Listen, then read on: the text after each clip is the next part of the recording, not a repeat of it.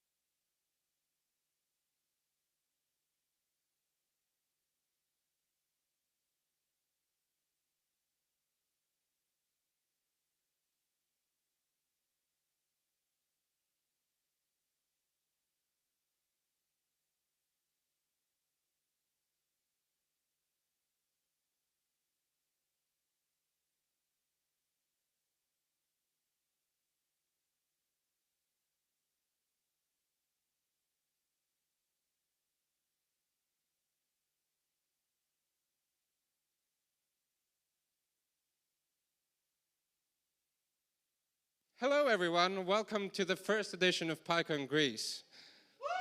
Come on, let's go!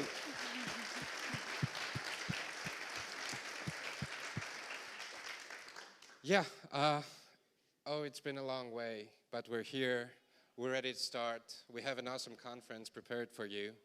And yeah, we're so excited to start with it and present it all to you. So this is the first PyCon Greece. It's really just a dream come true for so many of us, and we really, really hope you'll enjoy it. What is PyCon? A lot of us in the organizing committee have been to a lot of PyCons, but we realize that that's not true for everybody. And so PyCon is a Python conference. It's a conference dedicated to the programming language we all love, we all use, we all hate or not. And it's the really important thing about it is that it's by the community for the community. It's a volunteer-led conference. We're all volunteers. We're dedicating our free time towards organizing it. And it's just something we do out of passion for it and out of love. The organization that we have formed is called PyGreece. We are all members of this organization. It's an organization whose mission is to bring all of the Python communities together in Greece and have spaces like this and conferences like this and have people come together, learn together, teach together, and just do awesome stuff all in one place, digital or in person. It's not a lot of us. It's about 15 to 20 people, so we're always on the lookout for new organizers. We're always on the lookout for new volunteers. We need you, and we want you. We want you to be there. We want you to help us, and it's a really nice place to be. It's lifelong friendships by now, and we're so sure you're going to have such a great time helping us out. You should join us. Hi all, a warm welcome from me as well. So Lisandros explained, Python Greece is a 2 full days conference organized by PyGreece. 2 full days and a little bit more if you joined us from yesterday that we previewed the Python, the documentary, the premiere. And as said, it's by the community and for the community. Nothing would be possible without our sponsors. So we want to thank our platinum sponsors, Yodek and Elastic, and everyone else who helped us achieve everything that we have today. We also would like to thank our communities, both local and international, from sharing ideas to spreading the word. Your dedication has helped us shape this wonderful event today. Okay, so what is it that you're all going to be attending these 2 days? We have talks, we have tutorials, we have workshops, we have a social event later on today, and we, of course, have keynotes, 3 awesome keynotes prepared for all of you to attend and be inspired by. Our keynote speakers, just in a few minutes, Lais will come up and talk about her story. And it's going to be one of the most awesome talks you've ever heard, so stay here. Tomorrow we have Grigoris, who is going to be talking about his story and how he's using Python applied for astronomy and astrophysics. And closing the conference will be Pablo. Pablo is just an all-around awesome person, and you really want to be there and just watch what he has to share. Like Olga said before, yesterday we had the premiere of the Python documentary. If you haven't watched it, if you weren't there, you missed out, but you can still watch it. It's for free on YouTube. Be sure to just see it and learn more about the history of Python. It's really, really interesting stuff. Humble data. This is one of the first workshops that will take place today. It's a data science workshop for beginners. It's really, really dedicated to beginners, and mentors will be there trying to mentor our beginners through learning how to program in Python, and how to do data science. So pre-registration is required. I don't think we have spots open if you want to attend, but you can go by and ask in case there's no shows. Then tomorrow at 1 p.m. we host one of our favorite events as conference goers, the PyLadies Lunch. This is a dedicated space for everyone who self-identifies as a woman or wants to support the PyLadies mission to connect with the vibrant community, share stories, network, and inspire each other. Then also on Saturday at 11:20, we're hosting an organizers panel. If you're looking for inspiration to start your own event, or you want to know how we pulled it off, then please join us and learn from our experience. Finally, tonight we're hosting a social event. It's not all work, it's also play. So we're hosting a social event right at Technopolis, right after the talks finish. This event is sponsored by Yodec, and there will be pizza, drinks, music, and hopefully lots of fun. Lightning talks. Who here has heard about lightning talks before? Show of hands. Okay, great. It's a lot of us. So for the ones that haven't, lightning talks are like really fast talks like lightnings. They're 5 minutes long. They're not pre-registered or pre-proposed. You can go to this form and propose a lightning talk now. They're going to take place later on today at 6 o'clock, I think, or in the afternoon.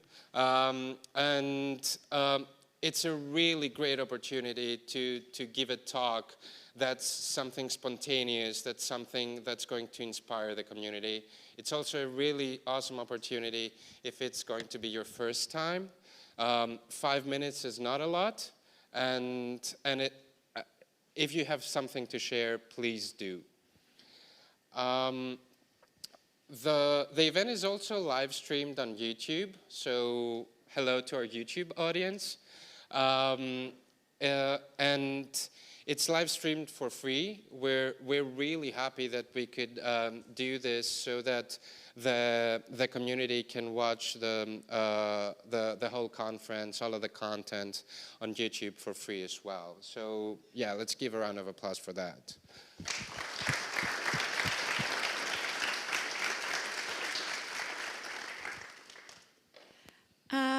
Since we are a conference, we also have some logistics. About refuel time, this is a chance to recharge, connect, and keep the fun flowing. So we're gonna have a lunch break today at 1:15, and we're gonna have 2 coffee breaks at 11:15 and 15:55, 3:55. And tomorrow lunch break would be at 1 p.m. and coffee breaks at 11 and 3:40. Coffee breaks and lunch will be served in the sponsor area. If you haven't been yet, it's just outside on the left building. Our volunteers are going to help you find it. And we're going to cater different dietary options. So we're going to have 60% meat options, 40% vegan options. If there's any other restriction that you have, please come at the debugging test, and we're going to see what we can do. Then about our awesome t-shirts, if you have registered your size already, then you can come today after lunch at the registration desk and pick it up. If you haven't registered a size, you can still come tomorrow and pick up one of the available ones. Okay, now for something really, really important. So we want to make sure that this conference is a very, very welcoming environment for everybody. And that's why we have a code of conduct. That's a set of rules and guidelines that all of us have to follow in order to make sure that everything feels inclusive, feels welcoming, and respectful. Okay, so the gist of the rule says be respective. No, it should be respectful. Be respectful to everybody. Be empathetic. Be inclusive, and make sure that everyone is allowed to participate and is feeling welcome. Okay? The full code of conduct is on that link. You can use the QR code. It's a very interesting piece of writing, so you can just go and read it, and it's something that we really want you to do, just to understand what we feel is a welcoming environment for everybody here. If you see something that does not adhere to the code of conduct, if it happens to you, if it happens to a friend of yours, if you just get to see it happen out in the wild, please report it so that we as organizers can take the appropriate action and can make sure that that everyone is just feeling as nice as they should be feeling attending this conference. You can report it on those email addresses, and you can also report it to some of us. It's Vasiliki here and Konstantinos. Can you both please stand up? It's also Chuk. Chuk, could you also please stand up? So you can report it to all of us. We're wearing our badges with purple lanyards, so you can distinguish us. And so, yeah, if you see anything, please find us and talk to us. Discord, we have an online community as well, not only for the live stream, but for the people that are here as well. You can join it using that link and using that QR code. There's a lot of discussions happening on Discord. You can do things like ask the locals about recommendations for food, for social things.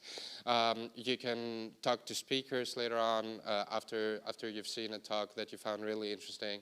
So please do join our Discord and take part in the discussions. Things to do in Athens. We have, for everyone that's visiting Athens for the first time, we have put together a guide for all of you to get some recommendations to get the first step into the world of social things in Athens. You can use this QR code or just ask around. We're all here to help you. We're all here to help you, and come talk to us, talk to others, and we'll make sure that you have fun stuff to do in Athens. So yeah, that's it. Both of us wish you to enjoy the conference. The whole team is there to help you out, and we really hope you enjoy everything. Yeah, have fun.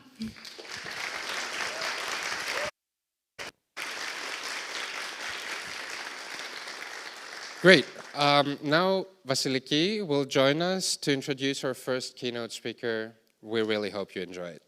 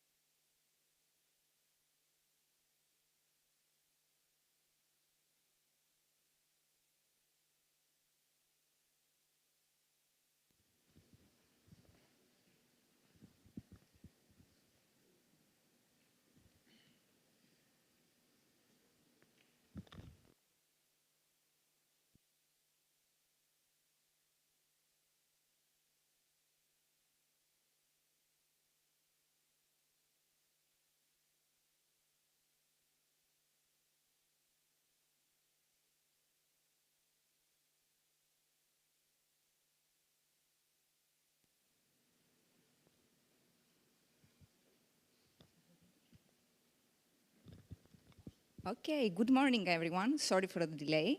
It's my pleasure to introduce you our first keynote speaker, Laís Carvalho. Laís Carvalho is an open source contributor, observability expert, former EuroPython and Python Ireland board member, a PyLady, mentor, and advocate for inclusive tech. In her keynote, The Open Source of Self, she will share a deeply personal journey through resilience, community, and Python, and to reflect on how our self, just like in Python, is shared by the people and experiences around us. Please join me in welcoming Laís Carvalho. Thank you.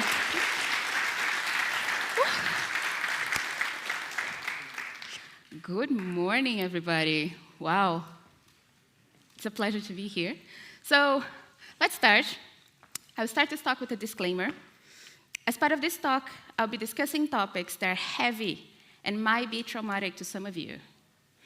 These are stories of my life and involve subjects such as death, serious illness, and domestic violence.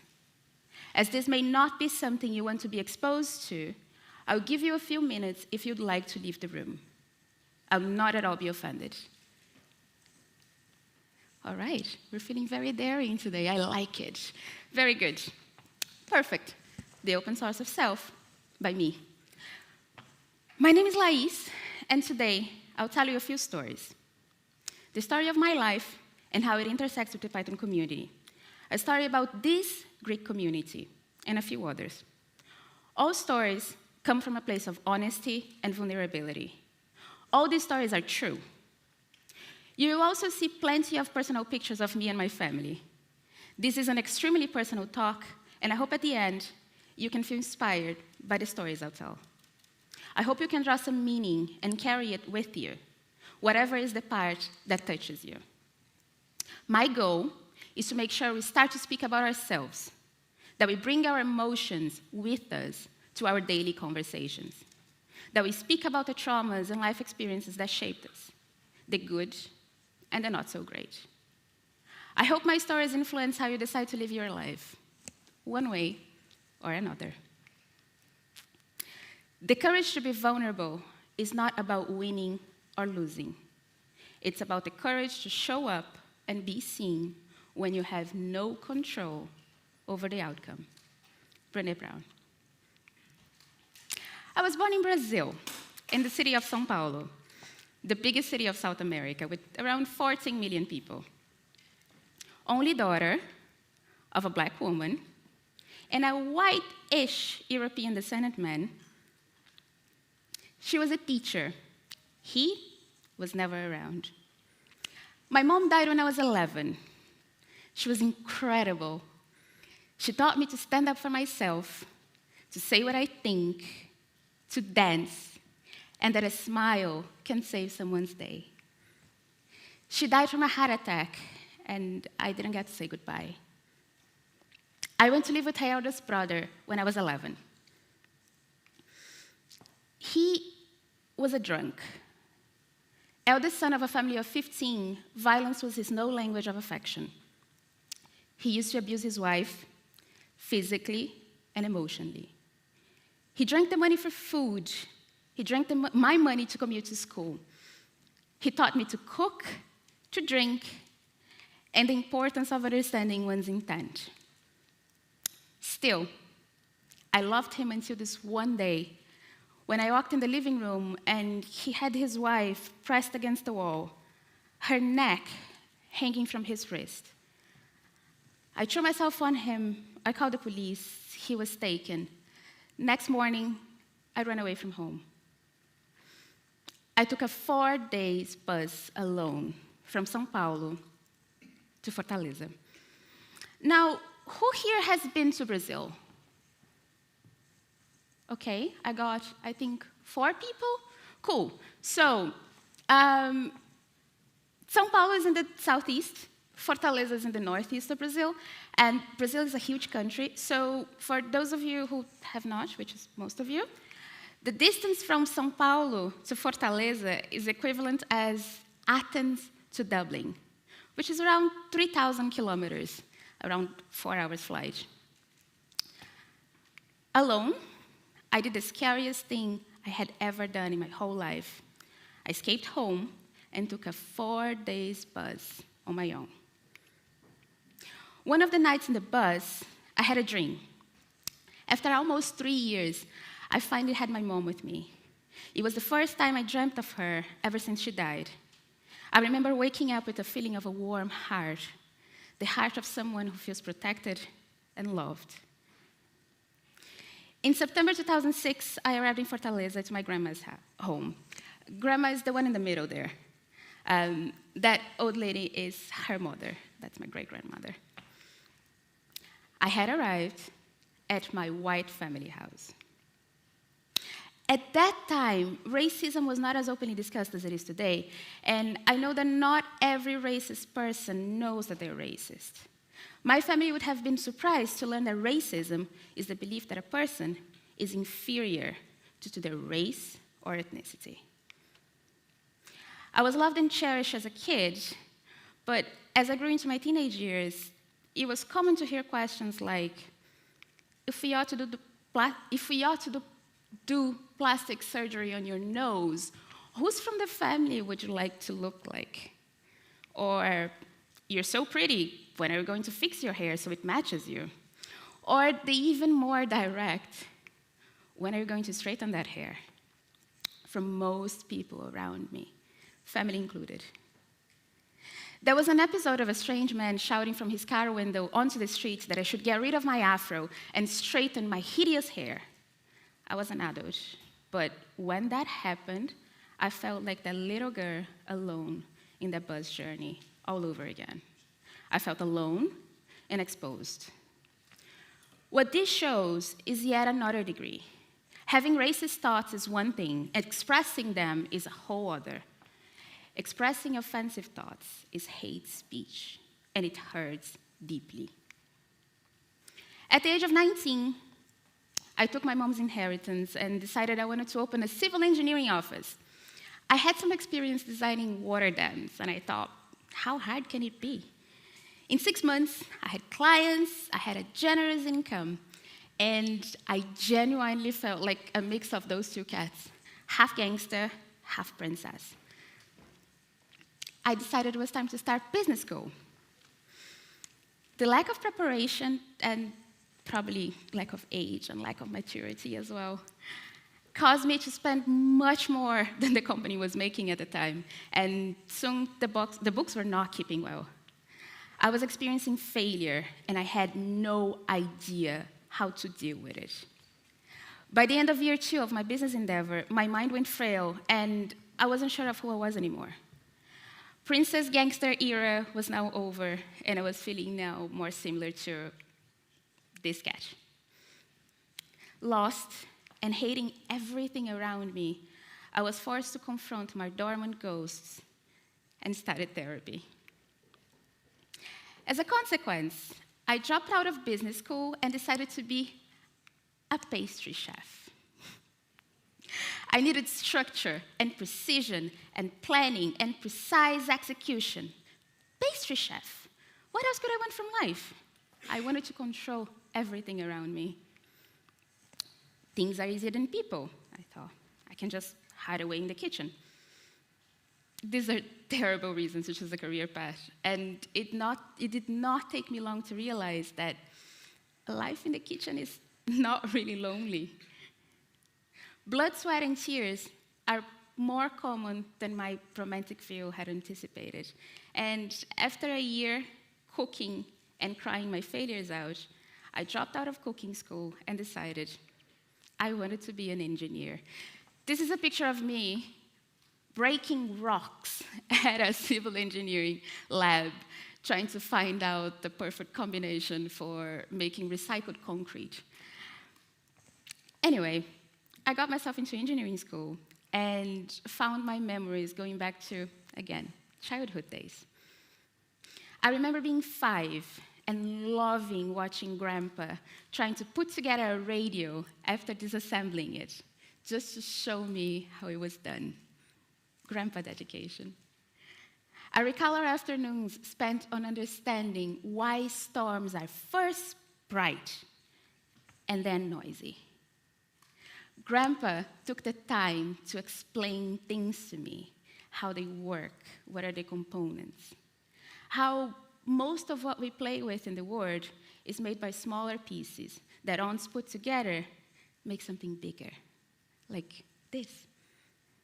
He taught me that things are fixable and that I could fix them. For me, the definition of an engineer is a person who fixes things. We approach issues with curiosity. We collect information. We find resolutions from trial and error. We develop a fix. We test. We analyze if it works. We reiterate.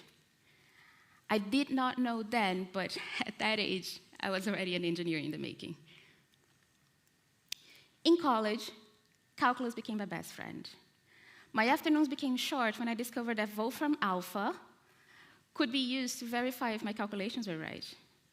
I recall how frustrated I got by the process of inputting functions in the UI, one by one, running them individually, only to get a single output at a time.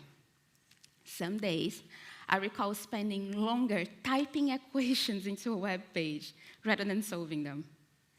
It was time to move on. That's when my Python journey began. I started with NumPy. I quickly noticed that subjects like limits, derivatives, and integrals require proofs that are much easier to get to with Python. With NumPy, I could write the exercises and have them cataloged and ready to be executed as many times as I wished. My exploration journey became much more fun because with Python, I was able to play without UI or nearly any limitations.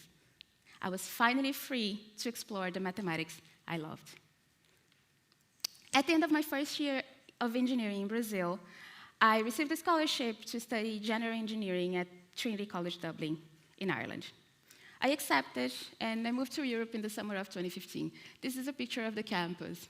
There is a tradition that if you go through that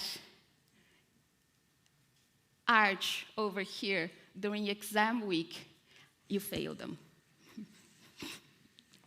My appreciation for coding grew when I had to make an Arduino buggy from scratch for a college project. One quite similar to this, a little bit more complex. When I say from scratch, I really mean it. We had to design the circuit board, solder it, connect sensors, and program it all using C. To make the buggy run was actually quite easy, but to develop it the way that our lectures had requested ended up being quite challenging. The assignment was to have a buggy, first of all, then make it run around a track several times with precise stops at given checkpoints. The ultimate challenge was to share the track with other buggies and test the sensors that would keep them from crashing onto each other. I recall the many sleepless nights and thrilling joy when the buggy did what it was supposed to do. I think we all can relate when the code actually does what it's supposed to do, no? The joy. Yes, that was it. I had discovered my new passion. The excitement was such that I had decided to, once again, switch college courses. This time, from engineering to IT, where I had to deal with Java. I wanted to go back to writing Python, but I did not want to do it alone. I didn't know yet, but I needed some community. Java truly frustrated me. I had forgotten how much I voiced my frustration until, searching for the pictures for this talk, I found this drawing made by a friend of mine. Hi, Anna. This is a doodle of me sitting and holding a cup of tea, as you can see. And the speech balloon says, I don't know if you can read it, but right over here we have Python, system, machine learning, and Java is shite. I'm sorry if there are any Java developers in the audience.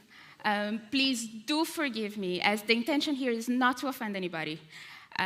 This is an illustration of how I felt at the time, though. The decision to switch back into Python came when I was called stupid by a Java person on Stack Overflow.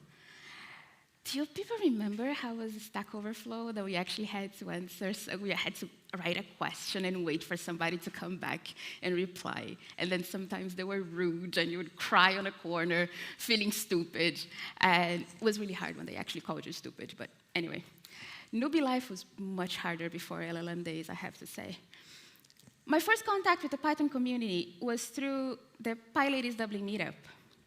The chapter was run by Vicky, still is. And her energy was amazing. If you were there last night for the Python documentary, you heard Marietta saying that when you don't see enough role models, you stop believing you can do something. At that point, Vicky was my first community role model. I was hooked when I connected with people that also wanted to explore and do things with Python. I had found community. Shortly after, I decided to start organizing Python events. I volunteered with the folks organizing PyCon Ireland 2019, and these are pictures of my first PyCon, one quite similar to this one. And that's where I met Chuck. Chuck was the keynote speaker for that conference. She's here, by the way. Yes, please. Chuck is another reason why I'm part of this community too. She was a keynote speaker for that conference, and I remember how happy I was when she invited me to have lunch with her. Me? I thought, she's a keynote speaker. She'll never waste her time talking to me. I couldn't have been more wrong. We not only spoke, as we became really good friends, and when COVID hit and I couldn't work anymore, she recommended me for a developer advocacy role. That was my first job in the tech industry, which was also for an open source tool. The love for the language grew into love for teaching the language when I participated in a Humble Data workshop. We'll have one of these here at PyCon Greece shortly, as Lysandra just mentioned, but more on it later on. Right now, this story is still about me. In the space of a year, I had organized the first ever FlashCon, a PyJamas conference, EuroPython. I had spoken at Python Pizza, PyData Hamburg, at FOSDEM, at meetups, and podcasts. I had made a podcast series together with Chuck. And even with all that success, my main feeling was pressure. My chest was in constant pain, burning pain. I felt like I wanted to scream all the time. I was a college student with a lot of enthusiasm and a lot of physical pain. For my final college project, I chose to code a chatbot that would keep track of people's emotional states, a sort of automated emotional log. I didn't know at the time, but this was the start of my interest in observability, which is mainly what I do today professionally. Back then, this was only a way, my way, to observe my emotions. Coming from all that trauma, I found handling emotions quite challenging growing up. I would oscillate between emotional states without understanding that my emotions are not who I am. With time and work came the understanding that those were temporary versions of me, but not necessarily who I choose to be. In order to understand, I leaned in with curiosity and started an assiduous journaling practice. The strategy was to clear my head of all thoughts once a day. 3 pages of gibberish where self-judgment was not welcome. By writing what was in my head, I alleviated the thinking pressure at a time and created an emotional log of who my real self is. I would consult on that later on, almost the same way one would look into logs searching for a bug. The key was to investigate with curiosity rather than judgment. With time, I built a knowledge base of myself that helps a lot to understand where feelings are coming from. Am I tired, hungry, impatient, frustrated? Am I being manipulated?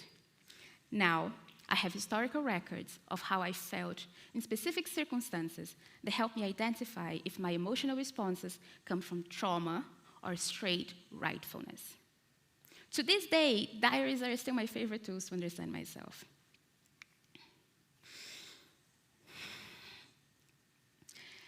The year was 2021, and 2 weeks before the delivery of my graduation thesis. I could almost feel the finish line after 8 years in college between all those courses that I had decided to start and drop off. The physical pain had worsened significantly, and I checked into the hospital with a heart rate of 220 beats per minute and numbed limbs. I couldn't feel the left side of my body. Was I having a heart attack? Was I gonna die like my mother?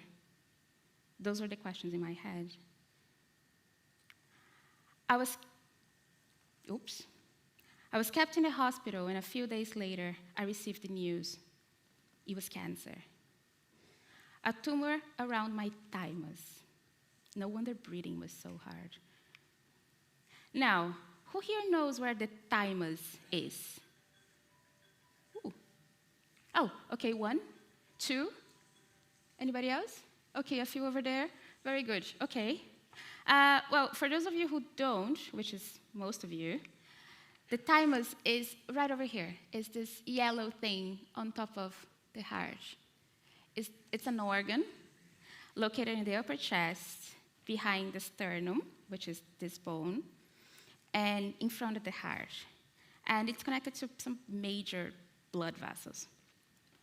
It's part of the lymphatic system, which is a sort of garbage collector for the body. And as this is a Python conference, I have to ask, who here knows what a garbage collector is? Oh, good. Wow, I'm so glad. Well, for those of you who don't, homework, please, okay? A regular thymus is around 4 centimeters. My tumor was double that. And there were 2. I sometimes mention to people that I had cancer, and their follow-up questions is, it was boobs, wasn't it? And, well, I'm now here telling you that no, it was not boobs. It was Hodgkin's lymphoma, which is a type of blood cancer. The doctor told me I was not going to be able to work. She told me that I was going to lose my hair and that my life would never be the same. Here's a picture of the notes I took when she told me the news and the procedure for the treatment. On the top, you have a sort of schema on how to do classification for the machine learning on the input for my chatbot. And then at the bottom, here in blue, you have details of cancer, strategy, how to tackle it. I had a schema for yes or no, things that could happen and things that could not. I mean, anything could happen. I remember writing the notes with calm and patience, as if I was helping a friend understand what was happening.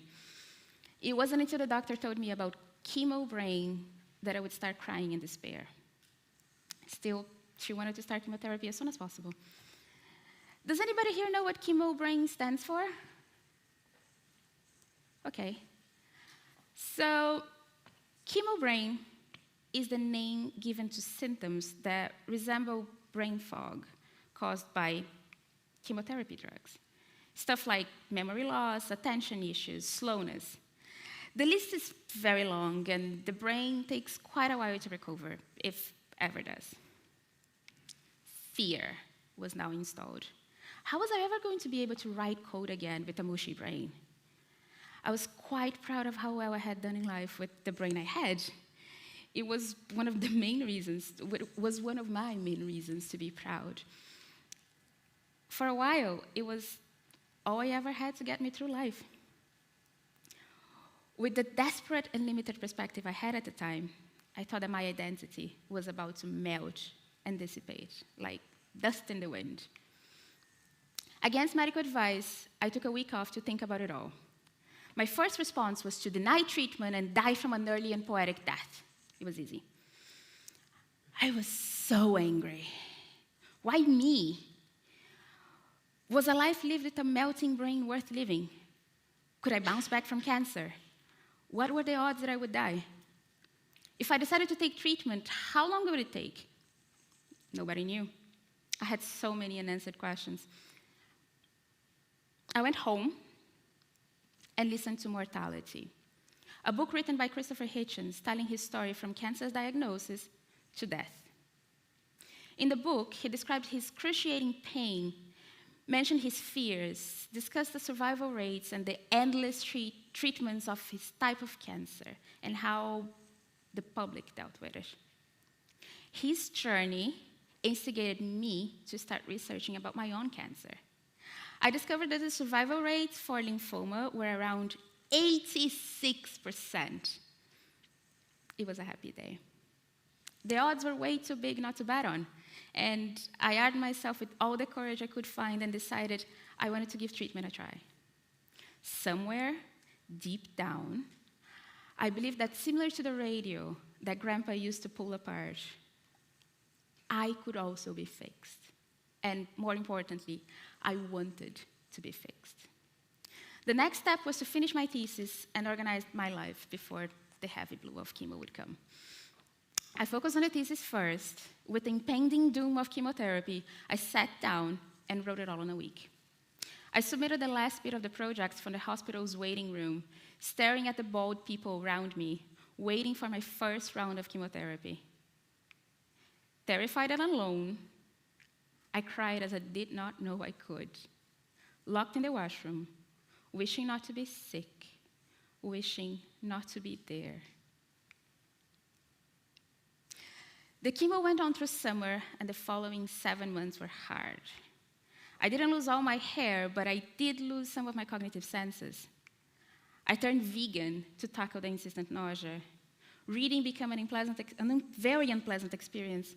I felt emotional and weak most of the time. The late months were brutal, as I had to learn how to give myself belly injections to force my body to resist the treatment and be able to continue with it and cross the finish line.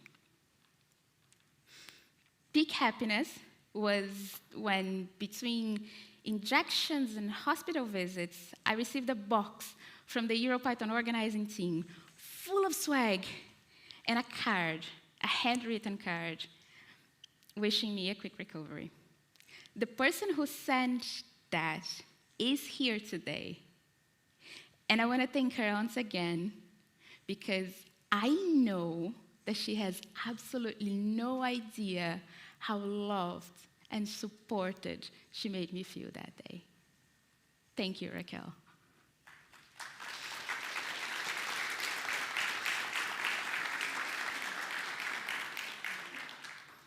I graduated that November, a week after chemotherapy ended. And here's a picture of almost bald me and my adoptive parents, very happy on graduation day. A year later, I had to go through heart surgery. The tumor came back, and the doctor said there was a 60% chance that I would die on the operation table. His words asked me to go home and call the people I love and make arrangements, because there was a chance I would never come back from the operation room. I went to a friend's home. I wrote my passwords down on a piece of paper, security second, fixed my life insurance, and made some calls. We had wine, and I said my goodbyes. My friend cooked dinner for us, and I made a joke saying that I hoped that would not be my last meal, since it was pretty average. On my way home, I thought about how happy I was about all the satisfying meals I had had in my lifetime. There was nothing to regret. Here are pictures of me on surgery day. The middle one actually went with family. I sent that to family.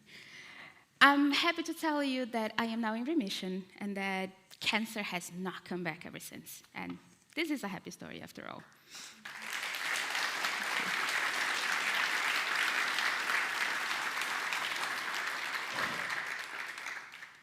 Cancer is a beast, though.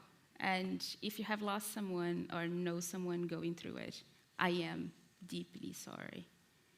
I hope you have someone to talk to when life gets hard and that you don't feel lonely.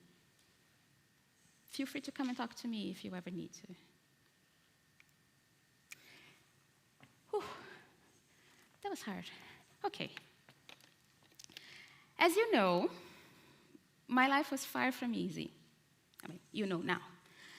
Still, I consider myself a pretty privileged and lucky person. Having had so many experiences and being able to speak about them openly is my unique contribution to this Python community. We're all traumatized people to some extent with individual imperfect lives brought together by a common interest in Python. By being here, we all participate in community, which is the thing that, in my opinion, Python does better than any other programming language. A language without a culture is dead. If you get the culture right, the technology will happen. That's a sentence by Larry Wall, the creator of Perl. Python is the most used programming language in the world. According to its GitHub page, Python has more than 600,000 users and more than 3,000 contributors. Python's package index, PyPI, the place where you go and find and install software developed and shared by the Python community, has more than 500,000 projects. Think about this. These are 600,000 projects that were put together by the community and published under an open source and shareable license. Some of the projects in the ecosystem are even more popular than Python itself. Pandas, that we all know and love, has over 3,000 contributors and is used by almost 3 million people. Pandas has 4 times more users than CPython, according to its GitHub page. Python conferences are yet another big part of the ecosystem, as listeners also spoke about. Conferences such as this one, mostly organized by volunteers and supported by the community. Hundreds of thousands of volunteering hours every year to make sure that the ecosystem not only survives, but thrives at its best. Guido, our benevolent dictator, complements the words of Larry Wall by saying that a programming language created by a community fosters happiness in its users around the world. I couldn't agree more.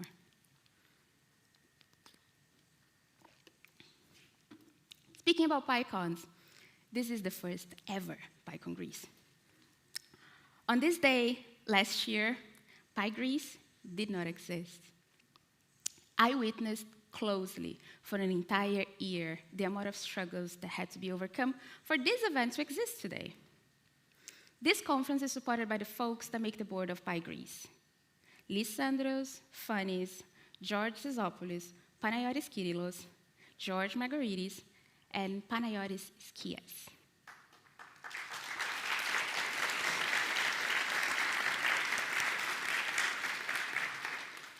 When they filed the request to the Python Software Foundation to own the name of PyCon Greece, they discovered that one had already existed in the name of a local government. I will not get into details of conservative versus liberal because this is beyond the point.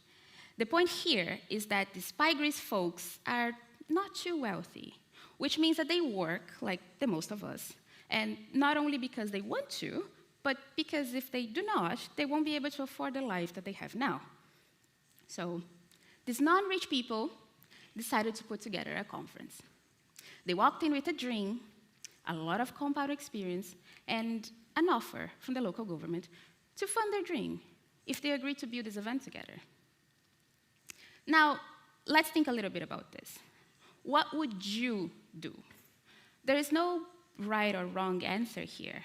The aim is to think if you would have accepted the proposal and the caveats of working together, or refused it and battled with the uncertainty for months of having to make venue payments out of your personal savings, not knowing if sponsors or anybody really would be interested in your first event. What do you take into consideration to make a decision like this? Market research? Gut feeling, maybe? This is, in my opinion, an example of a decision where one's gut is likely a good guide, simply because our gut tends to align with our principles. Some people call those principles values, but it's just this stuff that we live for. For some, money ranks higher. For other people, it's family or maybe free time. In the end, it boils down to the way we show up to our daily battles and where we want those battles to bring us. In my experience, Python tends to attract people who care more about the community than about personal gains. Or at least, these are the community folks I tend to keep around me for the sake of my confirmation bias. PyGreece's mission to foster collaboration, inclusion, and community growth led them to choose to bet on their own capabilities, rather than relying on the security offered. The main goal for the maintainers of this community is to create a safe space where everyone feels welcomed and respected. Hence, the decision that aligned with their values was to make a simpler and cozier event that could have all they're considering important for the community. Things like accessible ticket prices, 20% of the budget given to FinAid, considering that on day one there was not even a budget. 45% of the total conference tickets donated to the community, and free conference access to the Humble Data participants. I know Lisandro's mentioned Humble Data before, but now is the time that I tell you about the community that I helped build with a lot of care and a lot of love, together with Chuck and Jody, and a few other amazing people. Humble Data is an effort to bring literacy about the basics of Python and data science to underrepresented communities in tech. It consists of a GitHub repository with a set of 5 Jupyter notebooks that introduce the very basics of Python, programming, data wrangling, and data visualization. Very quickly, Humble Data became the embodiment of care and patience and respect and love that is showcased in our community. Here's Carol Wheeling, the Python core developer and member of the Python Steering Council, introducing Humble Data at PyCon US this year. For those of you who don't know, Carol is, amongst other things, one of the core builders of the Jupyter Notebooks tool. Carol sometimes mentors beginners at Humble Data. On my mentoring adventures with Humble Data, I've had a 17-year-old lady that told me that because of the workshop, she would like to give engineering a try as she was researching which college course she wanted to go to. On my first experience as a mentor, I had an autistic student that couldn't understand the user interface of Jupyter Notebooks and preferred, lo and behold, to use Python on the command line. Instead of helping him with exercises, we installed an IDE together. I felt like such a bad mentor at the time, only to learn later on that he ended up getting an internship in data science shortly after the workshop. Ultimately, Humble Data taught me that the value of inclusion is to lower the entry barrier for people who come after me. This is how each one of us can create a truly inclusive community for the generations to come. When speaking about inclusion, it is necessary to mention that women take up at most 10% of the open source software population. And that's where PyLadies comes in. PyLadies is an international woman-led group with a focus on helping more women become active participants and leaders in the Python open source community. Their mission is to promote, educate, and advance a diverse Python community through outreach, education, events, and social gatherings.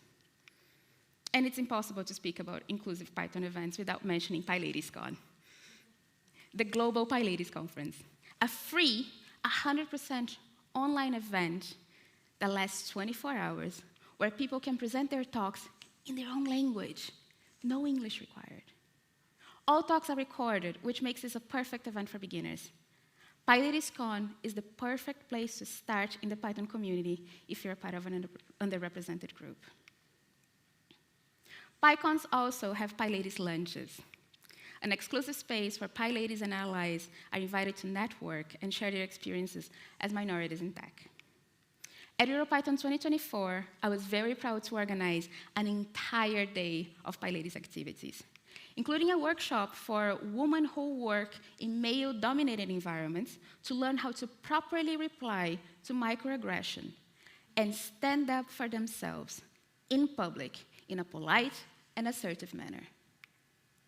I was also very proud of the lunch that hosted 140 PyLadies and allies at the Prague Congress Center. With over 90 active chapters in 33 countries, it is estimated that PyLadies has helped more than 120,000 coders across the globe to land jobs and diversify the Python programming language. What all those pictures and examples of community have to show is how powerful is the sentiment of belonging. True belonging does not require you to change who you are. It requires you to be who you are. But it's hard to find out who we truly are. It requires serious work. It requires approaching our emotions with curiosity, digging in disappointments and frustrations with an observer's mindset, playing with hypotheses of different outcomes and evaluating how we feel. It requires stepping back to collect thoughts, feedback, and understanding what we truly cherish in life. It requires finding friends who are somewhat aligned to our values. It requires being vulnerable, having the courage to ask for help, and showing up when we have no control over the outcome. This discovery journey is a hard one, and it requires substantial support. By being part of the Python community, I found support. Truly supportive people help through example and guidance. Is everyone in the Python community wonderful? Absolutely not. And some of my community experiences were far away from positive.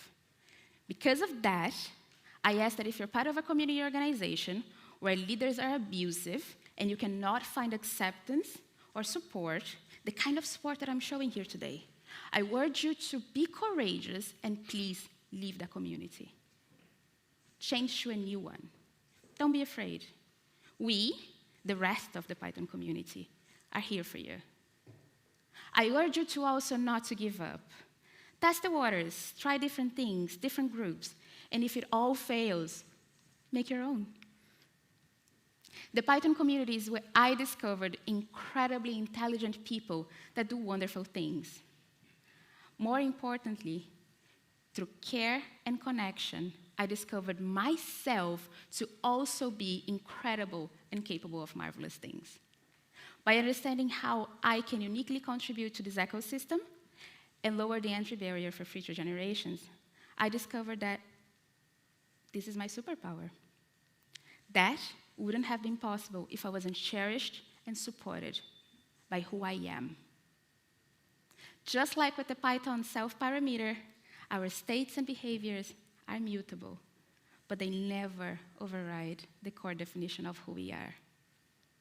By understanding the core of who we are and what makes us ourselves, and by strengthening our culture, we allow external influences to enhance the beautiful aspects of us, rather than to corrupt and decharacterize who we truly are.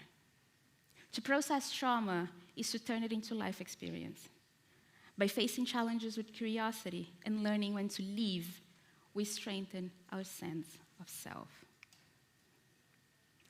You know my story now and how I came to the Python community. Maybe it has nothing in common with your journey. Maybe it has plenty of similarities. What matters is that we are all here and we have a reason to be here. That reason can be community, networking, connection, friendship. Whatever is your reason, welcome. And please keep in mind, this is a place of respect, growth, openness, and vulnerability. This is a place to make mistakes, to collaborate, and to celebrate the unique mix of weird and capable and incredible that we all are. This is a place of learning. Now, let's go and celebrate the language that has given so much to so many of us. And to paraphrase Brad Cannon, we are here for the language, and I hope we all stay for the community. Thank you.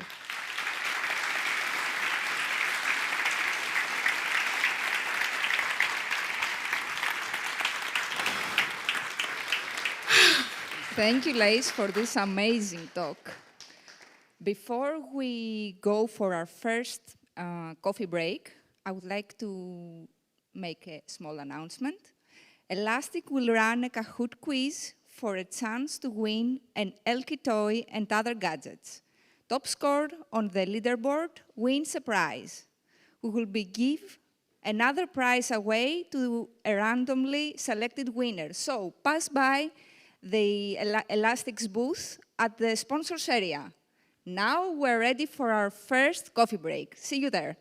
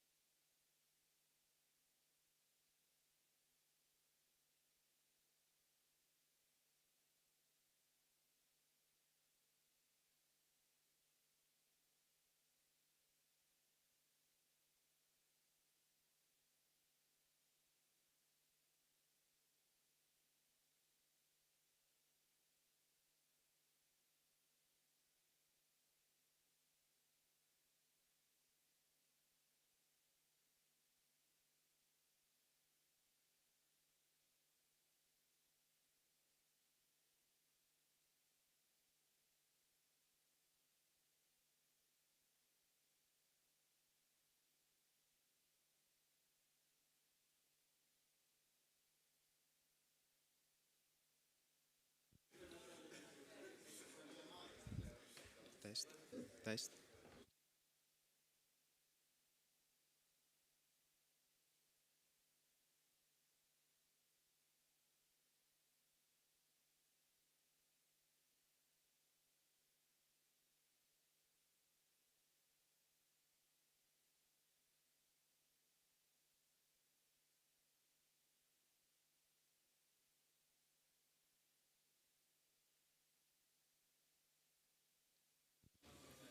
Test. Test.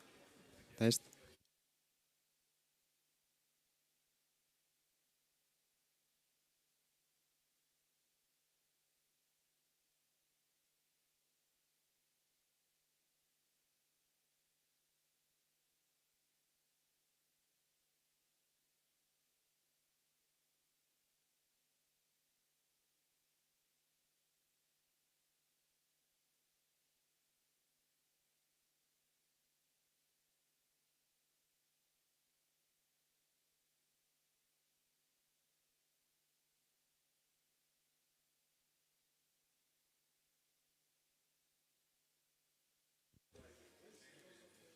Welcome back, everybody. Hey.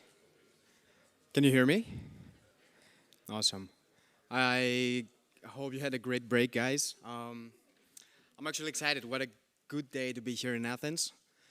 Please allow me to introduce to you the next speaker, which is Lysandros, a Python core developer and a very inspiring person to me. He's actually my role model. And please join me to extend to them our warm welcome.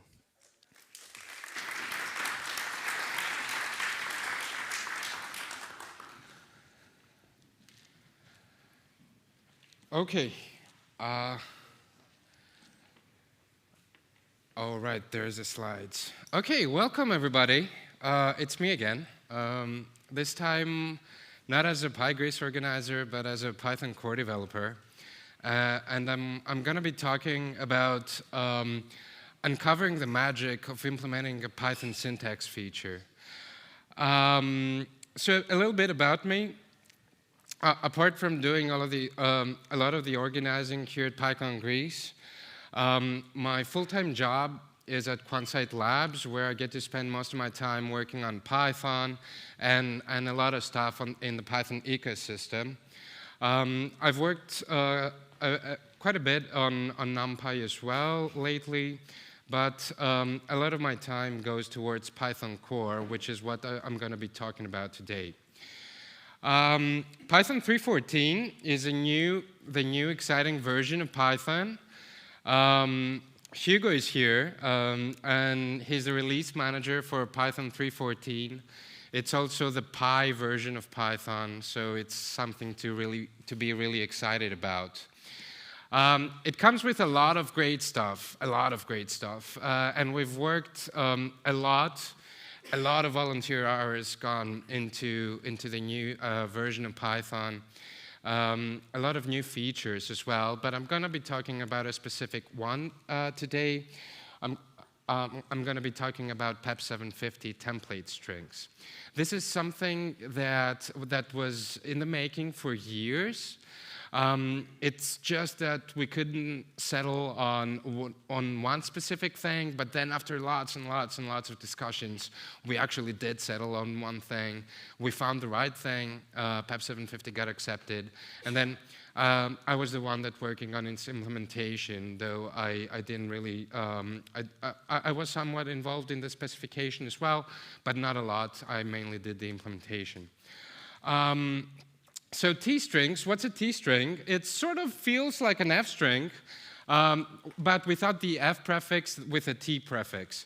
And what it allows you to do is do something like that. So T-strings are not really strings internally. They give out a new type, which is called template, and it allows you to basically sort of get into the interpolated stuff inside the T-string.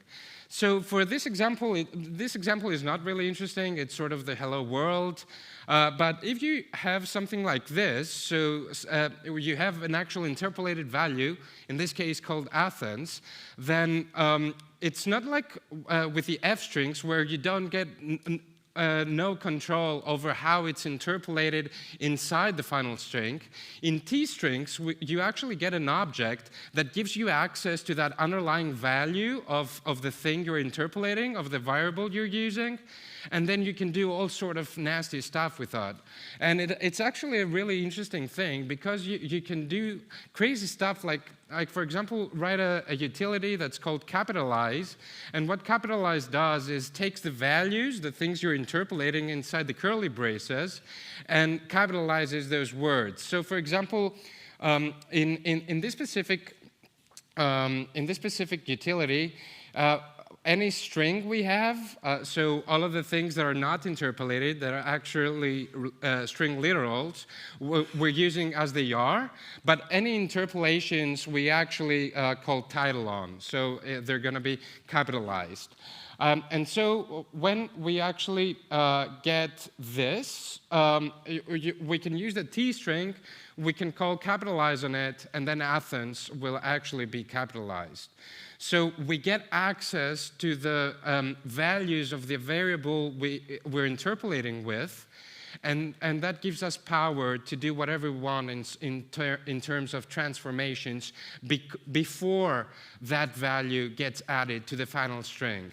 This gives us power to do stuff like we could think something like an HTML with T-strings, where it sort of works like React would work, or it gives us the power to do stuff like structured logging, where log and a T-string would actually be like maybe a JSON for some use cases for a log collector, or a string in some other cases for human readable stuff. So it's a really powerful thing. But we're not actually here to talk about T-strings themselves. There's going to be other talks you can attend on that. We're actually here to talk about implementation and how T-strings are implemented and how syntax features are implemented in Python. So a note before we go on is that there's not one Python, there's a lot of Pythons. And the one we're working on is CPython. That's the reference implementation and the one that came up first. But there's a lot of other Pythons. There's Jython implemented in Java for the JVM. There's PyPy, which is Python implemented in Python.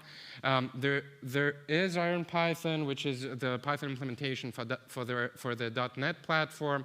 So there is a lot of Pythons. What we're going to be talking about today is actually specific to CPython, the reference implementation, the one implemented in C. So what's syntax? We're going to talk about syntax features. Not all features are syntax features. Some of them are. Which ones? We have many examples. For example, T-strings is a syntax feature because it adds a new syntax to the language. That T prefix is a new syntactic construct you can use. Type parameters and the type keyword, new syntax, new keywords, that's also a syntax feature. Except star, which is something that was added in 3.12, I want to say, but I'm not sure. Except star is also a new syntax feature because it adds new syntax. The match statement, structured pattern matching, is a syntax feature. And parenthesized context managers, not such a huge feature, but still very helpful. That's a syntax feature as well. Not everything is a syntax feature. In 3.13, we have a lot of new stuff. We have free threading, which is basically making Python thread safe and making it possible to run Python without the GIL. We have a JIT, which is a just-in-time compiler. And we have the per interpreter GIL is sort of the in the same parallel as free threading, but sort of using another mechanism to allow parallelism. That's also not a syntax feature. So now that we know what syntax is, we can talk about how syntax is implemented in Python. The syntax implementation is comprised of 4 steps. The first is the tokenizer, the second is the parser, the third is the bytecode compiler, and then the 4th and final step is taking what the 3 first have done and interpreting that in order to run Python programs. So the tokenizer, the input is the source code you're writing, and the output is a stream of tokens that can be interpreted by later stages of the compiler. What the tokenizer does is breaks down the characters, there you go, breaks down the characters, the source code, into meaningful parts. So stuff like white space gets ignored, stuff like comments get ignored. It's just the stuff the compiler actually needs in a format that the compiler can understand easily. How does a tokenizer work? So it's a very, very complicated piece, the CPython tokenizer, but in essence, all it does is keeps track of where it is, and then reads the new character and tries to append that to a token. So for example, here we have 2 pointers, the start of the token and the current character, and the current character actually goes forward, and then where are we? Yes, there you go. Goes forward, and then the tokenizer actually sees that there's a new token that's called tstring start. And then the same story happens, and the tokenizer knows about how each token is formed. So for example, it knows that T followed by a quotation mark, any quotation mark, is a tstring start token. So it does that play where it reads in the new character, asks itself, is this a token? And if not, it goes on and on and on. So for example, the next token is going to be hello, and that's a tstring middle. Here you go, that's a tstring middle. And then the brace is a token by itself. Then the value is going to be a name token. And the tokenizer actually knows about all of this stuff. And then the brace is a token by itself. And then the final quotation mark is a token we call tstring end. And so the source code has now been broken into pieces the compiler can understand in order to do what you want it to do. So this stream of tokens can now be used from the subsequent steps of the compiler to get to the final stages of running your program. Writing code to correctly recognize the new tokens is what we need to do every time we need to add a new syntactic features. And it's really easier said than done. Because the tokenizer is so huge nowadays, it's really complicated. It's all handwritten, nothing generated. So most of the times it's really complicated to work on the tokenizer. So yeah, that's what one needs to do in order to work on the tokenizer. The next step in all of this is the parser. What the parser does is it basically analyzes the tokens we broke down the source code into before, and then constructs a tree-like structure that the compiler can take and understand later on. So we went from source code to tokens, and then from tokens we're now going to a syntactic tree. We call that the AST, the abstract syntax tree. And the way the parser works is by using a grammar. So what the grammar does is it defines the syntax of the language. It defines, so for example, after a tstring start, we need to absolutely see a tstring end at some point. If that's not the case, then we have a syntax error. So the grammar is responsible for doing all of that. And the way the parser works is it takes every token and checks whether the stream of tokens that we have is actually defined in terms of the grammar we have. So in this case, tstring start is matched, so the parser is happy. Then it goes on to the next thing. When we have lowercase letters, that's other rules. So the grammar is comprised from lots and lots of rules that the grammar uses to actually represent that syntax. The next step is, that's another rule. So in this case, the brace is not matched. That's because in this case we do not have a brace in the next token. We have something else. We have a t-string middle. So every time something fails, we go back up, we backtrack, we go to the previous rule and try the next alternative. The vertical bars actually separate alternatives, and when one fails, we go and try the next one. So for example here, we say if it's not a brace, then it needs to be a t-string middle. In this case, it actually is a t-string middle, so the parser keeps on being happy and accepts the input that it has. This dance goes on and on and on. We then have a brace. Annotated right-hand side is another rule. You're going to have to trust me that the name actually matches. Then there's also optional stuff. And in case we don't match those optional stuff, we're still happy, so we don't need to backtrack. We can just keep on.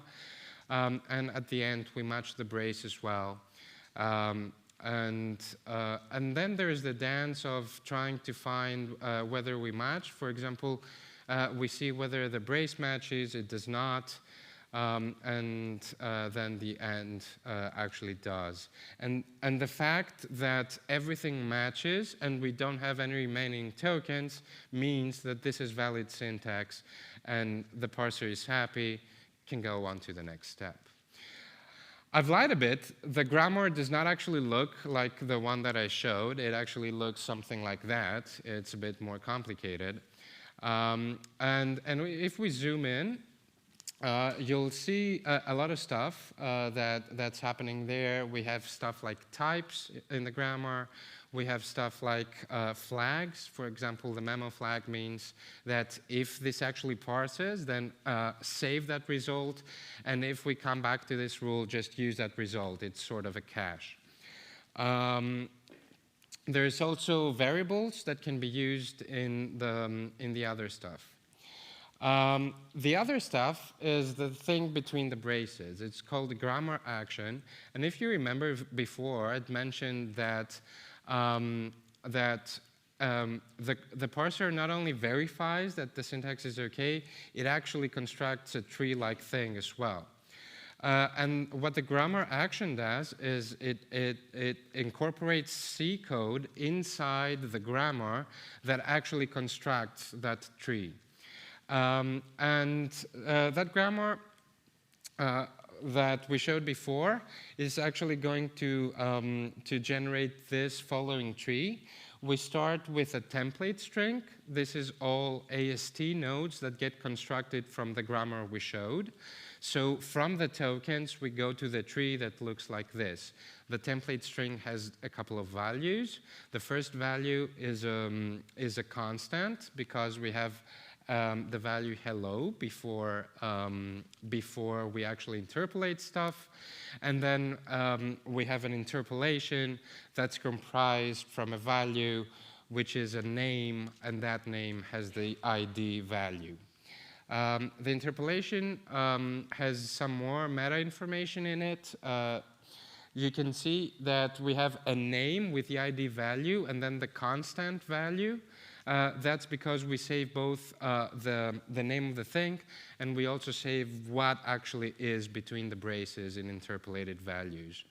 And that's because we need it later on for stuff in the compiler phase. Oh, actually in the interpretation phase. So the way to work on the parser, and that's where most of my specialty is to write grammar rules. And that's actually really easy because you don't need to write any code at all. You can just write grammar rules that verify that the grammar is correctly checked, and then you only need to write an action that will construct the AST. And that's actually easy. It's really easy because we have written a code generator that takes that grammar and produces C code that does all of the processing. Another thing that you might have seen and be wondering about before is what are those invalid rules? Apart from the rules that will match correct syntax, we also have rules that will match invalid syntax.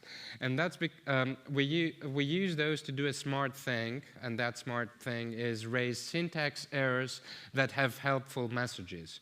So in cases like this, for example, if we have just an equal sign between the braces, the grammar will actually match that and say, oh, I know what this looks like, and I know what the error message should be for this. And in this case, it's valid expression required before the equal sign. So in the grammar, we're not only matching valid syntax, we're matching some invalid syntax as well. That's going to produce a helpful syntax error so that users know what they've done wrong. The third step in this compiler dance is the bytecode compiler. The bytecode compiler takes the abstract syntax tree, the syntax tree we talked about before, and produces bytecode. And you can think of bytecode like as machine code, but not for the CPU, but for the Python CPU. We call it the virtual machine. So bytecode is basically elemental instructions to the Python virtual machine on how to do things. And the bytecode compiler takes the syntax tree, produces that bytecode so that Python can then run your programs. It compiles down to bytecode, that's why it's called the compiler. So we have that tree we constructed before in the parser phase, and we go down that tree, and all we need to do is take each node of the tree and produce a bytecode instruction out of it. So for example, the bytecode compiler knows that the template string comprises of a constant, and whenever we see a constant, we actually think load const. And load const is a bytecode that says take a constant and load it into the virtual machine. Then what's the constant? The constant is hello. We go to the next one. We have an interpolation. Before we go into the interpolation, we actually go back up to the template string. And then it knows that it's all done with a constant. It builds a tuple. This is all basically implementation details of how T-strings are implemented. That's why I'm not going into very much detail into why the load const empty string is there and why the build tuple is there. But when it sees the interpolation, it's actually a bit easier. It loads the name because it sees a name node. It knows what the ID is, so it adds it as a parameter. It loads a constant again. And then the interpolation is a build interpolation instruction with the argument 2, just because there's 2 elements in it. So that's it. Then we build another tuple. You're going to figure out why all those instructions are there a bit later on, but you have to trust me that they're there for a good reason.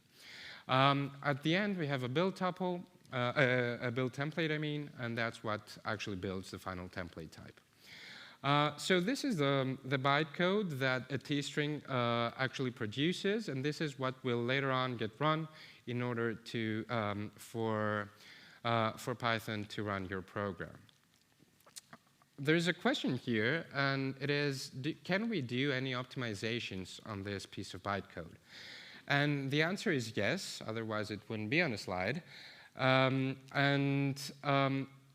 anyone see what sort of optimizations we can do here? It's not very, very hard, but if you see the first 3 instructions, you'll understand that we do 2 load constants, and then we build a tuple, which means that instead of doing 2 load constants, we can do 1 load constant. So the 3 first instructions will actually become, oops, it's this way, will actually become load constant the tuple. So instead of doing load constant a string and another string and then build a tuple, we just load the constant 2-element tuple, a string and empty string. So we have 2 bytecodes less to execute at the end. There's a lot of other optimizations that are happening, but that's for someone else to talk about because I'm not too familiar with all of them. and that's not my specialty. So at the end, what we need to do is take that, those bytecode and actually run them, and that's what happens after everything is said and done. So in order to work on the bytecode compiler, we have to write actual compilation code. It's not generated like we said about the parser. It's writing the actual code that sort of walks the tree and then takes each node and produces the associated bytecode.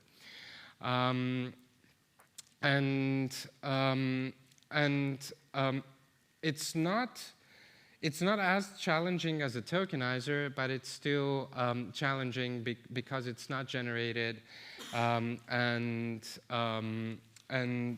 anytime you have to write code about something like that, it's a little bit challenging. That's a bytecode compiler. What's the next step? The next step is the interpreter. So we're done with the compilation phase. We're done basically processing input. Now we get to the actual execution of the code. What the interpreter does is basically evaluate. So it goes through the bytecode the compiler has produced, evaluates each bytecode, and runs the program. So having this bytecode, we need to be reminded that Python is a stack-based virtual machine, which means that anytime we load something or we store something, we load it into the stack, or we store it, we pop it from the stack and store it in memory. So everything that's happening inside Python is basically pushing things onto the stack there is somewhere, or popping things from that stack. So for example, the first instruction is load const, which is load something onto the stack. The second instruction is a load name. What that does is goes to the symbol table, finds a variable with that name, and loads the value onto the stack. In this example, we know that the variable has the value Athens, so we load that onto the stack. Then we load another thing, the constant value. So we now have 3 things on the stack, and then build interpolation 2. The 2 is actually the amount of things we should pop before building the interpolation. So what happens here is we build an interpolation object with the 2 values, and then we push that interpolation object onto the stack again. So every bytecode is very, very elemental. What it does is getting things from the stack, doing some transformation, building something, and then push it back onto the stack. And then we have a build tuple. Build tuple 1 means get that last thing from the stack, build a tuple around it, and push it again onto the stack. And then build template is what actually takes both of those things and produces the final template type. So now, from the beginning, we've gone full circle. And from the source code, we went to tokens, then we went to a tree, then we went to a bytecode, and then that bytecode was evaluated to give us the final template type. The bytecode working on the interpreter is not easy in any means, but the thing that makes it a tiny bit easier is that it's a domain-specific language. The whole interpreter is defined in a very specific way, which means that writing a bytecode instruction doesn't actually require writing a lot of code. It's mostly writing code in that DSL, and that makes it a tiny bit easier. It's actually a fairly bit easier than it actually sounds. So yeah, to recap, the Python implementation comprises of 4 steps. We went from the source code. We go through the tokenizer to tokens, then to a tree-like structure from the parser, then to bytecode from the bytecode compiler, and then that gets evaluated to give us the final code. That was a journey through the Python virtual machine. I hope you liked it. If you have any questions, I'm here to answer them. I'll be here for the whole conference, so you can come talk to me, find me, ask me questions. If you want to talk about Python or organizing or communities or anything at all, just come talk to me. That's it.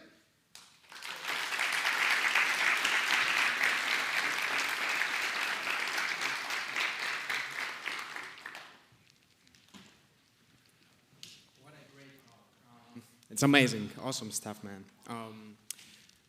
We can now join a very brief Q&A session if you guys desire. So it's your time to shine, folks.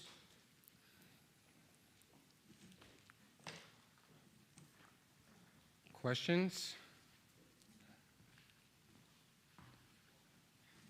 Okay. If not, that's it. Come find me. Oh, there is.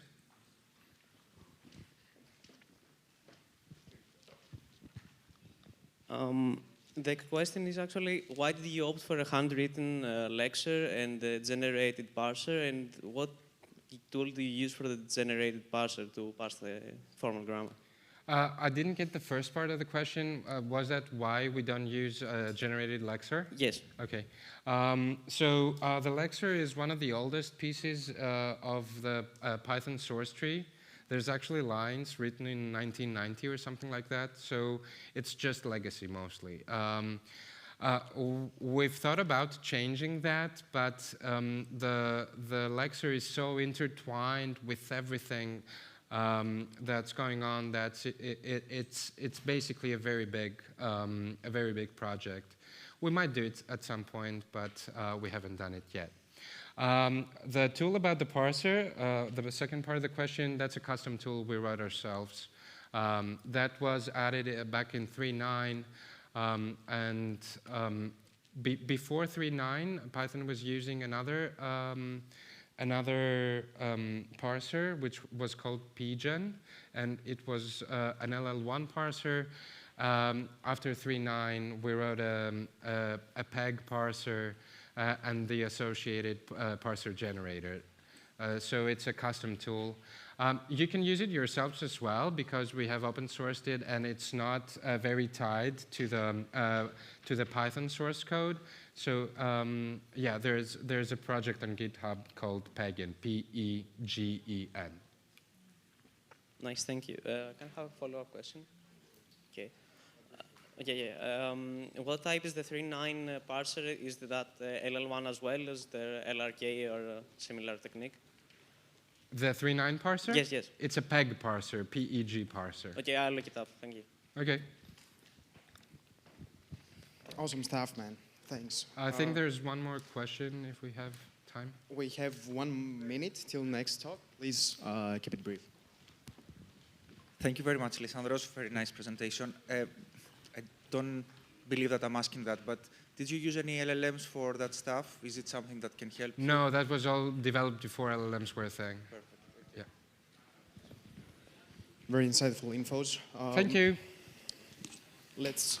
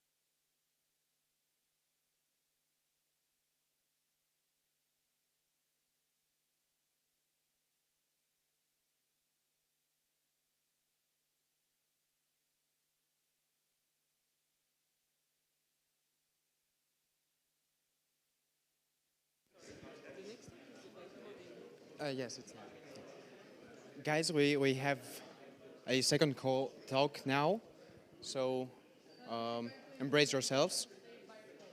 We're gonna start in about 2 minutes, so we can gather everybody around. Complicated thing, but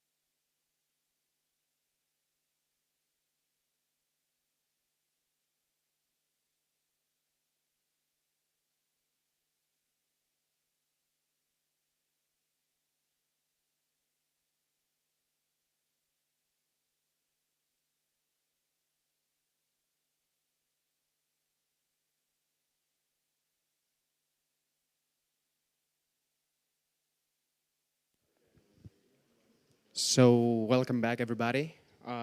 This is definitely going to be a very interesting one since it comes from a non-software engineering standpoint per se. George here, she managed to use LLM in order to solve a big or major business problem. So please give it up for George. Thank you. Thank you.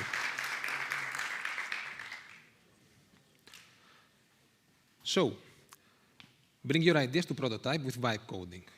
Before we begin, let me introduce myself. I'm George. I'm a marketer, not a developer, so this whole presentation comes from that point of view. And now that I have introduced somewhat myself, I would like to ask if there is anyone who is also not a developer here, if you can raise your hands. Okay, I see a few hands, okay, perfect. So, let us start from the beginning, the actual case. This is more of a journey on how I use vibe coding in order to solve an actual business case. A few months ago, the leadership team of a company that I work with decided to gather all the video feedback and testimonials they had from their clients in order to find insights and data that could help marketing and product teams to, for example, the product teams to find issues or features that delight the customers and double down their efforts on them. Furthermore, marketing teams could also use the video testimonials in order to better market the product and the company. After a lot of searching, we managed to gather a total video testimonials of 90+ hours of video and testimonial feedback. And yes, you heard that right, that was 90+ hours of watching something. So that meant that someone had to watch 90+ hours of something, summarize them, and then generate insights based on those summarizations. And if you are like me, that you are not quite sure what 90 hours of something mean, you can watch the whole trilogy of Lord of the Rings with the extended scenes 10+ times, and also have some spare time to order pizza, drinks, or gather your friends. Or if you are more like myself, a Harry Potter fan, you can watch the whole octalogy of Harry Potter 4+ times and also have time to order pizza and drinks. Or, if you enjoy the occasional walk, you can go from Brussels to Amsterdam, grab a cup of coffee, and then return back to Brussels. And that will take you approximately 92 hours. So yeah, I was not very enthusiastic about the idea of doing that myself, but the fact is that it was an actual business problem that I had to find a solution for. Also, there was 0.0% chance that I was going to do that because I love myself and I care for my sanity. So, is there another way? And well, I did what everyone does when you have a problem and you don't know the solution. I searched the internet. And I found a few solutions, a few third-party tools. But the problem with those solutions were that the project was so big, 90+ hours of summarization, that it cost a lot of money. And if I recall correctly, it was around 25,000 euros for the cheapest solution for around 60 hours of summarization. So it will take me approximately 30,000 euros to run this project once. So I started searching again, and this time I asked my new best tech friend, ChatGPT, is there a more cheap way, a more do-it-yourself way to do that without having to see 90 hours of testimonials? And in typical ChatGPT enthusiastic fashion, it told me, oh yes, of course there is. You can build your own project. And I was like, hold your horses, because as we just said, I am not a developer, so I don't quite know how to evaluate the code. Is it good code, bad code, fast, slow? I can't say. But on the other hand, what I can say is that I can evaluate the output of that product. That code. So I will have to make a very specific plan on how to go from videos to insights, and that's how we went to the action plan. But when we hear about action plans, we have a more structured way of thinking about big problems turning into smaller problems, and those smaller problems turning into tiny problems, and then start to solving those problems. But in reality, the first iterations of a plan look more like this: a notebook with a lot of red ink, a lot of scratches, scrap plans, then start again. As you can see, I have a few groceries down there, cereal and milk for cappuccino, and a game of tic-tac-toe, because that's what a draft plan looks like. But in the end, I managed to break down the whole problem into 6 smaller ones. First, get the videos. That was an easy one. I already had the videos, so yay for me, problem 1 solved. Then split those smaller videos into these bigger videos, because most of those videos of the testimonials were 2 hours long. They have gathered all them together, so I had to split them again in order to avoid timeout errors. So split those big MP4 files into smaller MP4, turn those MP4 files into MP3, then turn those MP3 files into TXT via a transcript tool, then combine those TXTs back together, and then use an LLM to summarize the big text. And also, in order to start solving each of the steps, I had to create a very simple and very straightforward workflow. Discuss with ChatGPT each step of the problem. For example, how to break big MP4 files into smaller chunks. And then ChatGPT will generate a snippet that does that exact thing. I will paste that snippet into, for example, Google Colab. I will test the code, and if the code is successful, I will test a little bit more and then move on to the next problem. If it's not, and it will probably generate an error code or a logic error, I will copy-paste the error to ChatGPT. It will, of course, tell me, oh, yes, you are right, that's the correct way to do it. It will generate another snippet, and then I will test the snippet again, and the circle starts again. So in the end, I end up with that action plan, the big problem, turn 90 hours of videos into insights, then smaller ones, get videos, big to smaller videos, turn them to audio, create transcripts, combine those transcripts, and summarize them, and then have a small workflow for each one of the steps. So now that we have established the actual plan, let's talk about the tools, or I will prefer to call them my team. And as Brad Pitt said in The Inglourious Basterds, or Nick Fury in The Avengers, I'm putting together a special team. And my special team consists of 5 members. 4 of them are mandatory for this specific project. 1 of them is optional, but recommended. Let me start with the leader, the heart of the problem, the language, Python. Python is a simple, reliable, and easy to understand for a non-developer language, especially if it's in smaller parts, so it made perfect sense to use it. Also, there are already libraries for most of the tasks that I wanted to solve, so Python it is. Next, the platform. For this case, I used Google Colab because also it's a very easy solution. It's plug and play. You don't have to install anything. You just copy-paste your code, test it, and if it works, it works. Moving on, the LLM. As you have already guessed, I used ChatGPT. There is no specific reason why I use ChatGPT. It's just that I was already paying for that tool, so it made sense to use it, to see, at least for the first prototype, if it works or it doesn't. ChatGPT will generate the code. It will also debug the code, so sometimes there was a problem here, but we managed to pull through.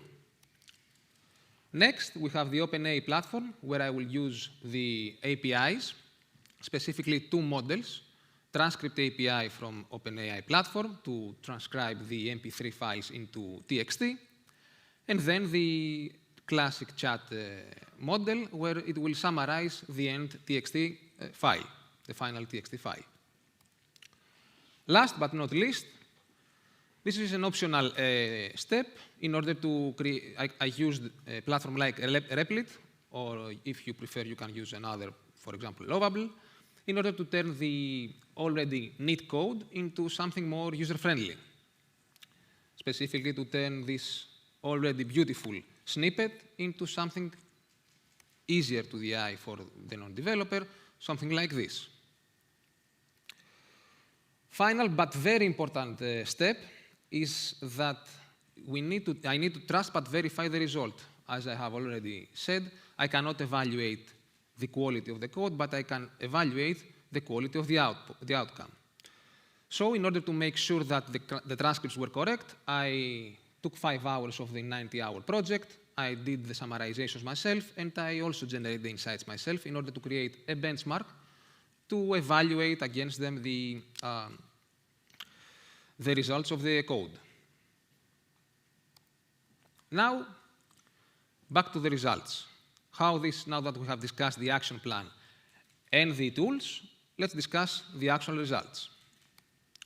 In terms of working hours, it was a resounding success, at least for me, because I turned something that could be a week-long or month-long project, at least 90 hours of, as I said, listening and watching, certainly 10+ hours of summarizing, and if I can guess, at least another 10 hours of insight generating, and turning into 10 hours of total project, 5 hours of thinking about the solution and building the solution, and, as I said just before, 5 hours of trust but verifying.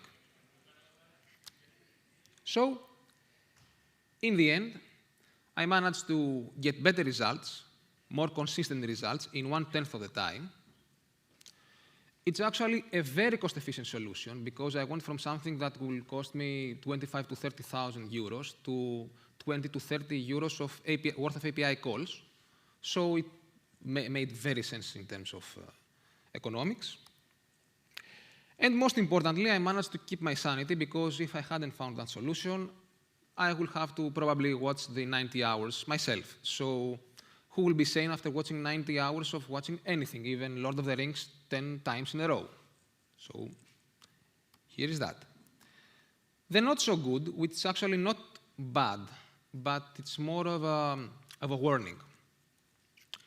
This is a prototype. And what I mean by this is a prototype is that it's not a production-ready application. And what that means, it means that, well, it breaks a lot. There are a lot of files that could not be uploaded, wrong namings. Sometimes, for unknown reasons, the files were saved in different folders that I have designated to. So, as you can imagine, it required a lot of human supervision, and not just human supervision, someone who actually wrote that prototype. But, in the end, as I see it, prototyping with vibe coding is a very nice way to go from place A to place B, not by building a very robust solution, but by building a raft, or if you want to go, for example, you can do it from place A to place B, you can go walking or running, and it will take you 90 to 100 hours of running, or you can use a bicycle, like the solution I just showed you. That, of course, it needs constant human supervision. If you don't watch where you go with your bicycle, you will probably fall off some bridge. But you will go faster than just walking. So, what I would like to leave you with, it's that, as I said, vibe coding with Python and ChatGPT is a great way to bring your ideas to life. It's a very cost-efficient way to do that, but you also need to be aware of the potential dangers. And of course, trust, but verify. Thank you very much.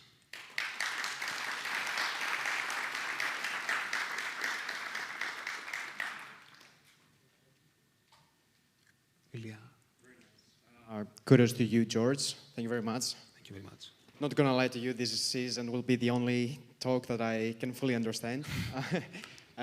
For our next call, it's gonna be at 12:45 or 1:45. So bear with us. You can have a very brief break, interact with each other, and see you around.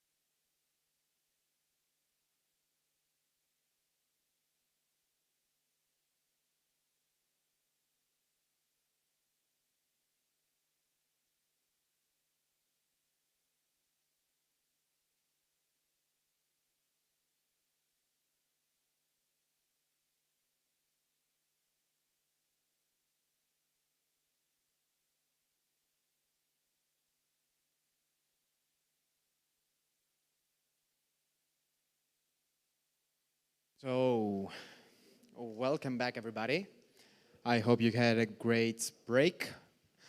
For the next one, it's going to be a very, very niche approach by a very bright woman called Kadar. She comes from Istanbul, and she's going to showcase to us some new roads that are pretty unusual when it comes to Django performance. Give a big round of applause for her, and let's enjoy it.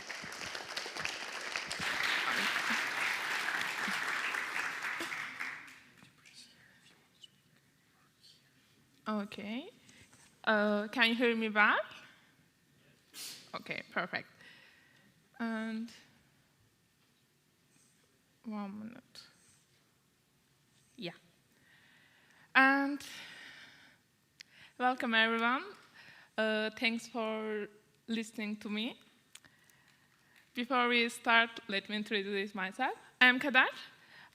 It means is destiny in English, actually. So I'm working as a backend developer for 4 years, and also I enjoy sharing what I learn on Medium. Most of the post is in Turkish, but I have also English articles in Medium. And you can contact with me via LinkedIn when you want. So today we will talk about Django performance techniques beyond the usual performance techniques like select-related, prefetch-related, or indexes.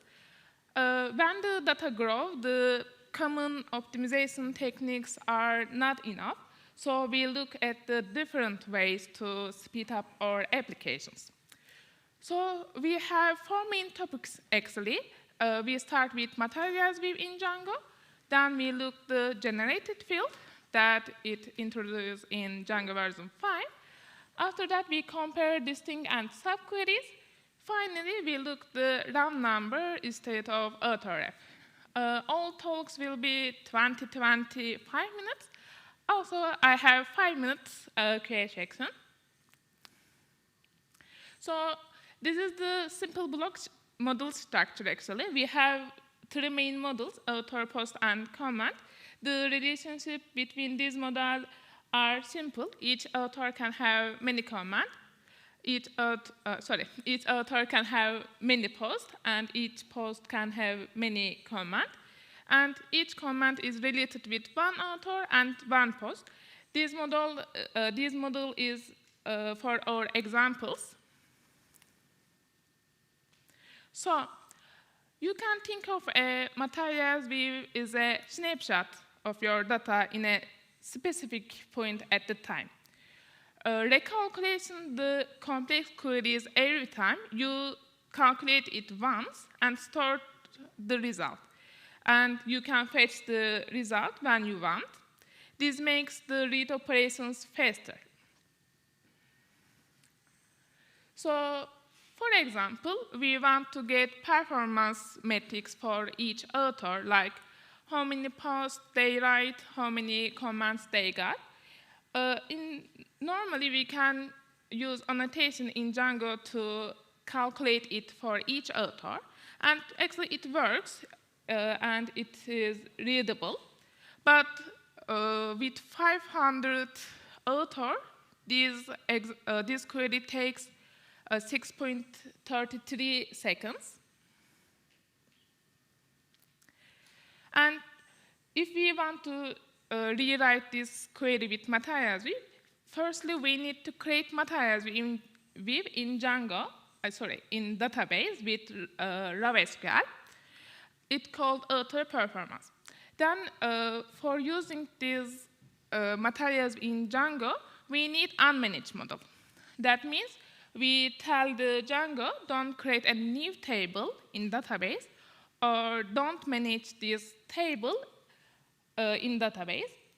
So for this, we set the manage equals false in meta class. Also, we use the materials view names as a DB table names.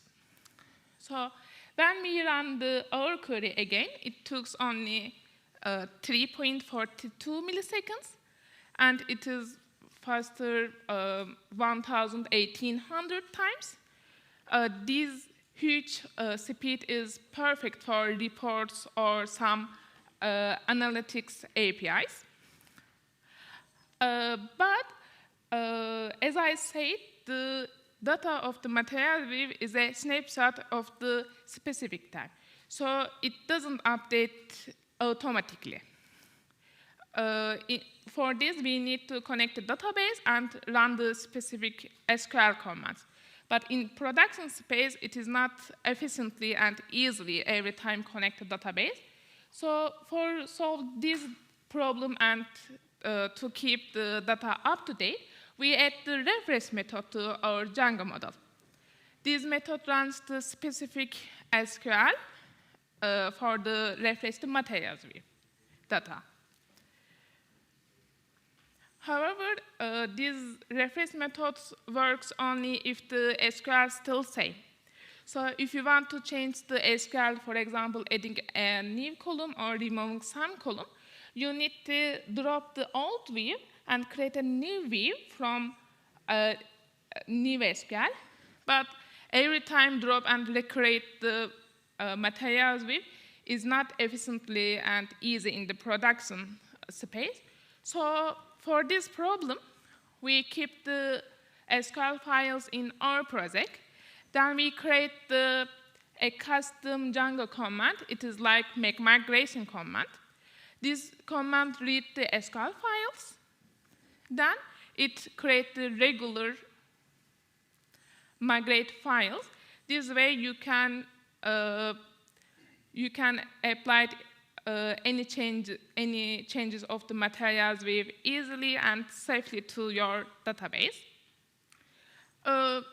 If you have a lot of write operations instead of the read operations, the materials view isn't the good way actually, because every time you need to refresh the data when they write the database. So especially the materials view is really good for reports and some statistics or analytics APIs. So the generated field is new feature actually. It introduced in Django version 5, and it allows the database automatically update a field from other fields.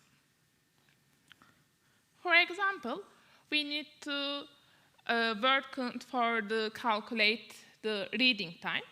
In common way, you can use annotation in Django, and it works actually. But with 500,000 posts, it took 1 minute 47 seconds. But right now, you can define the reading time as a generated field. This way, the reading time calculated and stored in database directly, and it makes more faster and cleaner because you don't need to repeat the same query for each post. So in our example, we run with the generated field we are using here, and it took only 66.80 milliseconds, and it is faster than 33%. Not 30%. I'm not sure. I don't remember the correct numbers. Sorry, guys. So in here, you can see when the post count grows, the generated field stays faster while the annotation takes more time. Also, you can use generated field with search vector to adding full text search to your projects. And here the example. So when should you use it? If you define a field from other fields, like full name from first name and last name, you can use it, especially if you have a property method in models. You can use instead of the property method. Also, if you have a lot of repeat calculation like annotation, you can use it. Or if you want to faster search or ordering operations, you can, in the combined field, you can use the generated field. But you should be careful one point. The generated field depends on the database. So every database doesn't support it.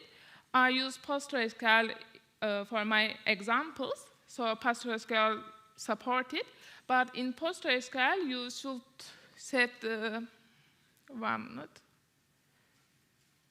You should set the DB persist true.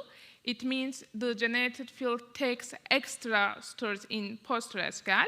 So it will be slightly slow when the update operations.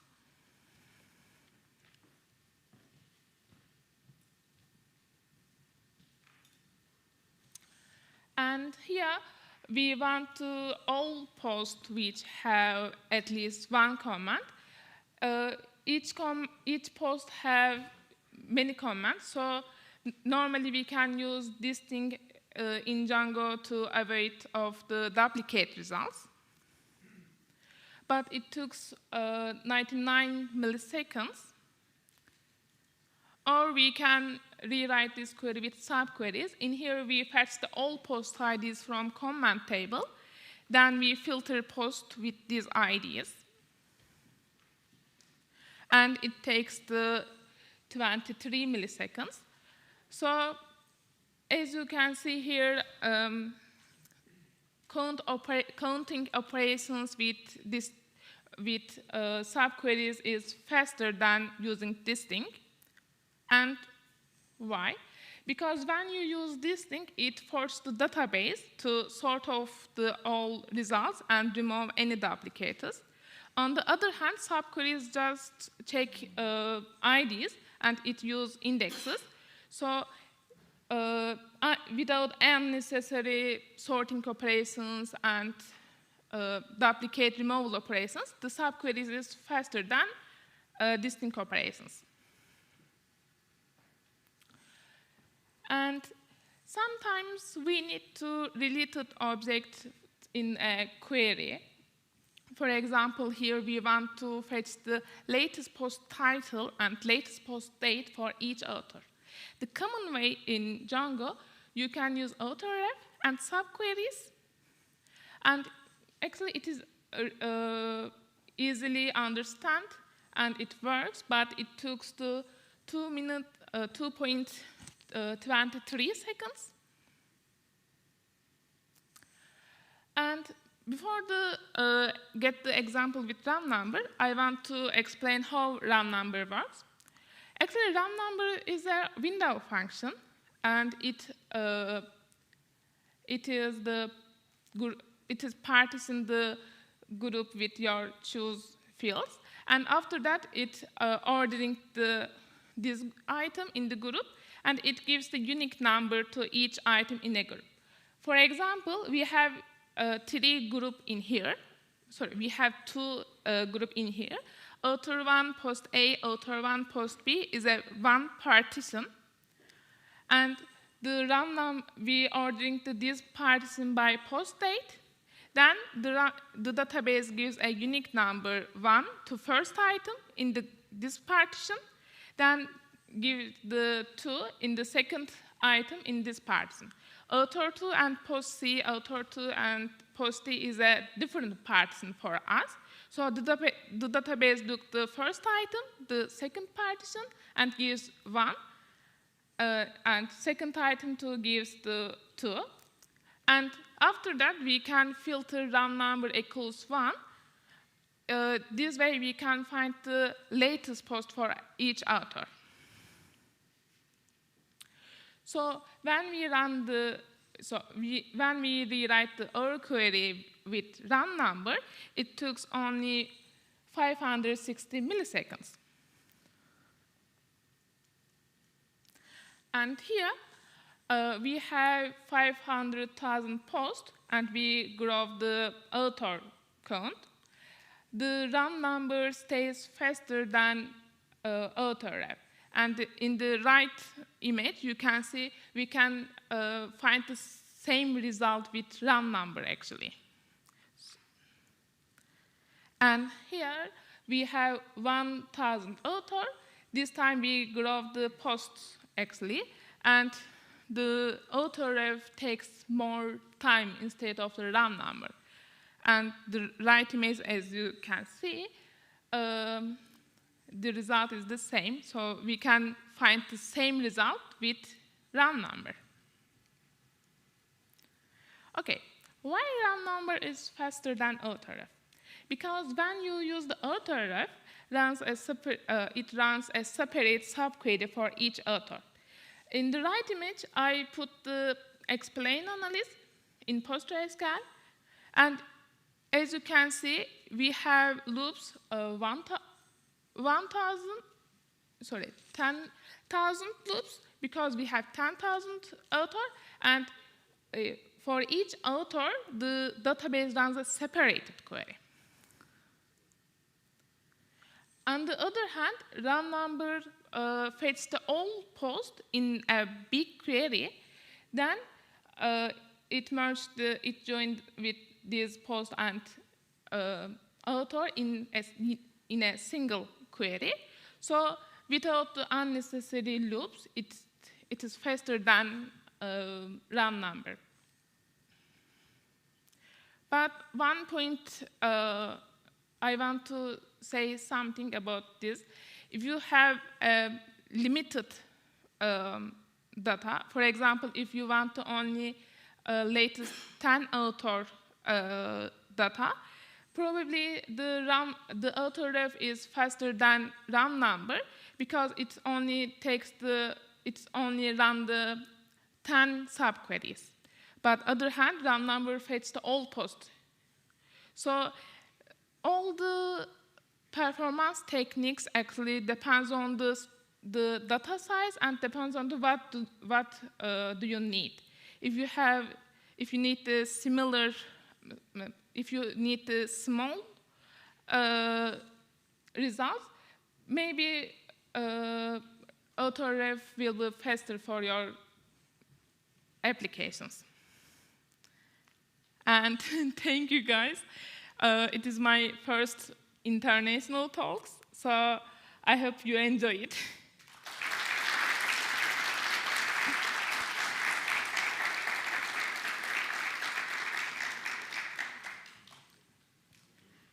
Any questions? So people join us if you have anything to ask to Kadar. It's now the time. Nothing? If you have any questions, you can find the event area and you can ask to anything about the Django. Thanks. There is one, actually. Kadar, wait 1 sec. There is one. Ah.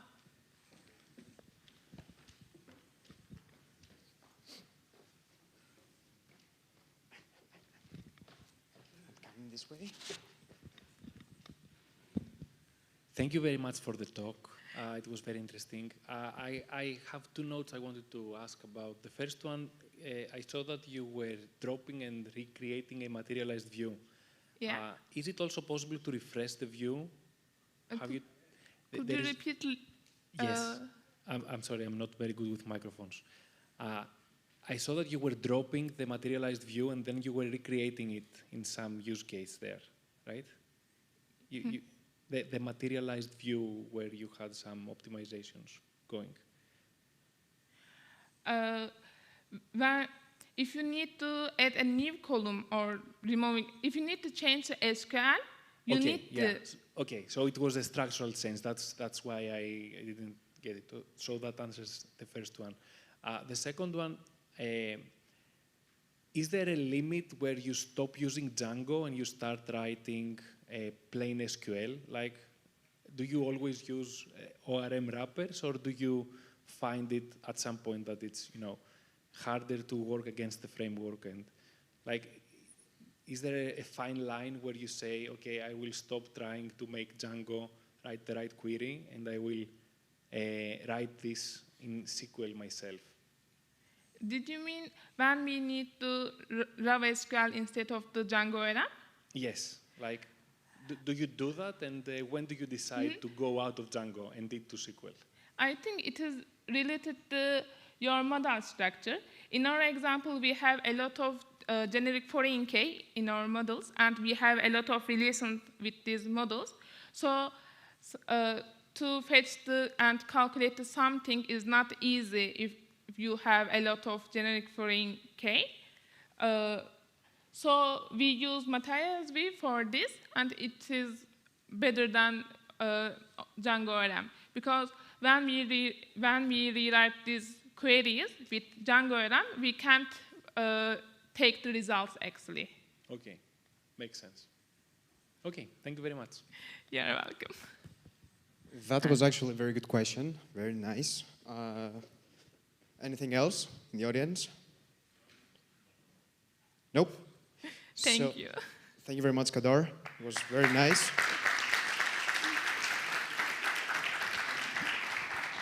There is one, actually. Sorry for that. Okay. One sec. No problem. You are very desired here. Yeah. We have time. Hi, Kadar. Thank you for your talk. Is it possible to use the generated field, not in Django 5, but in previous versions? Have you tried such thing? Could you repeat, please, slowly? The generated field. Yeah. Have you tried to use it in Django 4, for example? Django 4, not 5. 4. Django 4. Django 4. Previous version. Have you tried to use? Yeah. We have a lot. We search the combined fields actually, like first name, last name, and like unique username. And when we have a lot of data, 1 million plus data, we can't take the result fastly. So when the Django introduced this, we tried, and one field search is faster than more field search. So we use for this problem. Okay, thanks. Perfect. Awesome. Let's wrap it up, guys. This was very nice. Before we go and start our lunch break, some announcement. There is obviously light lunch served in the other area, which is called sponsor area. This is quite opposite of this hall, where you can find a ratio of 60-40 meat to vegan products, if you so desire. And you can obviously grab some chairs, go to the Inn of Athens building, go to the first floor, and you can interact with each other, spend some great time together, etc., etc. And that's A. And B will be the T-shirts, where they're going to be handed over to you during and after lunch. So if you want to grab a T-shirt for yourself or your buddies, you can go to the registration section here and ask for a T-shirt. And last but not least, that's C actually, there is the lightning talk registration, which is still open. So if anybody of you wants to share any thoughts, something, you can obviously go there, and you are very welcome to do so. So thanks again for being here, and see you in a bit.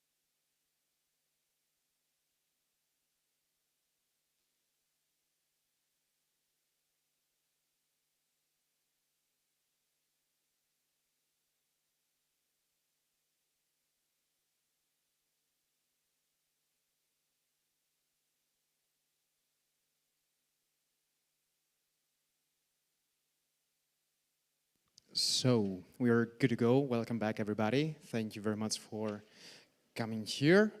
I hope everybody's fresh after the brief break. We have the very bright and inspiring person for our next talk, Penelope Theotoki. She actually works in the RipeWise project in the Netherlands, and she's going to be forecasting or showcasing to us the forecasting of avocado ripeness. And please join me in giving her a big round of applause. Thank you very much. Hello, everybody, for attending this talk. I know the combination avocados and Python is a bit weird, but hopefully in the end of this session, you'll know more about how they both work together. I am Penelope, and today I will take you with me on my journey about forecasting avocado ripeness, how less is more in a prediction model. So, today we'll have two main parts. The first part will be about the problem statement. Why avocados? Why is avocado ripeness important and difficult, and we want to create a prediction model about it. And the next step, the next part of the presentation will be to go through the detailed process of having an idea about some predictions, about creating a prediction model, and how we can actually make it work and actually make the prediction model. So, let's start with the problem statement. The first question is, of course, why avocados? I have a question for you, more of out of personal curiosity. Who of you like to eat avocados in your everyday life? Ooh, a big percentage. Bigger than expected. Okay, so I assume that when you go to the supermarket and you try to choose some avocados, it's a bit difficult to choose which is the best for you. You squeeze some, you pick some, but then sometimes it's not the best. Basically, this is the problem we're trying to solve. We want the consumers, but not only the consumers, all the people in the supply chain to know every time and every moment what the ripeness of the avocado is like. So here are some facts about avocados. We measure avocados' maturity using pressure, and that's measured in kilograms. This is the metric that we're trying to predict, but I'll tell you more in a bit. Avocados have 5 maturity or ripeness stages. First, they are hard. They are hard when they are cut from the tree, right after harvest. And then they are rock hard and super green. Then they have the next stage, which is the triggered one. There, they start not being that hard, and they start becoming a bit dark greener, but they are not ready to eat yet. And then we'll go to the most desired stage, which is ripe fruits, ready-to-eat fruits, fruits that normally people like to consume. After the ripe stage, we have 2 more stages. One is soft fruits. Usually, soft fruits are dark green, and they are used, for example, to make guacamole. We still can use them, but they're pretty soft. And finally, we have the overripe fruits. These fruits are like super dark, almost black-colored from the outside, and they're almost smashed if you try to keep them. This is some general facts about avocados, but let's move to our specific use case. I work in a company called Experience Fruit Quality that tries to deliver QC1 control and to optimize the whole supply chain process of not only avocados, but also fresh products generally. And we have partnered with Delat, which is another company based in the Netherlands. Both companies are based in the Netherlands. And Delat provides hardware solutions, especially large ripening rooms so that fresh products, and specifically bananas, for example, can be ripened in the optimal way. Together, we have partnered to create RipeWise, and today what we'll go through is the prediction model and how we created the prediction model of RipeWise as our example. The why, we talked about why avocado specifically, but I want to explain a bit more about the whole supply chain. Avocados grow in the farms. These farms are usually in Latin America and South Africa, and then they are exported through large containers to different countries. Let's take the Netherlands as an example. Fruits come to the Netherlands after some weeks of transit time, and there they are stored to some facilities where they stay for a couple of weeks, and they are stored, they ripen, and RipeWise is on this phase specifically, the intermediate facility, because before the fruits go to the supermarkets, to restaurants, and to consumers later on. And you can imagine when you go to the supermarket and you cannot find the avocado ripeness that is promised or that you look for, that this problem is not solved yet. This is the reason why we need a prediction model about avocado ripeness. The how is what we'll go through right now. So, how can we go from the idea to a specific model? Here are the 8 steps as we have defined them. The first step is to define the challenge. This is what we've done already. Then we need to define the target. Very specifically, we need to mention what is it that we want to predict in the end. The third step is to collect the data. There are so many different ways of collecting data. Today, we'll go through our specific use case of collecting data. And after we have our data, it's very important to clean them, to pre-process them, and to explore them. The exploration is very important as an indication of the model that might be suitable of using in the end. And after that step, it's important to select our predictors. From step 4 onwards, this is where Python comes in, because I haven't mentioned Python yet, but here it is. For data exploration and data pre-processing, we use Python libraries, as well as for prediction selection. There are so many factors that might influence, in our case, avocado ripeness, that we need to choose some of them. And Python can help us do that. After that, we actually need to build the model, and then we have to validate it. There are many ways to validate it, but after the validation, we need to make a decision. Is this model that we have now satisfying for our case or not? If not, we need to go back to step 4 or even earlier in the process and apply our new knowledge to create a new model and do again the validation once the validation is satisfying for our case. After that, we have our model, we have everything that it works, but it's good to take action and to actually use the model and the predictions that we have in an example. Okay, so let's take each step in detail. We have defined the challenge, and now it's time to define the target. In our case, for a simplicity manner, our target will be ripening speed. Ripening speed is, in our case, we have pressure X on the first day. And what we want to predict is the pressure, the maturity of the avocado, on the next days. Day 2, day 3, day 4, day 5, etc. So our prediction model is based on a daily prediction. This is our target for today, ripening speed, which means how fast the avocado ripens in pressure and kilograms. Now let's go to the data collection.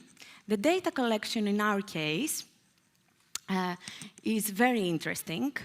We are very privileged, I would say, to be able to conduct many experiments. We have conducted already more than 30 experiments to understand how avocados behave in different conditions and characteristics. And we change and we play around with a lot of settings in order to be able to understand what influences the most and how. So we have this test container that you see here with 6 different small rooms. And each room looks like in the photo in the middle.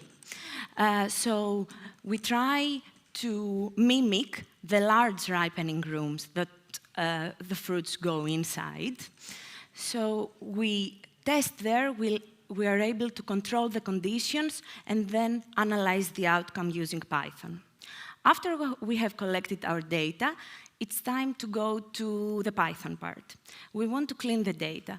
Here we have some very simple, so to say, and broadly used pre-processing steps that, of course, can be very challenging to solve, and of course, we need to apply each one of them because of a reason.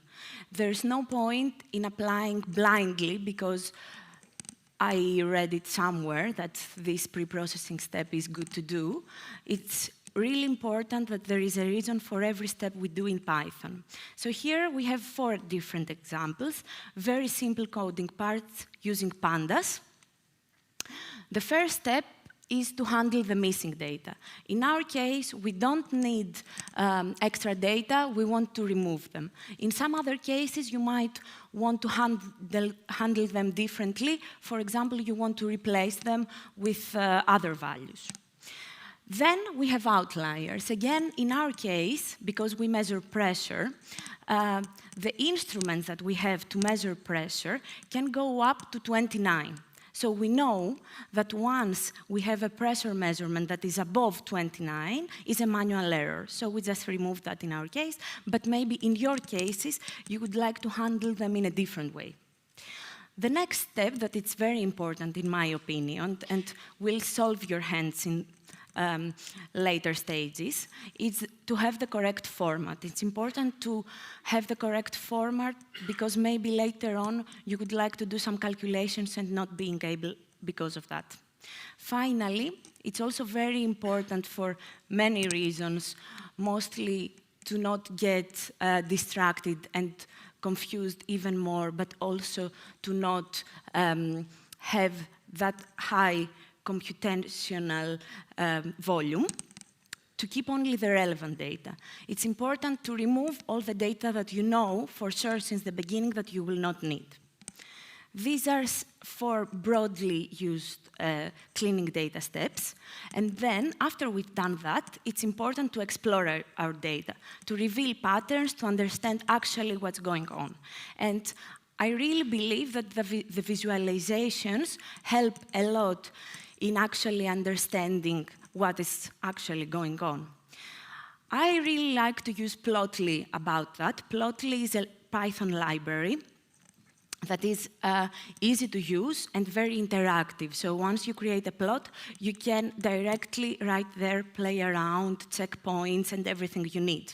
Using Plotly, we created these plots to explore the pattern of avocado ripeness and understand which model might be suitable for our case. As we can see here, all 6 examples have a decreasing trend, and about in the middle of the days, there is a very high slope. So we need to keep this in mind for our model selection in the end. After this step, we go to the predictors. Of course, I can assume that in also your problems or challenges or targets, there might be so many different factors influencing your target. In our case, we can have 3 categories.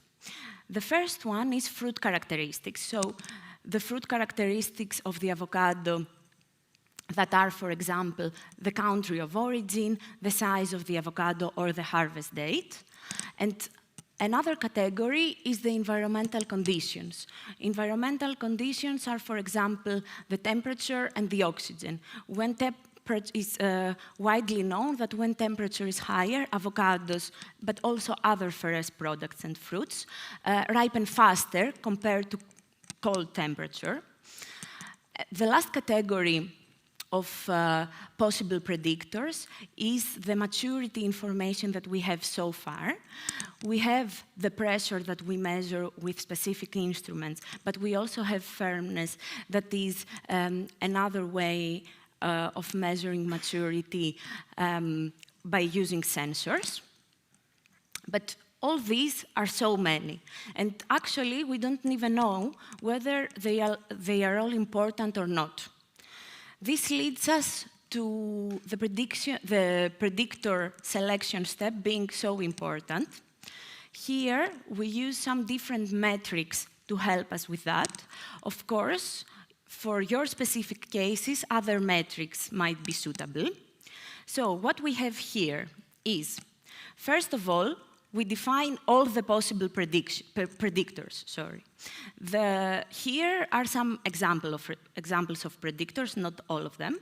And then we create all the possible combinations of them. For example, size and temperature and average CO2. And it goes on like that. After we have all that, we compute our metrics. In our case, we computed adjusted R² and AIC.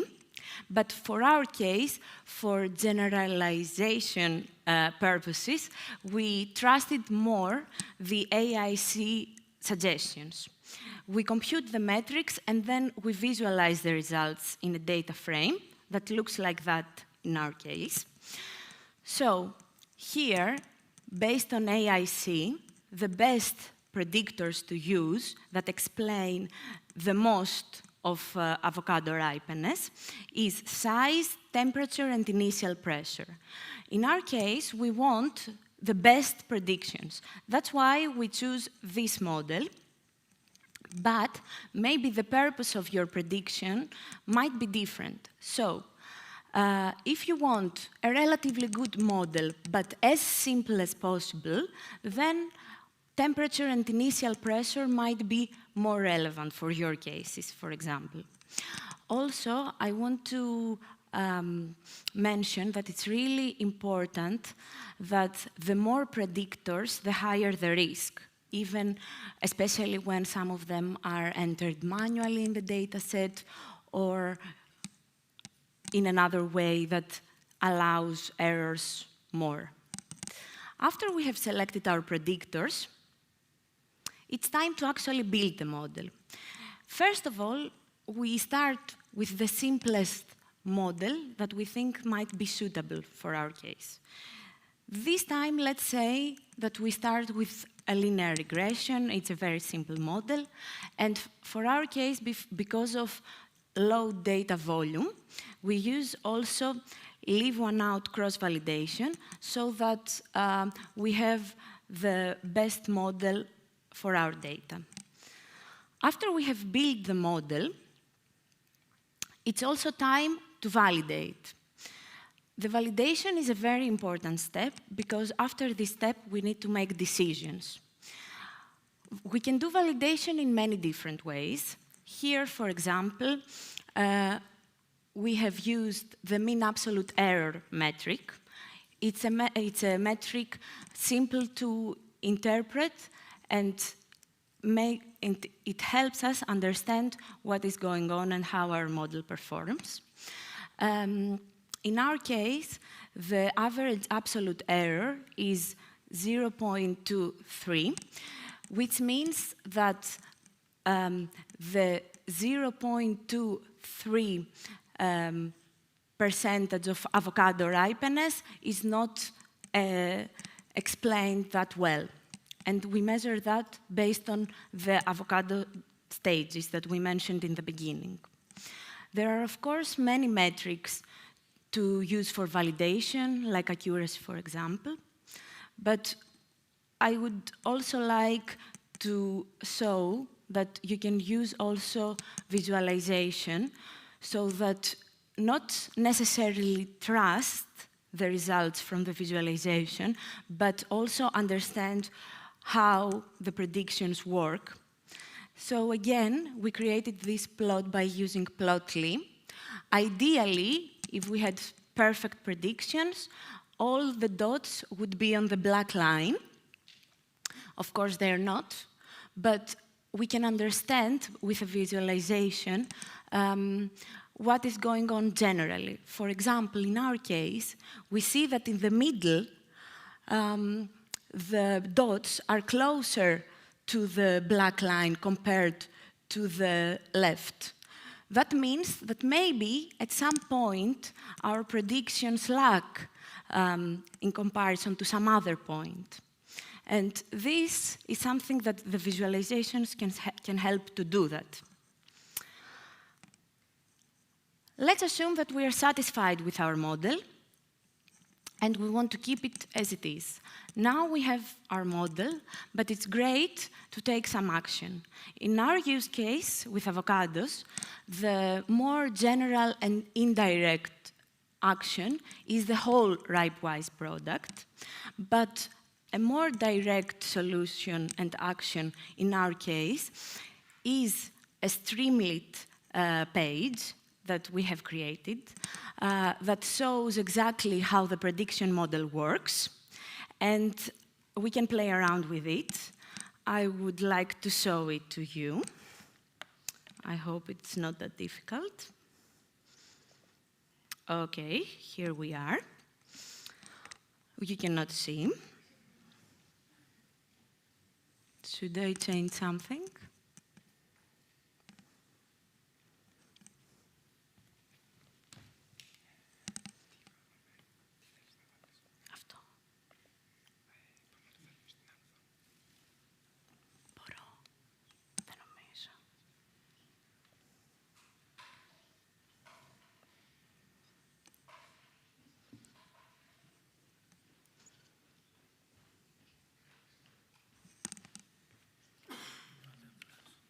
Να φέρω άλλον.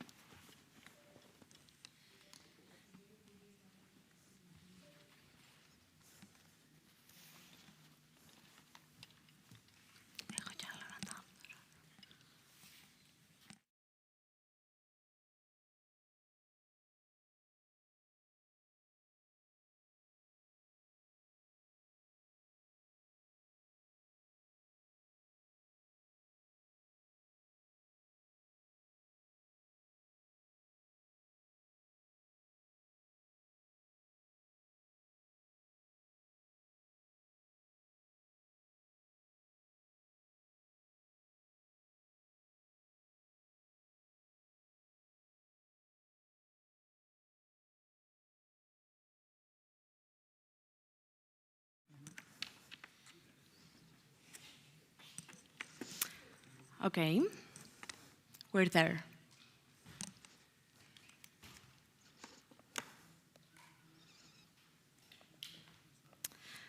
Great. Sorry about that. Here we are. So this is a Streamlit page that showcases how the prediction model works. It's basically the graph that I showed you in the beginning. Here we can see the ripening speed. And here we can see the spread of the fruits in terms of ripeness. Up here we have hard fruits, and as we go down, we get to overripe fruits. And we can play around with the three categories of predictors or conditions or characteristics. For example, if we change the season of the fruits to late season fruits, we can see that the model will adapt to that.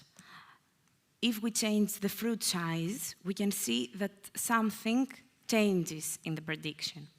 This is a nice way to visualize what we've done and to understand that we can actually use it somehow. If you have more questions about the Streamlit page, of course, you can let me know afterwards. I will be happy. And after that, I think that's all.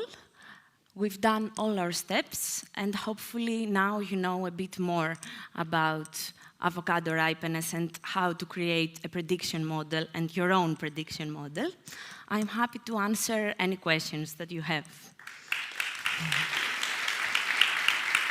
Thank you.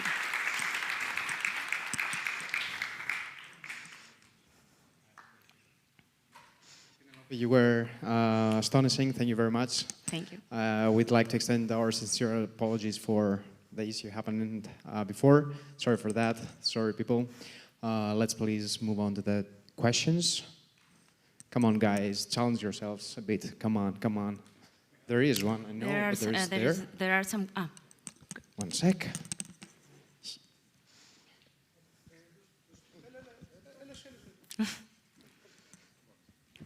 Hello. Hello. Thank you very much for the presentation.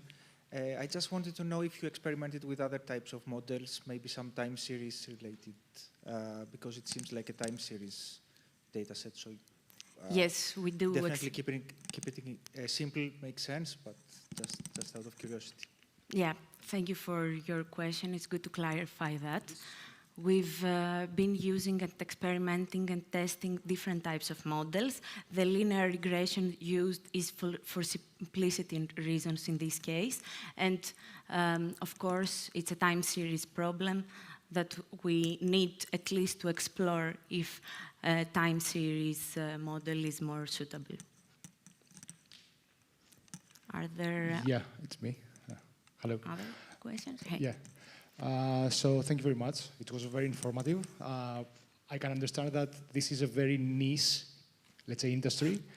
It might sound exotic for the Greek standards, but yeah, it exists.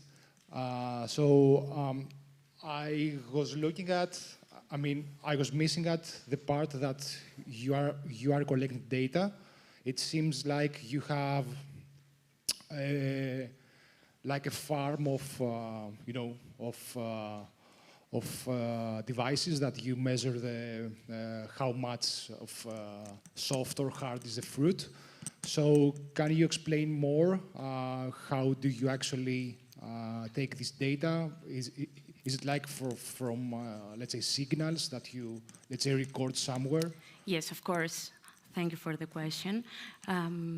So I didn't want to go in more detail in the presentation because I thought it might be a bit confusing, but it's good to explain now.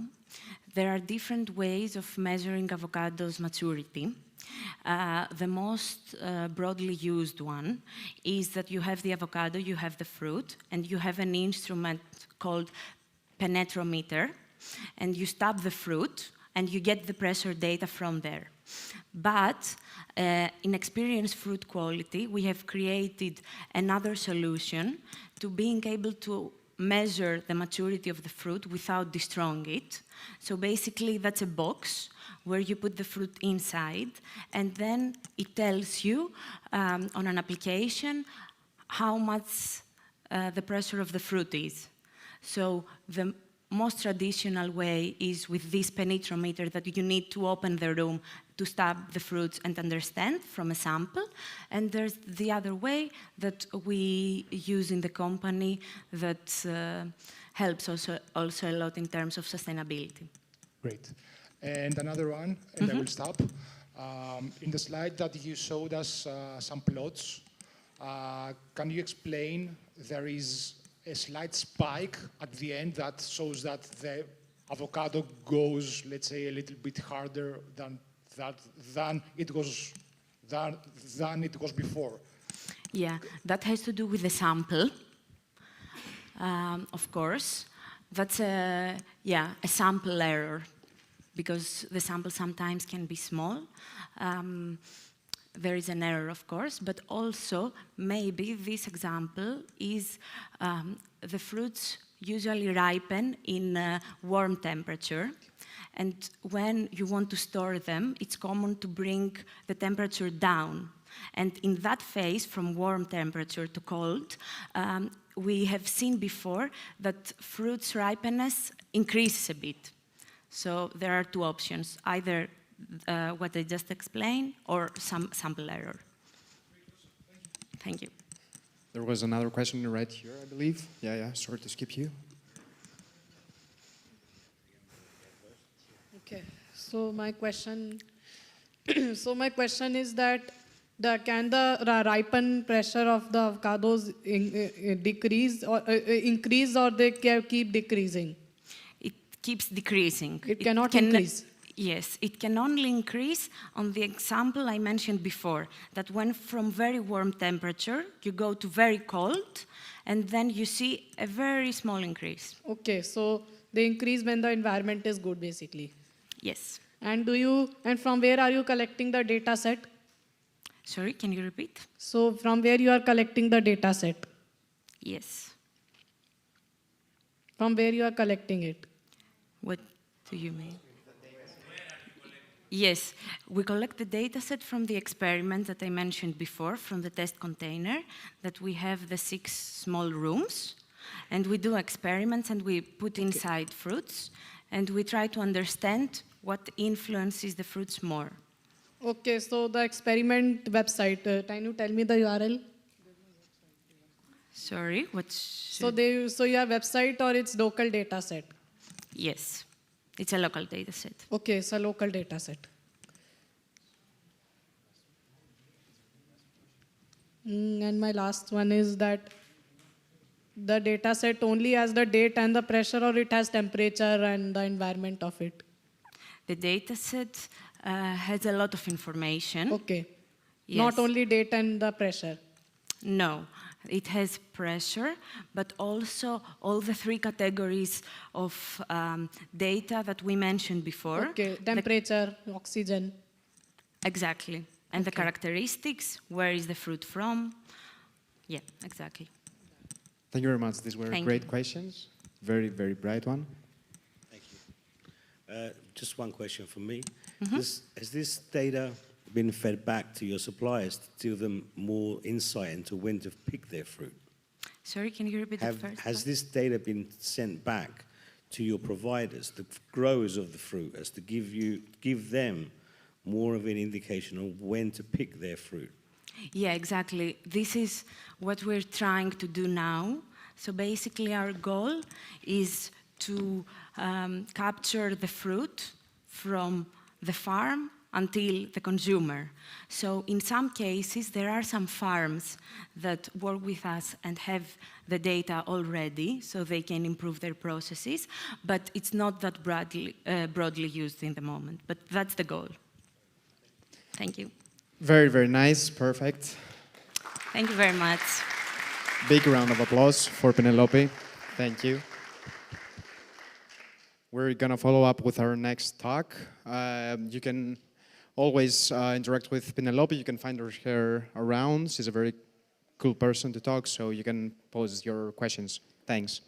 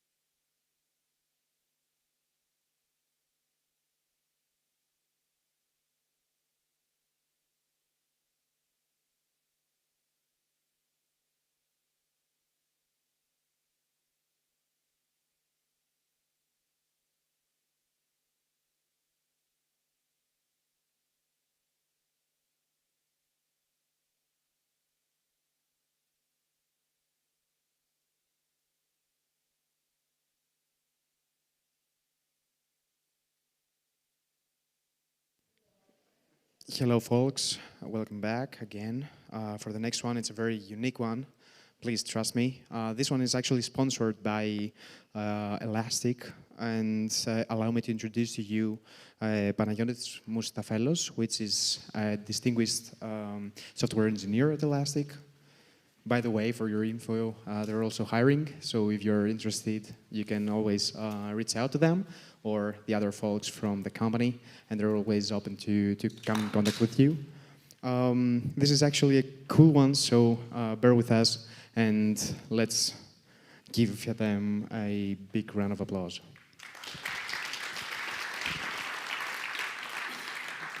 Hey, excited to be here at the inaugural PyCon in Athens. So yeah, I'm a system engineer primarily, and not so much of a software engineer, but I've been a software engineer in a past life as well. My main focus is around system architecture, observability, and security. And as mentioned, I'm currently working at Elastic, building an observability product for practitioners on call. So why this talk? It's a common problem between data scientists, SREs, and every Pythonista actually, struggling with vast amounts of data of any kind, and tool fragmentation across several teams, different ecosystems, different pipelines, different tooling altogether, makes it for a mess situation to deal with data. That situation amplifies delays on feedback loops, making time to insight increase. So what we'll cover in this talk is what is ESQL, new query engine and query language by Elastic, and how Apache Arrow powers speed and interoperability between systems. We'll go over how we can pull ESQL results natively into the data frames ecosystem in Python, and go over a live demo. Hopefully, the demo goods will be nice to me today. We'll also briefly cover a little bit about Elastic's machine learning for unsupervised anomaly detection. So someone asked me how many query languages exist there for Elasticsearch, and I had to have like a wild guess. I'd say like 7 or 8, but then I started counting them, and they end up being something close to 11. Which is kind of weird if you think about it, because in the end, they all transpile at some point into the search query entry point, which is a JSON interface where you can compose complex queries. It's said to be like a very flexible API, and people love it, but it's not very intuitive when you're trying to write something on the get-go, and it's also very tough to synthesize queries on top. So it's also something that's not very familiar with folks working with data, where SQL tends to be the lingua franca of data analysis. So what is the ESQL? It's not just a query language. It's also a query engine, and we also provide a unified UI around the whole experience. That's super important. Because not being just a query language, not being just a spec that you can form your queries, but also having the capabilities of a robust query engine gives us several benefits and improvements and speed-ups and what have you. So key benefits, greater query speed overall. It simplifies the use of Elasticsearch. The API is much simpler. It gives the ability to get into the next steps and iterations of Elasticsearch as an analytical engine, and provides an ability for any practitioner using data to get faster into insights. So the query endpoint for ESQL does not require any transpilation or translation. The queries are passed and optimized for distributed execution. The logical planner and physical planners optimize execution across nodes, and as an engine operates on blocks of data instead of a row at a time. Having the ability to completely control the engine within Elasticsearch gets us to a place where we can improve over time, coming up with several optimizations on top. We have data to show that most common queries, if you use ESQL, are actually super beneficial because you outperform the underscore query, the underscore search endpoint. ESQL can operate on top of unstructured and structured data. You can think of it as a procedural piped language. And if you're familiar with SQL, you'll see that there are some SQL-like filter capabilities for data manipulation. So what does a piped query language means? We call it piped language because it mimics the pipe philosophy from Unix and also draws inspiration from language that you might be familiar with, which is SPL, Splunk's search processing language, Microsoft Cousteau, KQL, or Amazon's CloudWatch queries. So it's not an entirely new concept. It exists, but we think Elasticsearch delivers to the next level. At a very high level, the SQL syntax is just a source command followed by a set of processing commands piped by pipe. And you can chain as many processing commands as you'd like, really. Each processing command works on the output table. You can think about not in the physical sense, but logically on the output of table of the previous command. So an example ESQL query looks like that. If you've used Elasticsearch and used the search endpoint, you understand that it's much simpler to write. You can reason about it much trivially. The source command from Apache logs is just a data stream or an index pattern. And then you have a set of other processing commands leading to an output natively in Kibana. So with that, yeah, fine. You can work with ESQL, with Elasticsearch. You can use the JSON output and do whatever you need with it. But why Apache Arrow? Why does it come into play? Apache Arrow is a robust columnar memory format, enabling zero-copy operation, and also has a wide support in libraries for cross-language utilization. You may know it by Wes McKinsey, author of Pandas. It's used by Pandas, it's used by Spark, it's used in various machine learning frameworks and many other use cases. Recently, Elasticsearch added the capability to be able to stream ESQL results as Arrow inter-process communication with Arrow IPC. Some clear benefits with that is that you avoid penalties from serialization, deserialization, and also by being able to seamlessly integrate with Pandas, you get to avoid the overhead of instantiating JSON objects and converting them to data frames or NumPy entities. So if there is one takeaway from this talk, is actually this one-liner. A very simple way for you to query Elasticsearch with ESQL, ask it to produce an Arrow format, and then there's this very helpful toPandas function where you can also directly ask it to map into the Arrow data frame type. You can also use toArrow if you want to stay natively into the Apache Arrow ecosystem. But if you're working with Pandas, as most data scientists do, that one-liner is super handy. In the demo, we're going to go over the New York City taxis dataset, loading from a Parquet file format, and then loading into an Elastic Cloud serverless instance, and trying to do some rudimentary analysis with a Jupyter notebook, something that any data scientist should be familiar with, really. So let's go with that. By the way, the New York City taxis dataset is an open dataset that you can use and play around. There are many datasets like that. You'll find them in any benchmark blog post demo, and which is part of the nightly benchmark for most of the analytical engines. So, demo time. Let's see how it goes. So, you should be familiar with that interface. That's just a notebook. So we're going to go over the setup, connecting with Elastic Cloud, loading and ingesting the data set, and then seeing how we can provide some relatively complex ESQL queries, get the Arrow, streamed Arrow format back to us, load it into pandas, and then do some plots with matplotlib, and try to think about how you'd go about it as a data scientist, an SRE, or data curious developer. Pretty simple requirements. I've already installed them. It's just the Elasticsearch client, pandas, PyArrow, matplotlib, and things to load Parquet and work with time. I've spun up an Elasticsearch serverless project for this demo.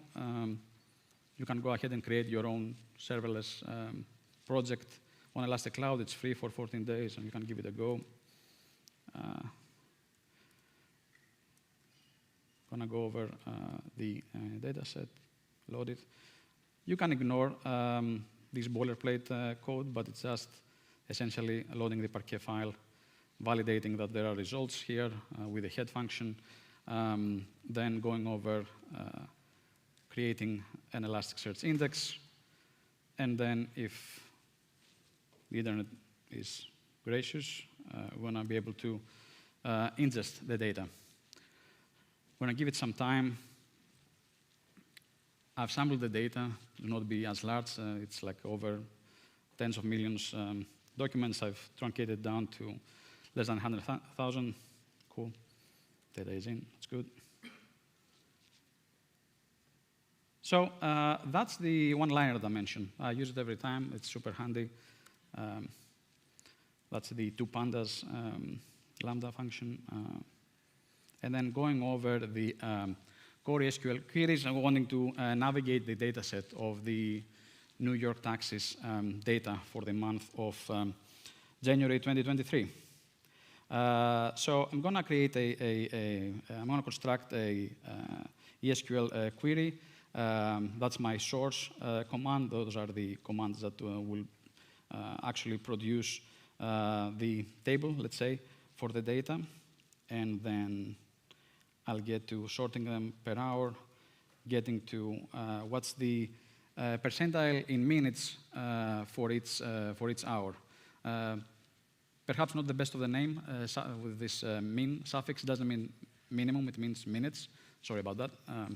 Now that I say it, yeah, it's kind of weird, but you get the point. This is like a very rudimentary anomaly detection, like Pullman's anomaly detection. It's not an actual proper regression analysis or anything. It's just checks if something is, if the P95 in minutes is over 2.5 times over the average duration, let's call it an anomaly. You know, okay. That's not super robust, but you get the idea. Like if I increase that, you should be getting less results. Yeah. And then just one result. Okay, that's fine. Okay. So you can also slice and dice data. You can express new fields with the eval function. You can manipulate fields such as time. So in this query, I'm just going to get the cost per ride, cost per mile, just to see if there's any outlier there. I'm going to plot them later on to be more digestible, but you get an idea of the expressiveness of ESQL. I could remove or add any pipe and come up with slicing and dicing the data the way that I want to explore it. And it's nice because you tend to synthesize a query just getting from the wider to the more narrow data set as you like. And you can iterate much easier than just the huge blurb of JSON that is the search endpoint. Cool. That's a fun one. We're extracting the hour of day and day of week, and then going over the total amount of trips and going over the tip rate. See if there is some outlier there. You can also do bucketing. If you are an SRE or any data scientist really, you tend to put data into buckets for further analysis. I'm doing some simple bucketing exercise here for you to see. Yeah. And that's the eval case in its simplest form, which is like pretty simply that we're evaluating the missing output column on a case basis where if that, statement is true, then we classify as a missing case. If it's not, everything is okay. In this case, all of our data set seems to be okay. So once we have all the data frames created, we can just pass them over to Matplotlib and get some insights. As you normally do, we can see that there is some anomaly obvious, like there's a huge spike at the end of the month where the P90 of duration in minutes just explodes. We can investigate later why that is. Yeah, let's see. The cost per mile, as mentioned earlier, as an hourly median plotted over there or as a rolling window to see if there is any anomalies. We can check the seasonality within the day. That gives you an idea of how trips fare over the span of the day. And then simple stuff like the top pickup zones by revenue, okay, standard stuff. Okay, that's cool. We are able to almost completely abstract Elasticsearch and not pay the penalty of JSON serialization and getting that back into pandas and NumPy. So that's pretty nice. But as mentioned earlier, it's not super robust alone for anomaly detection. So we're going to go over and check pretty briefly some Elastic's machine learning capabilities now that we have the notebook open. So we're going to configure a job ID and a data feed ID for this data set. Ignore the boilerplate. I promise it's much easier than it looks. I just have this thing so things are interoperable for the demo's sake. Going to wait for some time for the jobs to load. And then we're going to create a data feed for the test. So essentially what we are doing here is we are creating a small script that will feed the data back to an unsupervised machine learning job from that index, from the start time to the end time, and try to check with some influencers whether there's an anomaly spotted. All right. We're going to start the data feed. It's going to take some time for data to be ingested from that index back to the machine learning nodes and do the analysis.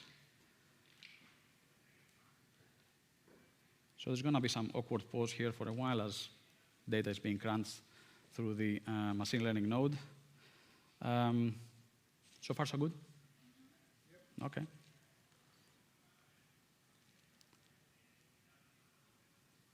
Has anyone already used ESQL?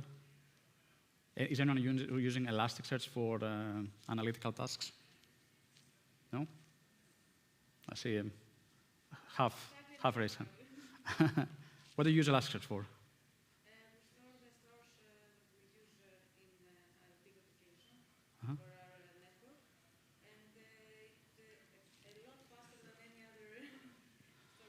Okay, that's great. So it wasn't that painful. It's data feed started. That's good. Okay, let's query the anomalies. So the anomaly detection is taking place right now on the Elasticsearch side. Let's see. It's taking its sweet time. So you mentioned you are loading your source code or your what type of data you are loading? Source. Okay. So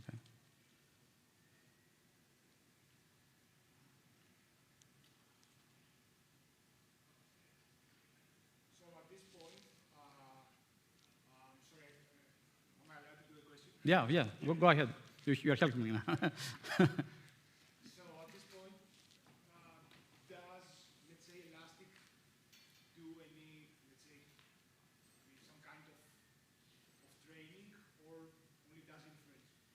Yeah, that's a great question. Yeah, at this time on server side, yeah, there is At this time, it does training also, and you can also set it to continuous. You can keep streaming things and have a continuous, like rolling window type of training. So as the data set changes, the model gets to pick outliers and influencers much smarter. Yeah. Does the user have, let's say, some kind of control over what is the training will be look like, or is it like a black box to them? For the models that we use today for anomaly detection, it's a black box. It's just a completely unsupervised anomaly detection system. However, you can load your own models in Elasticsearch. Yeah. I think that you can just use something like PyTorch and stuff and start throwing in some models. We do have some models like the anomaly detection type of thing, or our ELSER model that would be plug and play for most corpuses of data. However, you can, and there are some blog posts about, I can link them later in this. Yeah, that's a great question. I should have covered that, yeah. So anyway, thanks for the question, and during the time that it took me to answer that, the results returned. So we do have some anomalies detected. The record score is here pretty high. I think that it's a 1 to 100 type of thing, and there are some anomalous hours spotted. We're gonna plot them over here with a simple scatter plot diagram, and you can see like there are areas where things are anomalous, thanks to Elasticsearch machine learning.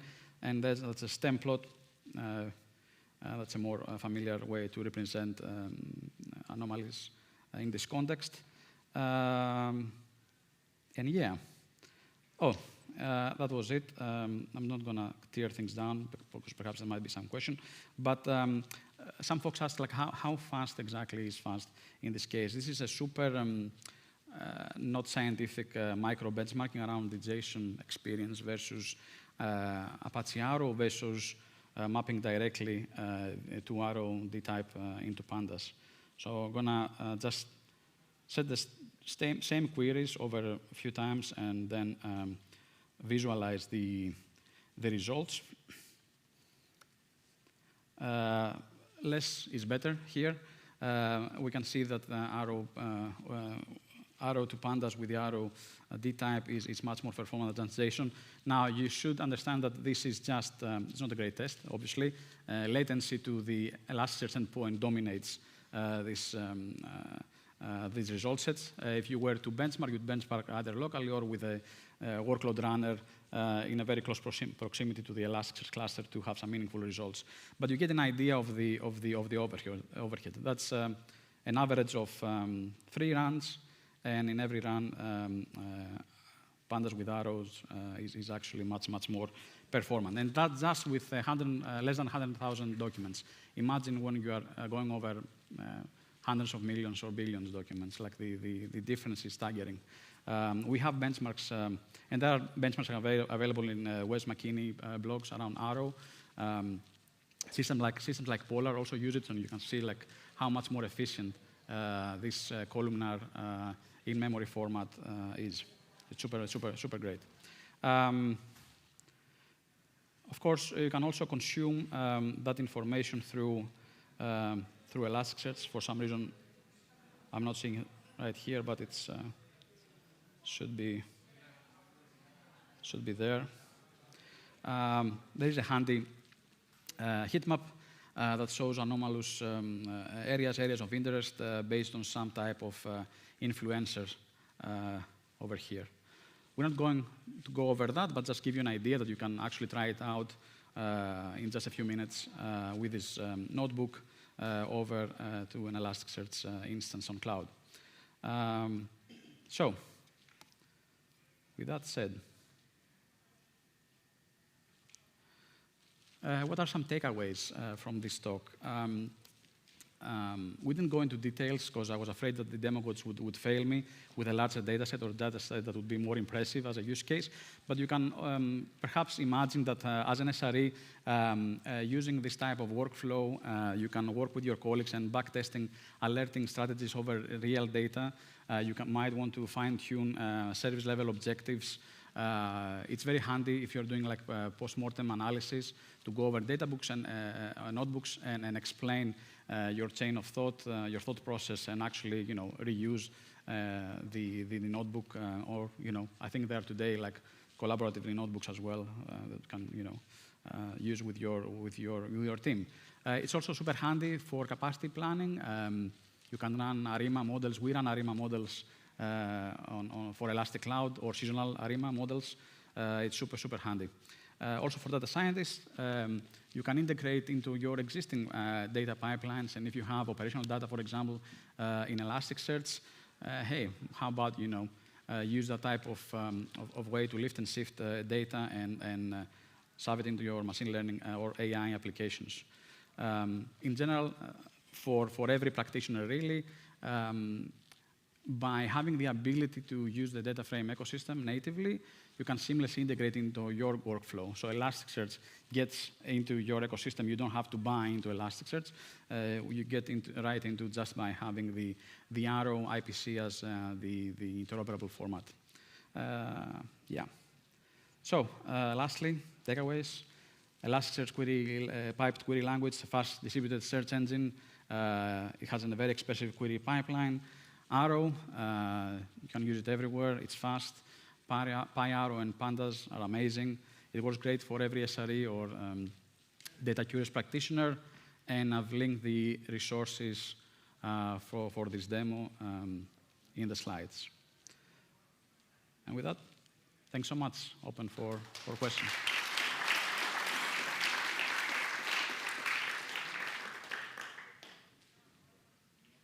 That was actually very nice. Thank you very much, Panagiotis.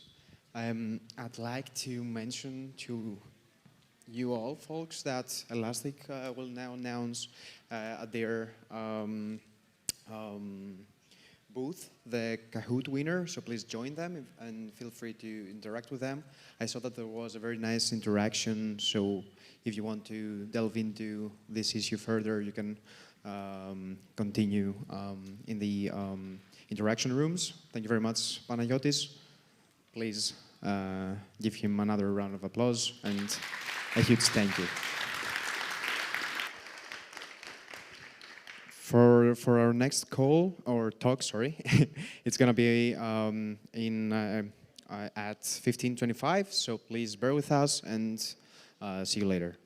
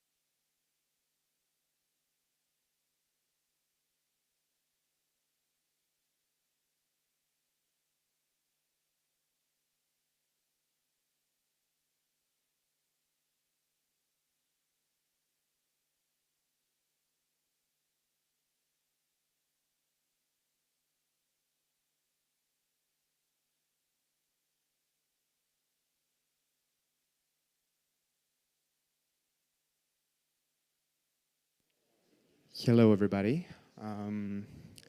This is also going to be a very, very interesting one. Allow me to introduce to you Vasilios. He's a research engineer, and he's going to be presenting to us how to measure actually the internet with Python. So please welcome him, and thank you very much.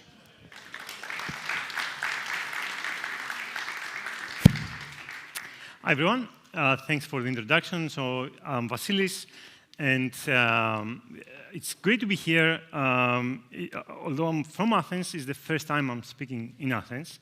And before I begin, a big shout out to all the volunteers who are responsible for this organization, because it's really great. I hope it will continue in the next years too.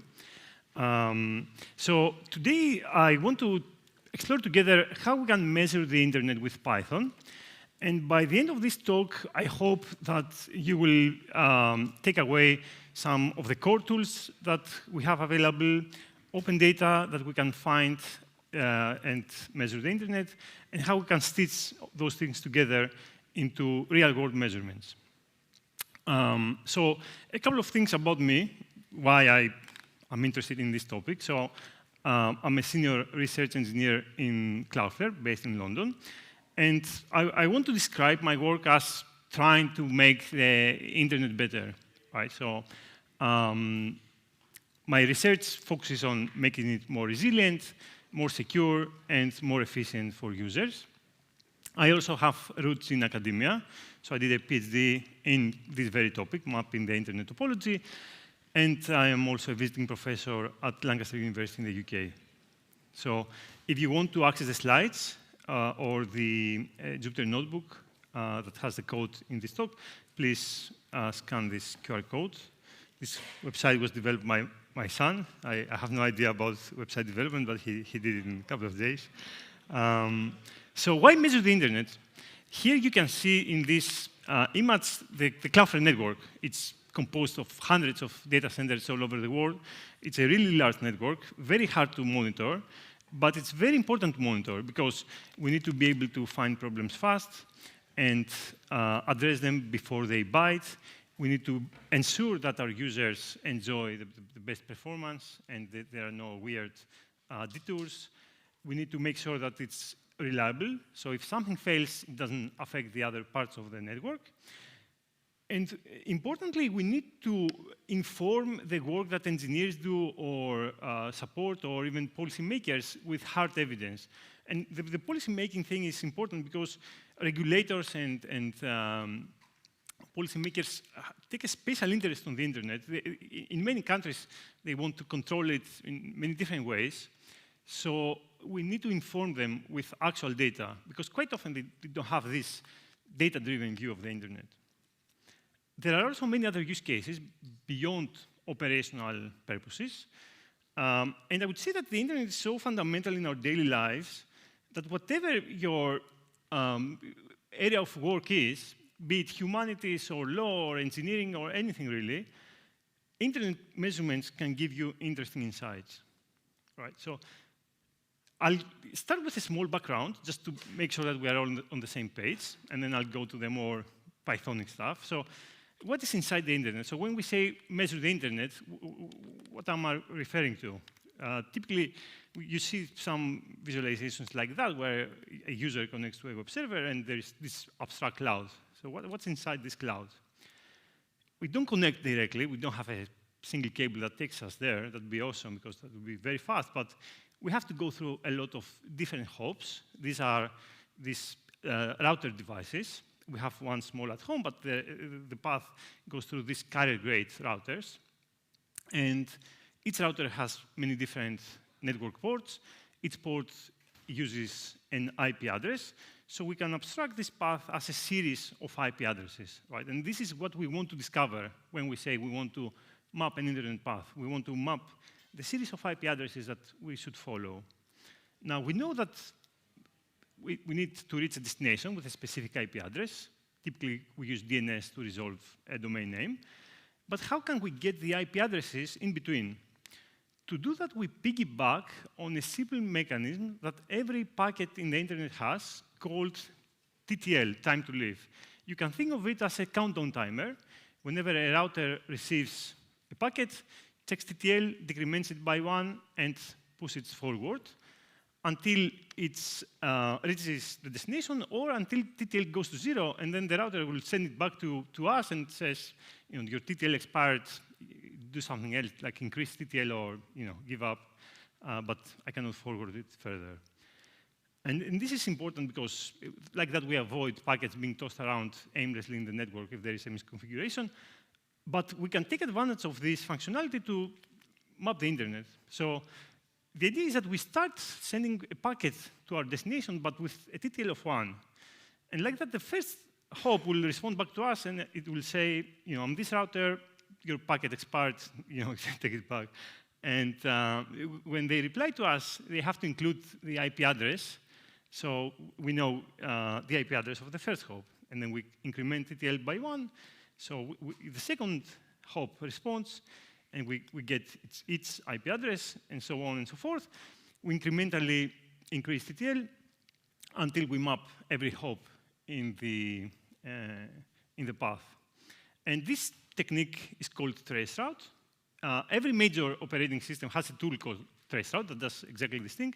So here I have an example of a traceroute that I run from my laptop to example.com. And you can see we have a sequence of IP hops and the round trip times, so how long it takes for traffic to go from my device to this hop and back to me until it reaches the destination. You can also see that we have some asterisks, which are hops that did not respond to our traceroute probes. And this is a common limitation because routers have a lot of important things to do apart from responding to traceroutes. And quite often they make it the list of their priorities. So they may not respond. They may consider it a security threat to reveal themselves. But despite that, we can still get very useful information on the path, even with these holes, right? But enough with these command line tools and the introduction. We are PyCon. And here is how to build a traceroute with Python. So there is this very nice library called Scapy. And Scapy lets us build, craft, manipulate, dissect network packets, right, with just a few lines of code. So in this example, I am creating a loop. This loop increments TTL from 1 to a max TTL, 20 in this instance. And then I am crafting an IP packet with the destination that is example.com and the TTL of its loop, of its iteration of the loop. Then I wrap it inside a UDP packet. Scapy has this very nice way of chaining network packets with this backslash. So you create an IP packet, backslash UDP, you put it inside a UDP packet, and we define a random port. So now we have our packet. We send it with this SR1 function, means send, receive one packet. We will wait for 2 seconds in case you encounter one of these asterisks, right? The router doesn't reply. And then that's it. The only thing left to do is to parse the response, right?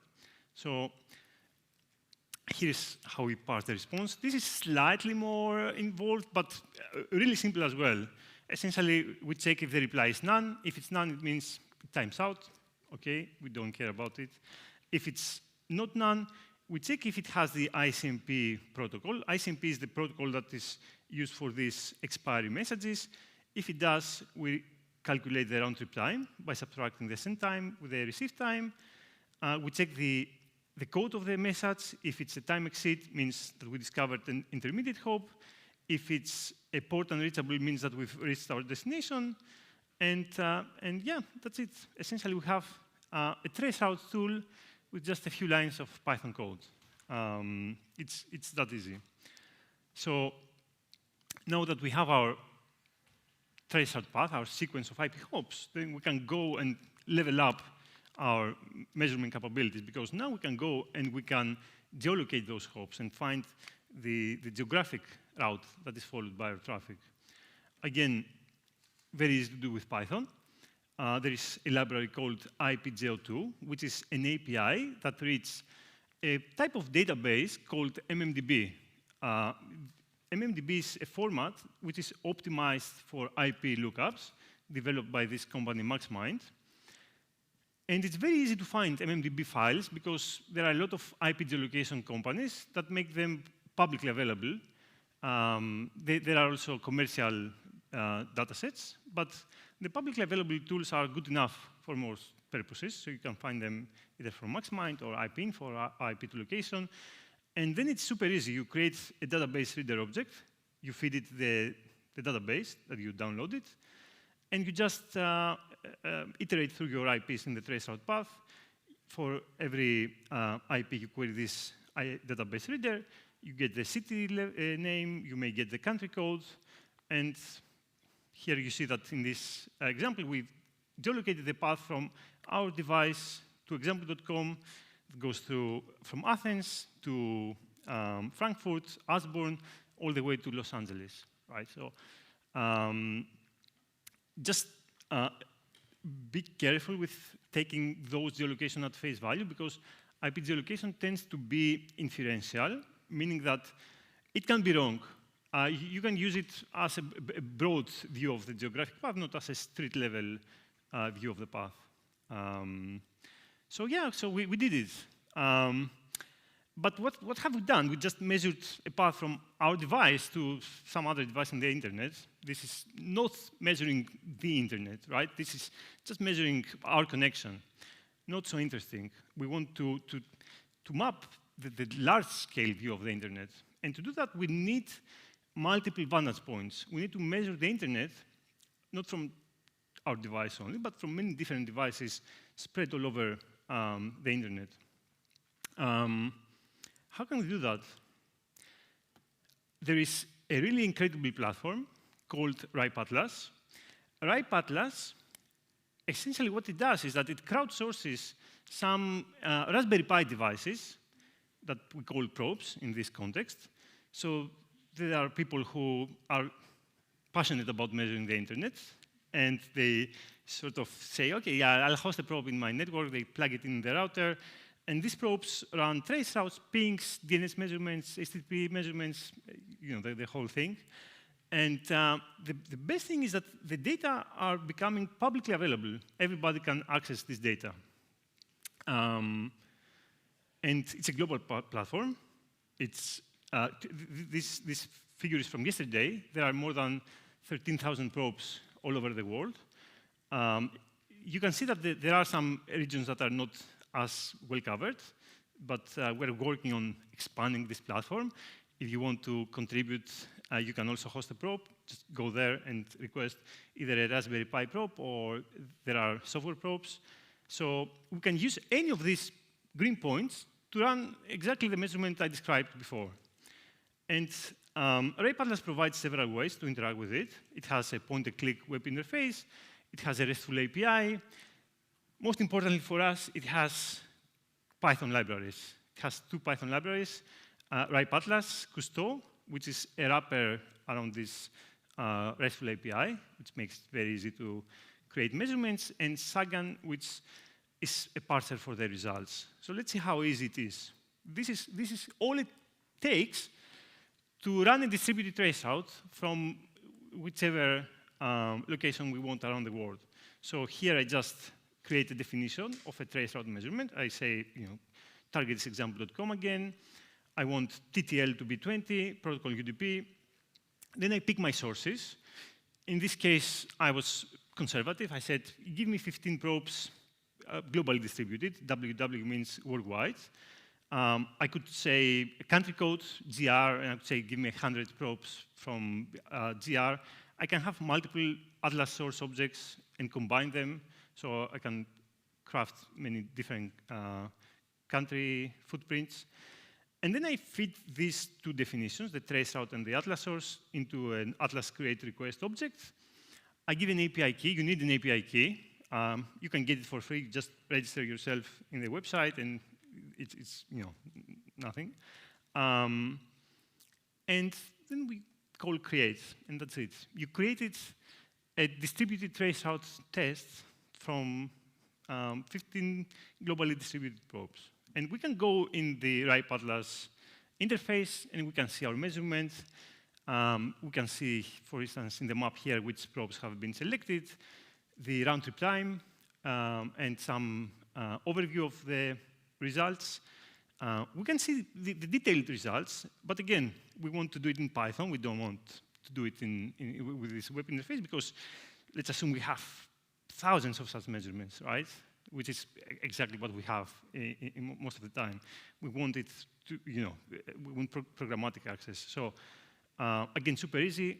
We get the measurement ID. We feed it to an RIPE-Atlas, an Atlas request object, and we get the JSON, which is containing the output of this measurement. Now, a small problem is that this JSON is very complex, and this is where another RIPE-Atlas Python library shines, Sagan. Sagan makes it very easy to parse this JSON code because it provides a nice, clean interface that exposes some easy-to-use objects. So, for instance, you can access easily attributes like the IP address or the round-trip times. You just take the raw JSON, feed it in a traceroute result object, and then it exposes, let's say, the median RTT, the TTL, the IP address of a hop, and so on. So you can see that I recreated the output of a traceroute of the traceroute tool with just a few lines of code, right? So, with less than 30 lines of code, I have a distributed traceroute measurement that I can then process. Right now, so far we've mapped the IP level path from a device, either our device or these RIPE-Atlas devices, to the rest of the world. But a question that we often have is who owns these devices, who operates them, who deploys them? And the answer is that the internet is not a monolithic network, right? The internet is a network of networks, so it's composed by thousands of individual networks called autonomous systems. And these are networks like an ISP, like a university, like a cloud provider, which interconnect with each other in order to enable this global reachability. Each autonomous system has a unique AS number. So for instance, in this example, our path goes from OTE, a major Greek ISP, to Aurelion, which is an international transit provider, to Akamai, which is a CDN. And we can abstract the path just to the AS level hops. And this is, if I use a metaphor, if the IP level path is the street level view of a route, the AS level view is the satellite view, which is also important because it gives us the chance to look at some macroscopic properties of the internet and look also at the business relationships that dictate how traffic flows. Now, how do ASs decide how to route their traffic, how to pick their paths? Sky News did a nice segment on that a few years ago, and they said BGP is the GPS of the internet, right? The protocol that AES use to route traffic is called BGP, although they called it the bridging gap protocol for some reason, although it's called the border gateway protocol, and I'm not letting this blender die out. So how BGP works? BGP works like word of mouth. So you have an autonomous system, like A7 here, that has a prefix, and it wants to say to its neighbors that you can access these IPs. A prefix is a set of IPs, right? You can access this set of IPs through my network, and it will send this message out. This is a BGP update message. The neighbors of this AS will take this update, will create a routing table, put in this information, and it will propagate this information to their own neighbors, and so on. So this information will go through the network, and at some point we have AESs, autonomous systems, with more than one route. So the path selection process on the internet, some may think that, okay, shortest path wins, right? Wrong. On the internet, it's policy-based routing, meaning that an AES says, for me, the most important thing is economics. I want from my traffic exchange to make money before making the path efficient, so I will pick the path that generates profit. And how does a path generate profit? So when these autonomous systems interconnect, as I said, these are commercial entities, these are businesses, ISPs, cloud providers, and so on. And they don't exchange traffic just because they are altruistic. They do it because they pay each other to do so, right? So this is another reason why we are interested in measuring the BGP view of the internet, because it gives us these unique insights into the economics of this global network. And fortunately, we are also able to measure BGP because autonomous systems give routing tables to some public BGP collectors with the purpose of making it easier to debug routes. So when the internet started, everybody figured out that BGP is so complex that they create a policy. This policy did something different than what they expected. So they said, OK, let's make these routes public so that we can look at each other's routes and figure out what's wrong. And we can do that too. There are two major projects that collect those BGP paths, Radius and ripeness, and they provide real-time access to the BGP tables of backbone autonomous systems, which is really cool. So this is a massive data set, and we can also parse it with Python. There are a few different Python libraries to do so. I like BGPKit because it's very fast. It's written in Rust under the hood, and it has a Python sort of module that is a wrapper around it. It's a port.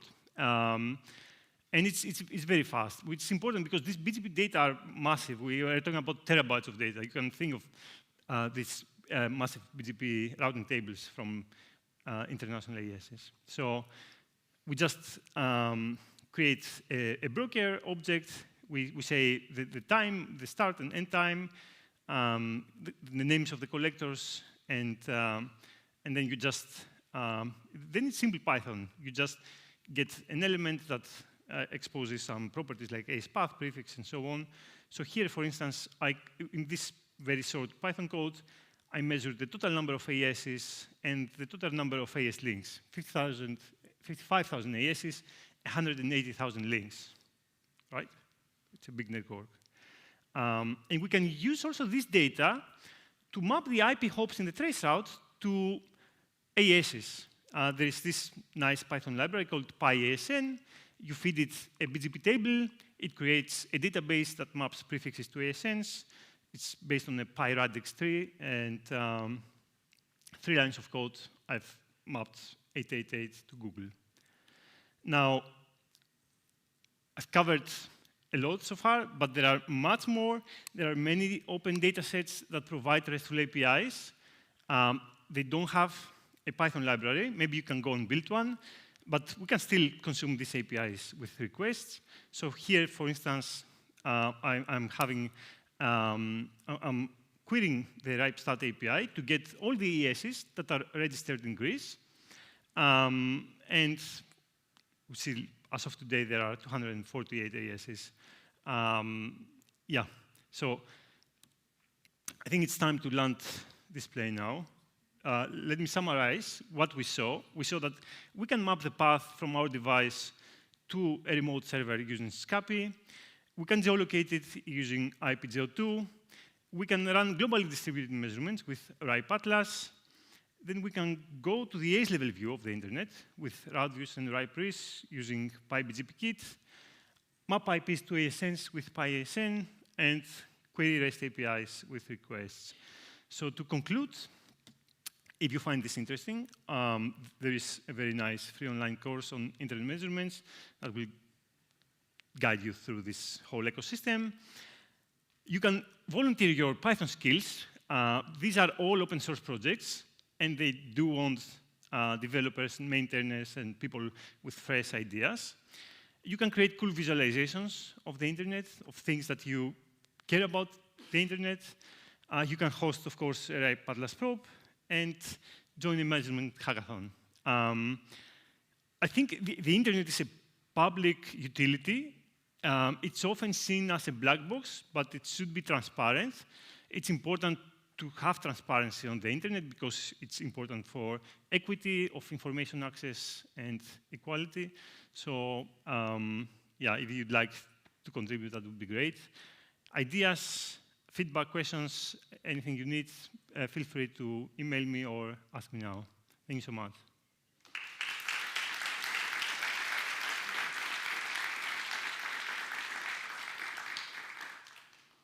What a great one. That was actually very insightful. Thank you very much, Vasilis. It is now time. If anybody wants to shoot any question, please feel free to do so, folks. We got one.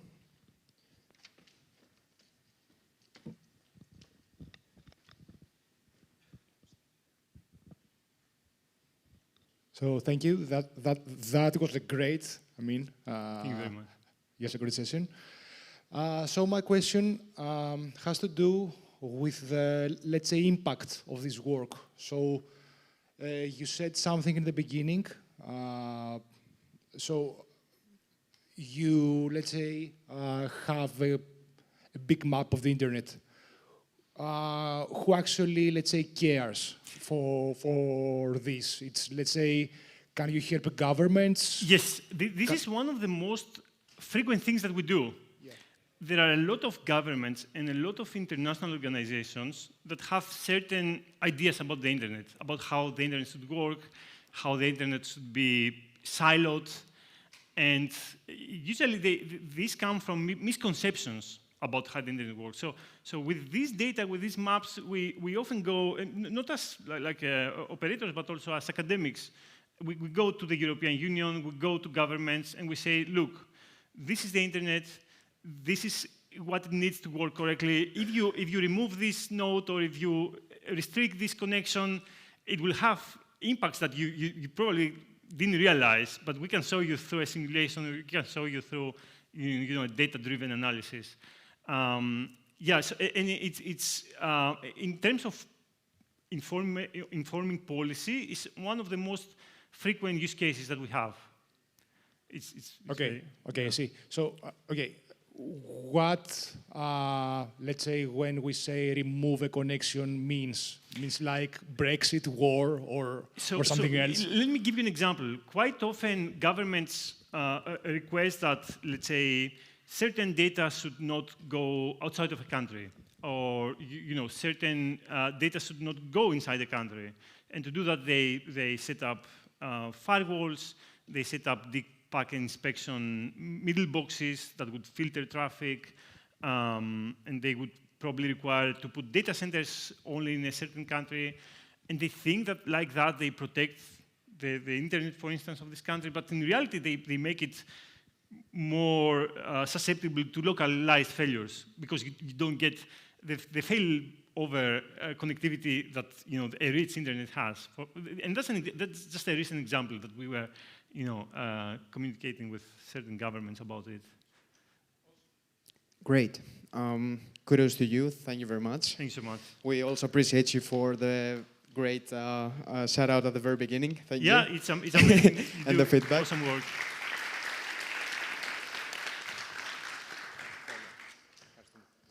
We're going to now have a brief break for coffee. Anybody that wants to refresh themselves.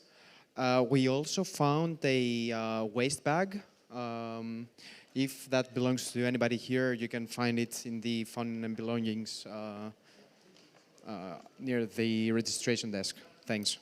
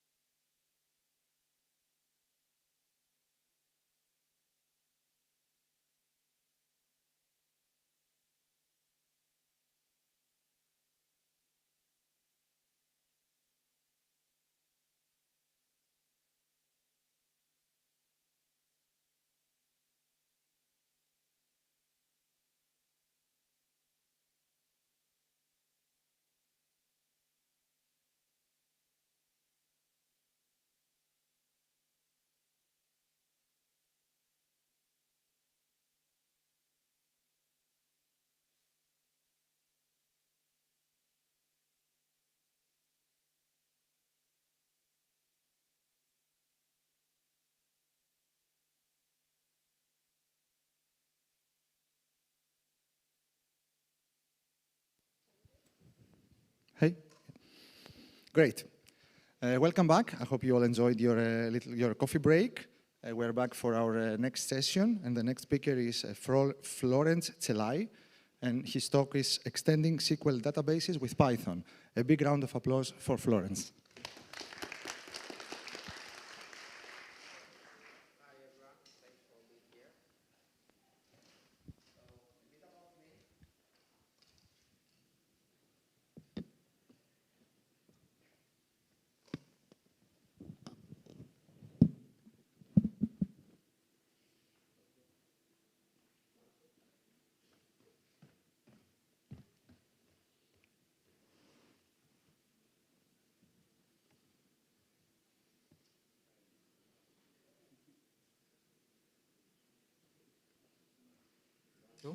Εντάξει, συμβαίνουν αυτά στα live, παιδιά. Okay, so thanks for being here. A bit about me. I started working with Python in 2012 or so. I'm pretty sure that I was one of the first guys who used pandas here. Sorry. Oh, okay, sorry.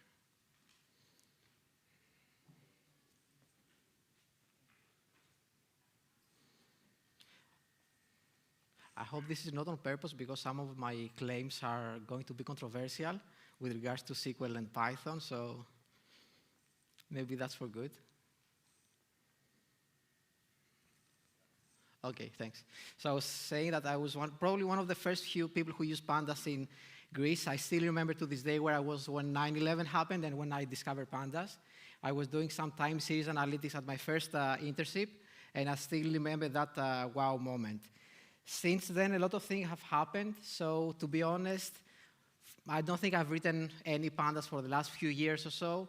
And to the contrary, I have doing more stuff in core, in database stuff, right? So I'm now a core Postgres contributor. I work mainly now with the JSONB stuff and shared memory stuff. I'm also an extension developer. All of these extensions are written in C, but you'll see some of them, how we can rewrite them in Python. And for the Greek folks here, I'm also the creator of the Auditorium, which is basically a replicating application of the Avia, which monitors the Greek government operations. So that's basically a huge, not so huge, Postgres database of basically 75 million JSON documents, which open for, as we say, like CVTech BI, like BI for citizens. And also I'll be speaking about the Auditorium and some other related endeavors at PyCon EU in Riga, so you should also be there. By the way, was anyone here at last year's PyCon EU? It was in Greece. Was anyone here at PyCon? No, that's too bad. So I want to take a step back and describe what's the relationship and what's the difference between Python and SQL, right? So here we have two snippets doing basically the same thing. The first snippet is Python. The second snippet is SQL. Back to CS 101, the app. The Python snippet is, as we say, Python is a procedural language. So you say you know what your result would look like. You also know the algorithm behind it, and you express this algorithm in code. So you basically, in practical means, it means that you have for loops and if-else statement. In SQL, you don't do that. You just declare how your end data looks like, and then everything does, the database does for you. The big difference here is where the query is executed, and most importantly, where your data lives.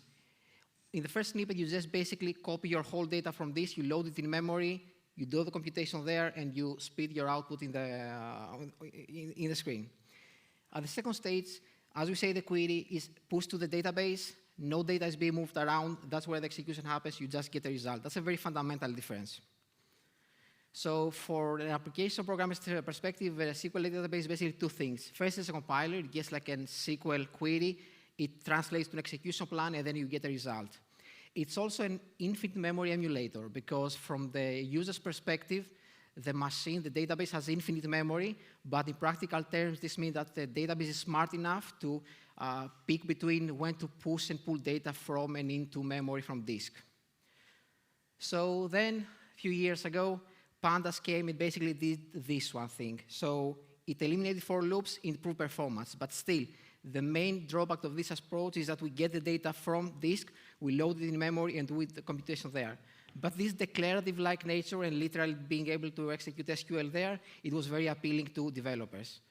So it said, let's pandas all the things, right? So eventually we ran into some out-of-memory bottlenecks. Interactive programming, it's not as easy as it initially sounds. You saw the very great presentation by Miltiadis Evert from Elasticsearch. You basically have an infinite scroll of cells. That's not really easy software engineering to do. It's also still complicated to create with BI tools. BI tools speak ESQL, so you have a lot of DevOps who basically just draw a plot. And eventually, my claim is declarative always wins. So whenever people try to reinvent this process, they end up reinventing SQL. And as my dear late grandfather told to me in his final moment, he said, those who avoid using SQL are bound to reinvent it poorly, right? So my claim is use SQL more, less complexity, less DevOps. It's easier if you try. And most importantly of all, you have ACID compliance.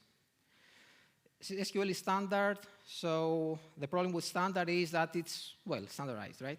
So we want, whenever we have standardized, we also want extensible. So the fundamental question is, how do you import in SQL?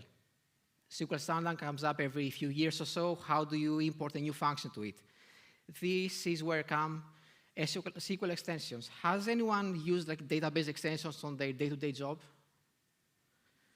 Yeah. So the problem with extensions is the marketing thing. They sound like Chrome extensions. Well, they're not. They're not like this cute small thing. They're extremely powerful.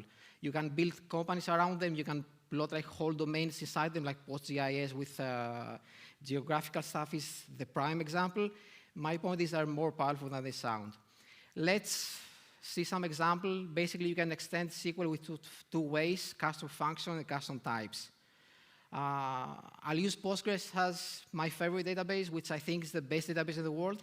I don't say it's subjective or not, because I see a lot of young face around here, and not being opinionated about stuff doesn't really help them. So I see like young people working, eventually doing like big query for the first database, which is just wrong. It's not subjective or so, right? So it's this textbook case database, and it's also extensible by design. This is an extension that should not exist, right? That was when this is an extension of mine. It's written in C. It basically it creates a PDF data type for Postgres. When this hit the Hacking News front page, one of the comments was like, "Oh, this is not orthogonal or whatever. Why do you do that?" And then the same guy said, "Oh, well, it could be useful. Indeed, it is useful. Why?" Let's see what happens here. Basically, we got one file path in the system. We install the PDF extension. It's open source on my GitHub. You can see it.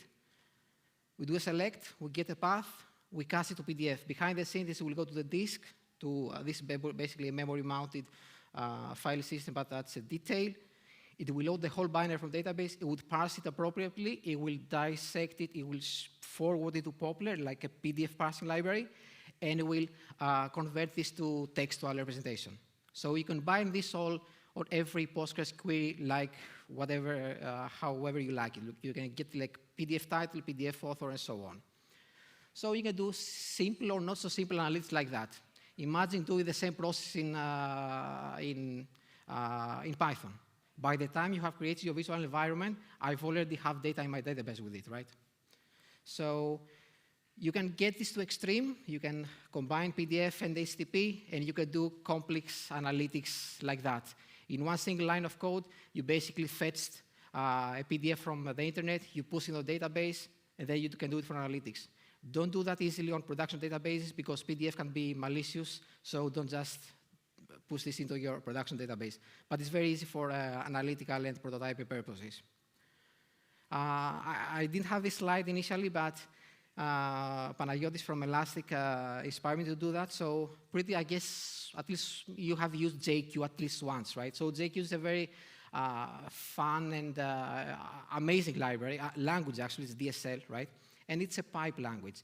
So I've created like PGJQ that basically is an alternative to JSON path and JSONB within Postgres. So what it does is you get a JSONB document from Postgres, but instead of doing it like JSON path, I call JQ as a parser the whole language within it, and you can do analytics within Postgres with JQ. You can see here the filters and the selections. Here's a more elaborate query, but you can see the filters similar to ESQL and PySQL or these languages, right? These are all for inspiration. We'll come to Python shortly. So here's how the result look like. You can do even more elaborate stuff. This is an extension I've been working for the few months now. If you use Redis, you may find this interesting. That's basically, it looks like Redis, but it's just Postgres. So it's a very, again, this should not exist, but the way it works is you basically have created an API which is Redis-like, but instead of doing like in a separate memory, it hijacks Postgres shared memory to do the same Redis-like interface. So let's go back to how we can do some of this stuff with Python. Most of the database, pretty much all of them are written in C, right? So for detailed, elaborate stuff, you have to use C. But for 80% of these workloads, you don't have to necessarily. So we start with Postgres, which offers the so-called PL-Python, right? PL-Python stands for Procedural Language Python Server. So let's say, I think two of my favorite functionalities supports of Python are string operation and iter tools. Here I have a very simple function that does, it uses the separator join, the separator join function within Postgres. So what we have here is basically, we create a new function that's Postgres code. You can pretty much understand what's the point of it. I have two arguments with one default argument, the separator, and eventually this inside goes on, it just calls the PL-Python interpreter. What happens behind the scenes is that when the server database is loaded, when the post-mortem process is loaded, when I do create the function, this binary object, the shared object, is loaded into memory, and then whenever I call it, behind the scenes just calls CPython, like normal CPython, right? And then notice here that we said earlier that databases, they have an optimizer. You can pass hints to the optimizer so that they know whether or not it should, for example, cast results. You can't do something within Python with logic like that because you have to either cast the result or like a memoization of sorts, right? You can pass similar information to the SQL optimizer here, like whether or not the function is immutable, if it's parallel safe, and so on. So performance-wise, this will help quite a lot of the optimizer to do a lot of stuff, right? So, and this will greatly improve performance as well. But keep in mind, the important thing is that the execution here happens within the database. There is no data leaving the database. That's the most fundamental optimization of all. So here, this is how you will call it internally. It just, and you can employ it in your select or whatever query you want. A similar, more interesting functions, here we have like a moving average function in PL-Python again. The body of the function is just standard Python stuff.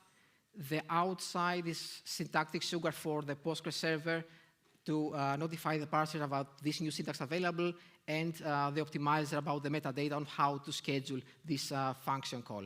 I don't think there should be any questions here, to be honest, but let me know. So this is how we call it. Keep in mind that this is an operation that involves arrays. So I want you to keep in mind here how nicely they interpret we have like an array of floats, of 8-byte floats, 8-bit floats, and then we have Python lists. So transparent to us, Postgres and Python within the CPython API, they work pretty nicely together. So you don't have to do like casts and all these things. Probably one of my favorite support functionalities in iter tool is the zip operator. The interesting thing about this SQL function here is that it returns not a single datum, not a single value, but rather it's as we call like a set returning function, right? So it returns a table. So given two arrays of any Postgres arrays, we get them and we zip them. And notice here again how this inner generator, it natively and transparent to the user, it's converted to an SRF, a set returning function. That's basically a rows of tuples in Postgres. So the call looks a bit like this. Not a bit, exactly like this, right? So there are no questions here. So why do you want to do that? The alternative, if you don't do that, what's the alternative, right? So I'm pretty sure at some point one of you how to do you showed the dashboard to a BI user, and they told you something like, oh, let's just transpose the table. Good luck transposing a relational table there, right? You can do, again, like magic like that. The alternative there would be like, ooh, let me think about it and then get back to you in a week. I'll have a pivot upon pivot and then common table expression reviews and whatnot. So why is that? Because, and that's the key here, SQL is very strict. The mental model, the relational mental model is a very specific model. The procedural one, because we humans, we think in procedures, is a very different one. This is the best way to actually have the best of both worlds, or the worst, if you're not cautious enough. So, consideration in regards to that. Ergonomics with imports can be tricky, because databases are executed as pseudo users within the server. You have to be pseudo user for that. Notice the U in PL-Python 3 U, it means PL-Python 3 unsafe. If someone can execute PL-Python code in your database server, they can do anything they want with it. Like, imagine like a request post select star, right? So you need super privileges to update, and of course you need super privileges to actually view the source code. So the whole DevOps around it's a bit tricky. Switch here to SQLite and DuckDB, right? So both are serverless. Postgres is server-oriented. You have a server, you have a client. There's networking between the exchange data. SQLite and DuckDB, they are, as we call, in-process databases. So they fit it within your executing program process, no network daemon. They're great for analytics, they're great for prototyping, they're great for data sharing. I apologize for that, but I have to say it. Probably all of your company data can fit in SQLite and DuckDB database. Show of hands, who disagrees with that? Okay, okay. You are a pragmatist. I would expect like half a room or whatever, right? So a lot of water has gone under the bridge of the last small data, big data process. So people are like more down to earth. Difference between those two is SQLite is all DP oriented. That is heavy workloads. DuckDB is all app oriented for analytics. For our purposes, from a Python perspective, DuckDB is wire protocol compliant with SQLite. So you can just, if you have a SQLite database and functions on top of it, you can just import them in DuckDB and use the amazing query optimizer that DuckDB has.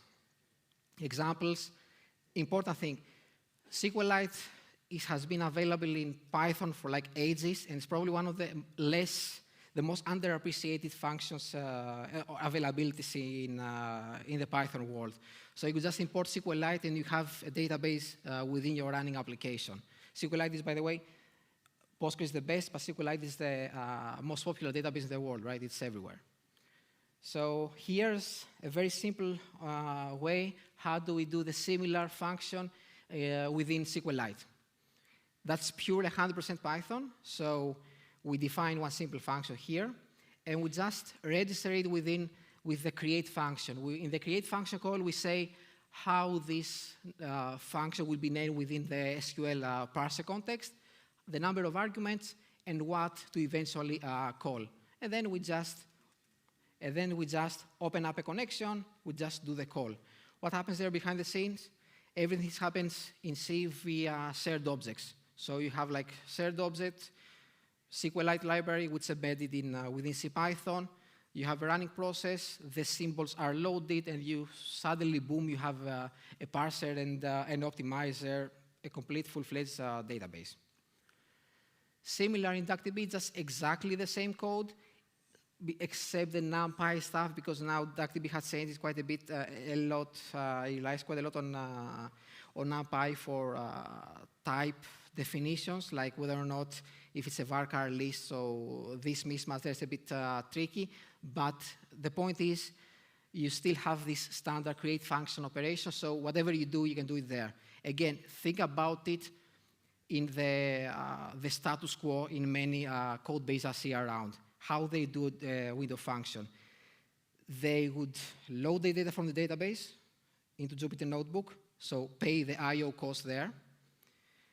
In theory, there are some like a rolling window functionality in Pandas for Windows, but who uses them, right? So eventually, only a few at least, right? So eventually people, they just iterate with for loops over Pandas or apply a window function. right? You can do it like that. No data moved around, you just push the query to the database again. You hear me repeating the same point again, but it's probably the 80% optimization you will encounter in your data professional life. Last example, one of my favorite ones, custom aggregates, finding hidden correlations. Aggregates, like sum, average, count, they are the cornerstone of analytics. If you only have select, you just have reporting. You start having analytics and data-driven decisions the moment you employ aggregate analytics, aggregate functions in your SQL queries. So how do you do that? There is, in most databases, this core XY aggregate. It basically says whether or not two columns, arbitrary float columns, they are correlated or not.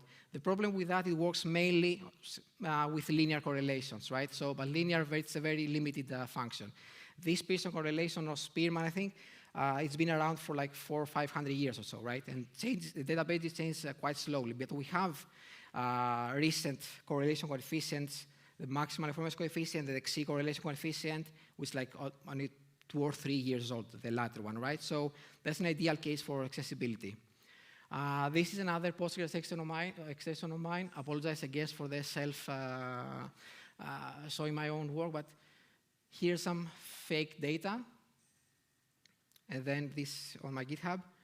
You basically can do this and get the correlation score out of this. I have a similar extension on GitHub, which has, like, based on the maximal information coefficient. The point of it, check it out. It's free. It's extremely powerful in that you can just put it, give it a view or a table. It will run all the pair of columns and will plot you a heat map of which columns are correlated. It's extremely powerful for people who have done something similar. So this C correlation coefficient, it's very simple in its implementation, and then it's very powerful in its semantics. So, but for this case, I had to write this in C myself. There was no C library for that, and I ported this to Postgres. But SciPy has done this already. I think it was only a few months ago. So they have provided this. Chatterjee was the author of this metric, and they have made it available through this SciPy. Yes. So the way you create an aggregate is a bit more elaborate process, but by definition, aggregates, the way they work is that you iterate over a series of data, a tuple of arrays in our case. You do some computation within each step, and then you have a final step, right? That's the definition of aggregates. In the C library, this is done in C with iterations, so it's a bit more elaborate. In our case, it's simple like that. So we can just go on. Again, create an aggregate, which is similar to the create function we saw earlier. You just create, you initiate the data, and boom, you have a very simple aggregate, and you can detect nonlinear correlations in your database in what? Less than 10 lines of code, right?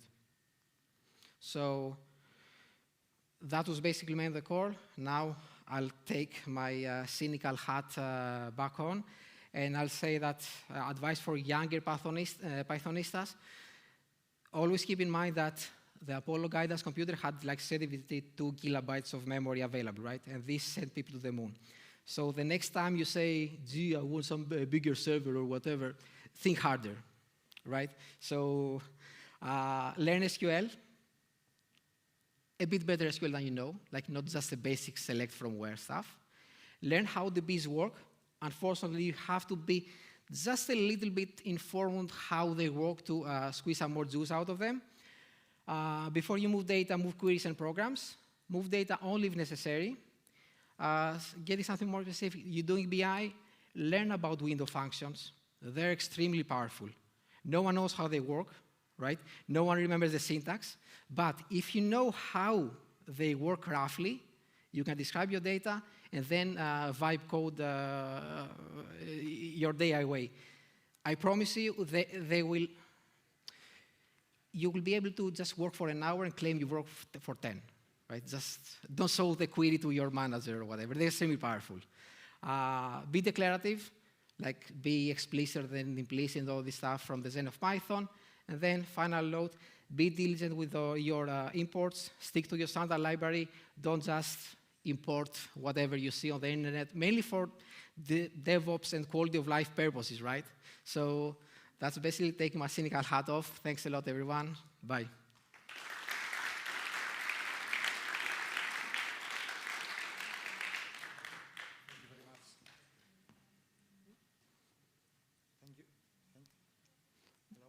Thank you very much for this very interesting talk. We have time for a few questions. So if anyone has a question.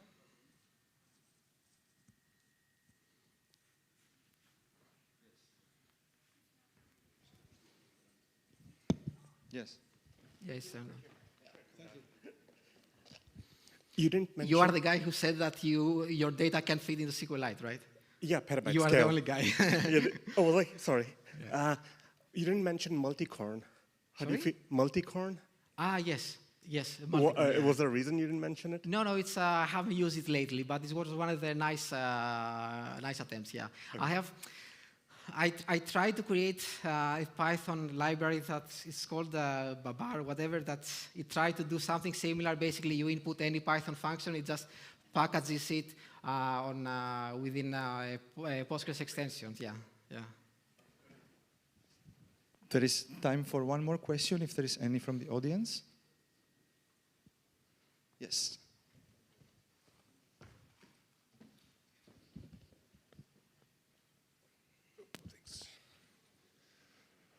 Okay, thank you for this one. Who could you advise to use this style of data extraction? I mean, can this be good for a data analyst or for a machine learning engineer or for a software engineer? Because it is very unusual to do it. It's unusual until now, but gradually people are starting to come to this framework. The whole just use Postgres Sangha is about this. I would advise this, I want to say that they're not being offensive.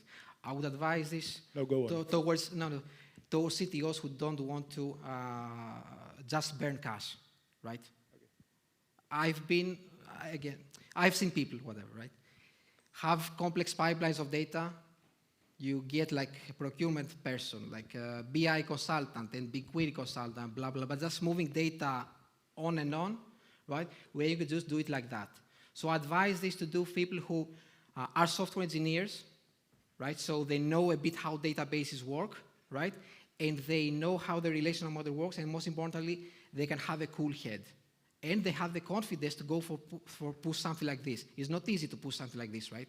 Because it means like people will lose their jobs. It's a lot of people make their money out of complexity. I'm claiming something very clear here.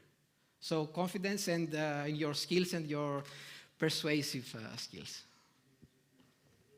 Great. Thank you very much. Thanks Another round of Thanks applause for Florence. Bye. There is a 5 minutes break now, and then we are back in this room 10 to 5 for the next talks.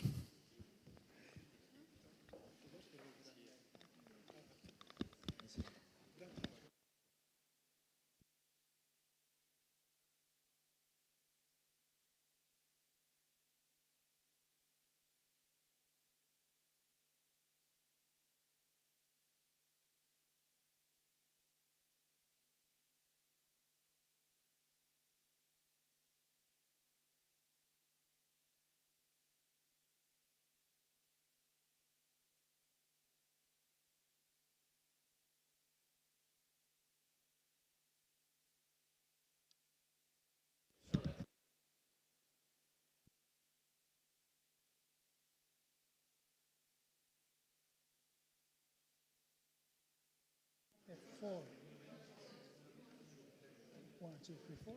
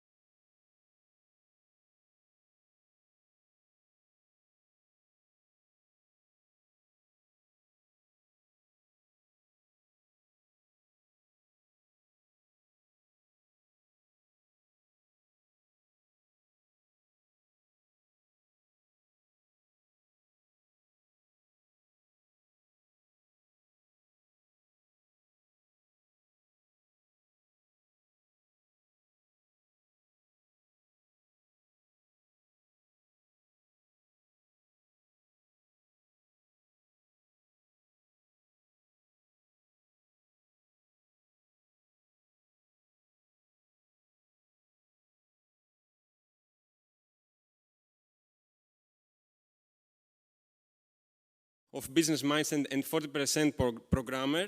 I'm currently working at a company here in Greece. I'm the core maintainer of Python docs, the Greek translation of Python documentation. I am responsible for community projects in PyGreece, and sometimes I play with LLMs, NLPs, and some automation scripting.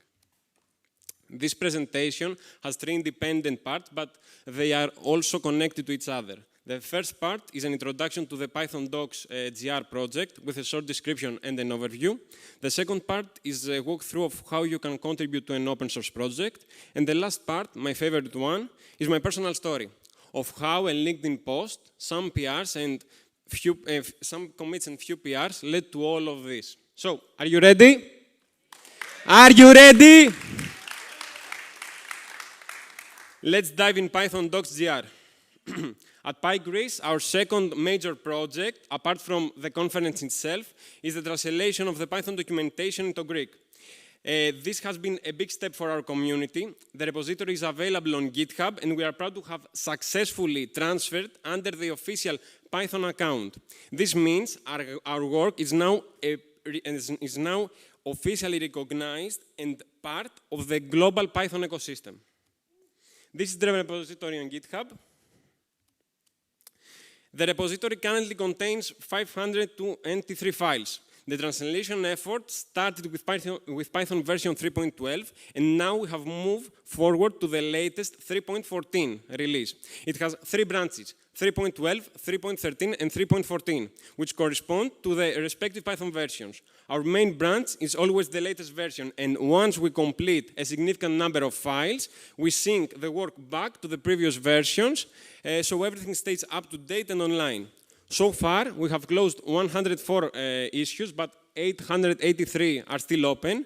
Each issue corresponds to a file that needs translation. Since many of these files exist in multiple versions, there are some duplications, some duplicate issues across 3.12 and 3.14. To make contributing easier, every issue has labels based on the file lengths in lines of code. This helps new contributors quickly see whether a file is small or large. Our goal is to make the repository as accessible and beginner-friendly as possible, so people can easily take on their very first issue. We already have 13 contributors, and I look forward to seeing this number grow.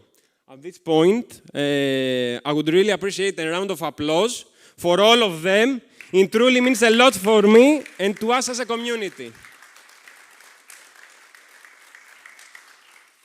When I first heard about the translation project, I imagined I would need to keep the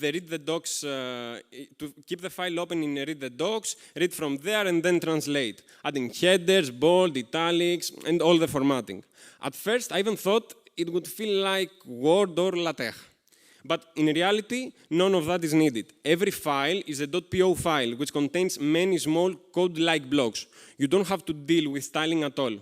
Your only task is to provide the translation while keeping it consistent with English text, which is written inside the MSG-ID tag. The translated text goes inside the MSG-str tag. Each block has a number that indicates exactly where the translation will be attached in the documentation. To contribute to this project, we suggest using VS Code. However, there is also a program called POEdit, which provides a user-friendly interface for working with .po files. It organizes the content and makes the process easier. POEdit is in fact a dedicated editor built specifically for .po files. I actually use both tools. I use VS Code to do the translation, and we have even added dev containers so contributors can have the full environment ready to go. Then I use POEdit as a second step to check whether I have missed any styling details. Of course, you use tools to make the translation process easier. Even though someone who knows English can often understand the words, since most of them are technical, it's still essential to use tools to capture the meaning more accurately and to convey English words or phrases in Greek as completely as possible. Some of the tools you use include Google Translate, ChatGPT, GitHub Copilot, and I personally use Word Reference, an online multilingual dictionary. These tools help to ensure our translations are precise, natural, and consistent. One of our main challenges is dealing with the words that are very difficult to translate. Take, for example, socket, namespace, or module. While module can be translated as λειτουργική μονάδα, when you read or hear it in Greek, it can feel awkward and hard to connect with the actual concept of a Python module in context. Finding translations that are both accurate and natural for readers or listeners is one of the trickiest parts of this project. Sometimes we leave certain words untranslated, such as module, iterator. In other cases, we translate the word and include the English term in parentheses, and sometimes we mix Greek and English. We use Postpel to perform dictionary checks to the translated text, and PowerUp to format and style the .po files. Here you can see the commands we use. We also maintain a file called main.txt, which serves as our custom dictionary. If a word isn't found in the local dictionary on your local machine, we can manually add it into main.txt. Additionally, we have a super command that combines all the above tasks, checking spelling, formatting the files, and sorting the dictionary, into a single command for convenience. For us, it was extremely significant to transfer the repository under the official Python organization on GitHub, as well as to complete the MVPs for the version 3.12, 3.13, and 3.14. The moment we successfully published these MVPs was a major milestone for the project. Currently, our main focus is to translate as many files as possible for Python 3.14, and since it is gonna be the latest version. However, we frequently adapt this translation for version 3.12 and 3.14 as well. Somewhere within this milestone is the review process, which is very important to ensure accuracy, consistency, and quality across all the versions of the translations. As we reach the end of the first part, I want to emphasize that contributing to this project is extremely valuable and means a lot for the entire community. I personally believe that project is a great opportunity for anyone who wants to learn and practice Git and GitHub, collaborate with others, and improve communication skills. At the same time, by translating Python documentation, you are also learning Python. But perhaps the greatest reward is knowing that your work makes Python accessible to everyone who speaks Greek. In the second part, we will make a smooth walkthrough of how you can contribute to an open source project. First off, I want to mention the benefits of contributing to an open source project. The first one is skill development. Contributing to an open source project is one of the fastest ways to grow as a developer. You work with real-world projects, you learn new tools, new practices. Every contribution teaches you something new. Second, community engagement. Open source is about people. You collaborate, discuss, argue, but always learn. Networking. Every issue, every PR, every discussion, it's an opportunity to meet new people. You create a relationship that can lead to new job opportunities, collaborations, mentorship. And finally, building your portfolio. Your work is visible, transparent, and permanent. I mean, you can show it. So, how to contribute to an open source project? It's very difficult when you find a project and want to contribute be like this. I hope to, but it is very difficult. It's reasonable and normal to feel this way. This step is essential, and you are going to face it in every project, no matter your experience. You need to check the guides, build the project, and run it. Then, of course, some errors will appear, and you will have to install packages, explore the project, understand the folder and the file structure. And only then you can start contributing. You can start contributing by looking for issues to resolve. Search for labels like good first issue, beginners friendly, or PR welcome. Most of the time, these issues are simpler and less complicated, making them a great starting point. You might also discover a bug, so don't hesitate to open an issue and to report it. And who knows, you may even get the chance to fix it. Another way to contribute is by suggesting or adding new features that you feel is missing. Next, you need to set up the project. First, make a fork of the repository. This creates a copy that you can modify freely. Then clone your forked repository to your local machine. By following the project guidelines, install and run the project so it's ready for you to work on. Once the project is installed, your main goal is to work on the issue or the task you choose. Create a new branch and start making your changes there. After completing the development, you can commit your changes and push them to your fork. It's a good practice to make frequent commits, as this creates a clear flow of adding functionality and makes it easier to track your changes. Once you have completed your implementation, open a pull request. Then search for a reviewer and wait patiently for a code review. It's important to be patient while waiting for feedback. The review will provide you with feedback, which is very important. Someone you have never met is taking the time to give you advice. It's a great opportunity to share ideas, collaborate, and learn new practices. And yes, you did it. Your code is now part of the original repository. Your changes and your name is listed as a contributor to the project. And now, we come to the third and final part of my talk. This one is very personal to me, so let's start.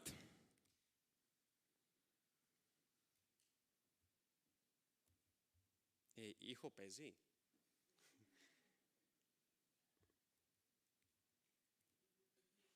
Yes.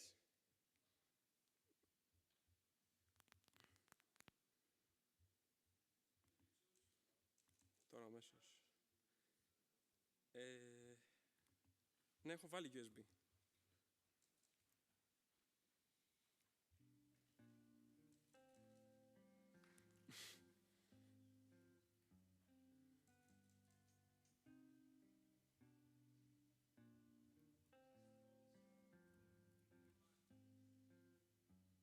It's okay. Okay. As the end of my military obligations approached, I felt a strong desire to get back on track. It was a strange period for me. I had been off track for almost a whole year. While the world of programming was moving forward quickly, I was standing still, disconnected. Before the military, I was working, but for some reason my desire to explore and do more with programming outside of work was blocked. After completing my service, my main goal was to start doing things and contributing again. I want to launch 2 side projects, 1 application and a podcast. I also want to unfreeze my GitHub account and explore open source. One day, while I was scrolling through LinkedIn, I came across a post. At that time, I wasn't even following the PyGris page. The post appeared on my feed simply because Paris had made a comment on it. Thank you, Paris. That small coincidence changed everything. I searched for PyGris, discovered the project, and then that's where the real journey began. I began with my very first issue, and I also joined the Discord server. From the start, I had a clear goal. I really like the translation project, and I want to contribute.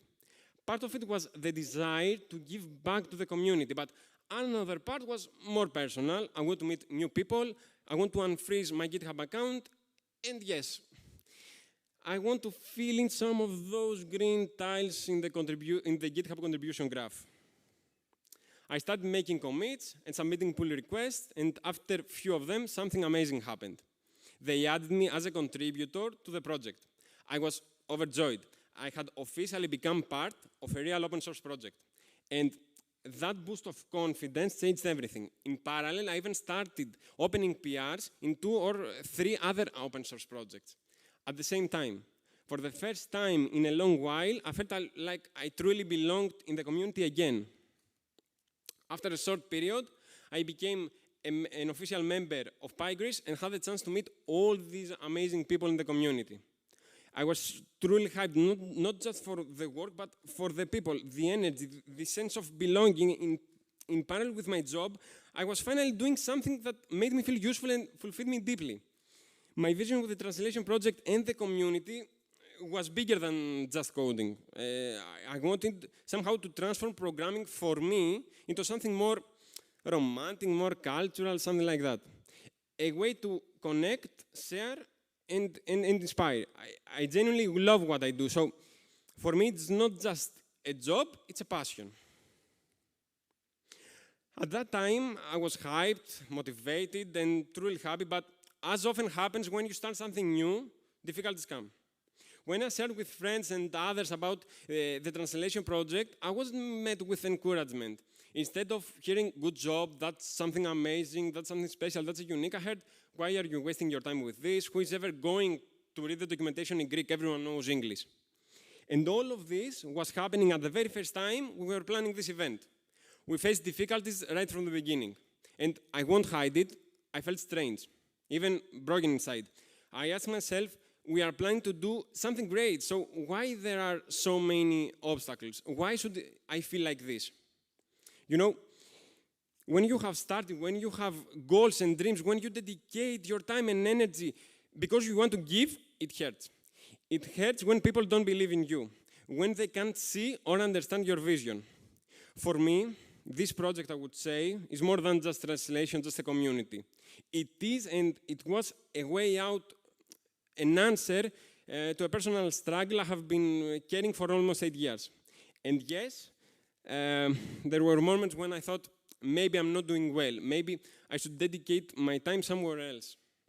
I don't know about the rest of the world, but here in Greece, I have seen many people who simply don't understand what it means to what it means to love what you do. And when you set high goals for yourself, when you want to dedicate your time and energy for something meaningful, obstacles will always come.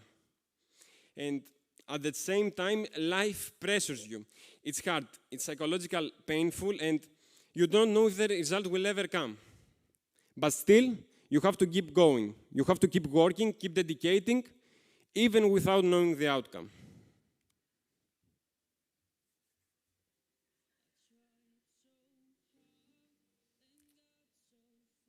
Δεν μπορούμε να το δυναμώσουμε. Okay.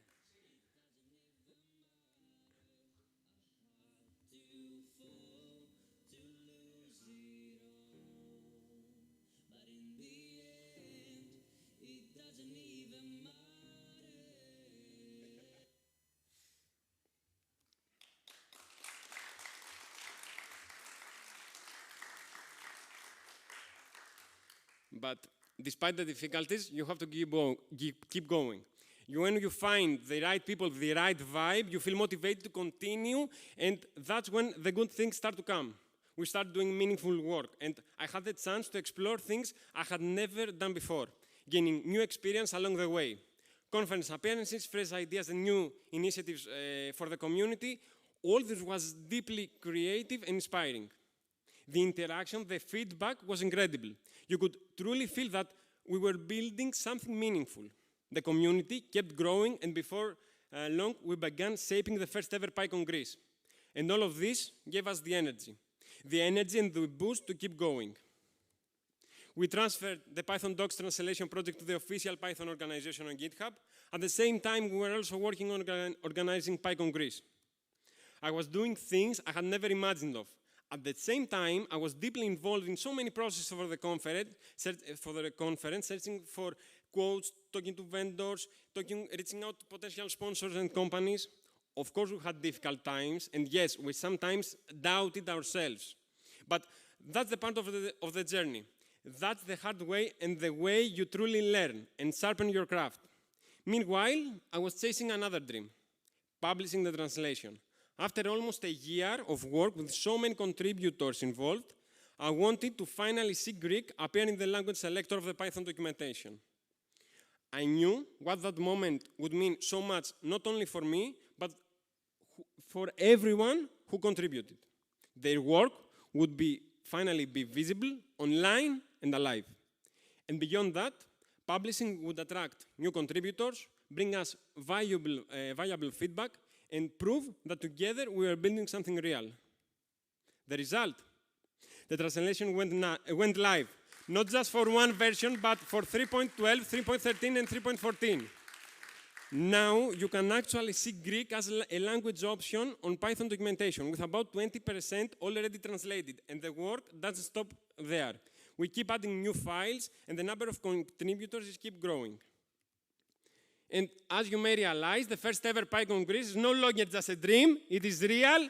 It belongs to the whole team, every volunteer, every person who believed in us. So, thank you all.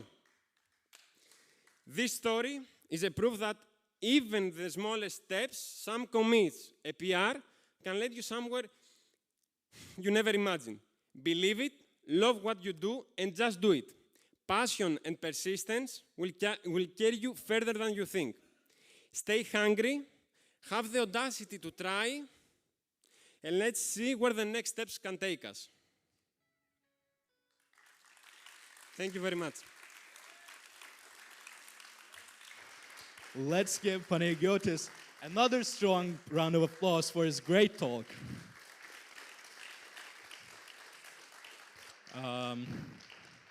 Now we have some time for questions.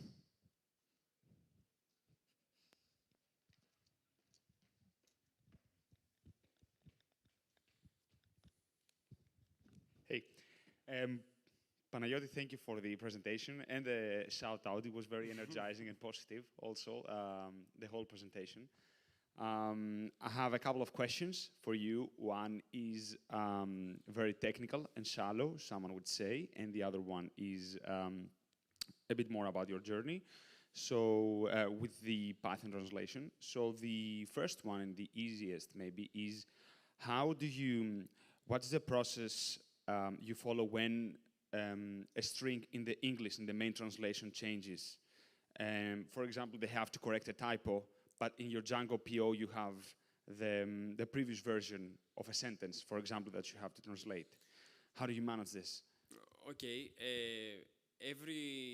because this project has a sub-module in CPython, if they change the English text, we should ourselves sync. So you do it by hand? Is it manual? Yes, basically it's a Git pull, but you can, but there are tools that indicate, for example, this is a fuzzy code block, so you need to change. Okay, so get text detects that there's a fuzzy difference there, yes, and you fuzzy, go and yes. Okay. So you simply need to reread the English text in order to correct the translation. Okay. And the other question I have for you is, what was the most challenging part for you to get your translations mainstream, upstream? I mean, in the whole process, what was the most difficult part that you had to overcome? The most difficult part is the big files that needed to be translated in order to make published the first MVP. For example, standard types. I don't know if Fanny's is there. Okay, standard types is a file with 10,000 lines of code.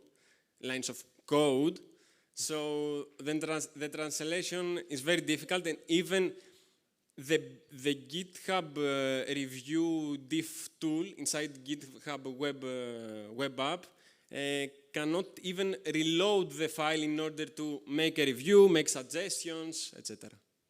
Incredible presentation and energy. Thank you. Thank you. Any other questions? We still have time. Oh.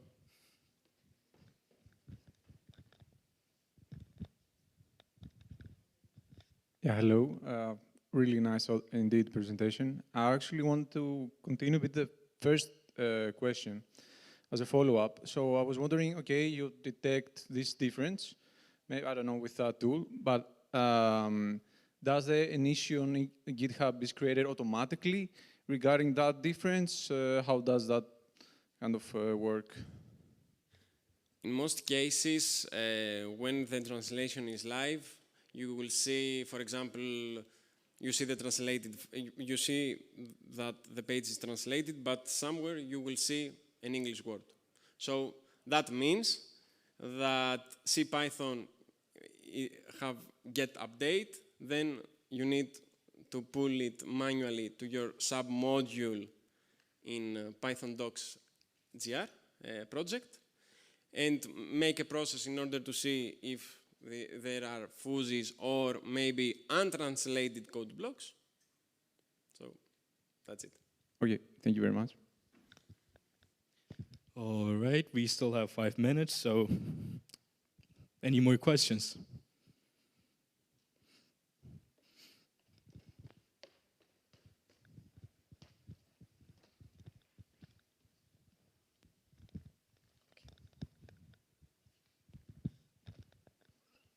Thank you. Thank you.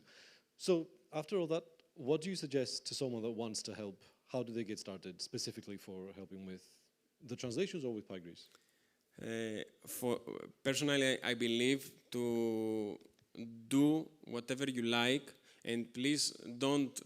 If you you will be hyped in order to share what you are going to start, what you are going to do, but do it, share it, in order to have this negativity, I would say, which this thing will you boost. It will boost you in order to moving forward. I strongly believe that you can start from everywhere. Just, I mean, okay, I saw a LinkedIn post about translation the Python documentation into Greek. I believe many of these people that also saw that post, okay, Python documentation, translation Greek, okay, who speaks Greek, okay. Even the smallest one, just find it. I believe take the paths, take every path, because you really don't know where this path, what is the final destination of this path. So do whatever you want, and even the small steps count. Thank you. All right, we still have 2.5 minutes, so any questions are welcome. Christian? Hugo? Is there anything that the core team could do to help make the process easier for you? What? Is there anything the core Python team could do to make it easier for you? Maybe a notification when new commit of maybe something like that. Maybe something that notifies what pages should be have changes for every commit, or if there are something like mini tags of CPython, which includes major translation fixes or changes in the English text. All right, if there are no further questions, I want to add a question myself. What's your message to new people that want to start a new translation? It is very difficult, but I think that Python community and also the dedicated Python Discord server for the documentation, all the people there are very helpful. I believe it is a serious project for every country, every language, I would say, because you make accessible to the people that speak your language. And believe it or not, here in Greek we have many people who simply don't know English.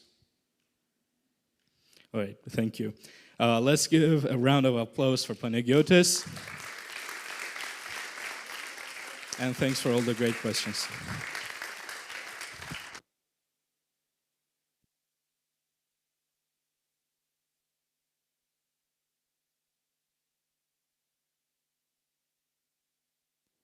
Panagiotis, one more question, but you have to be quick. Okay, so how many years did you keep contributing? Years. You know, now with GitHub Copilot, it's more, you know, the process is more easier and more fast. I don't count the hours that I contribute to this project, but some evenings, at nights, at midnights, you know, grab a beer. No, not you, not you. I'm It's illegal asking to years. drink. Years I'm asking, not hours, years. Ah, years? Ah, years. Yeah, how many years? This project? Yeah, this one. Yes. So it took you 1 year, kept contributing to this. For one, I contribute to this project for 1 year. Okay. Okay. Όχι, κάτι δεν καταλαβαίνω. We gotta keep it fast.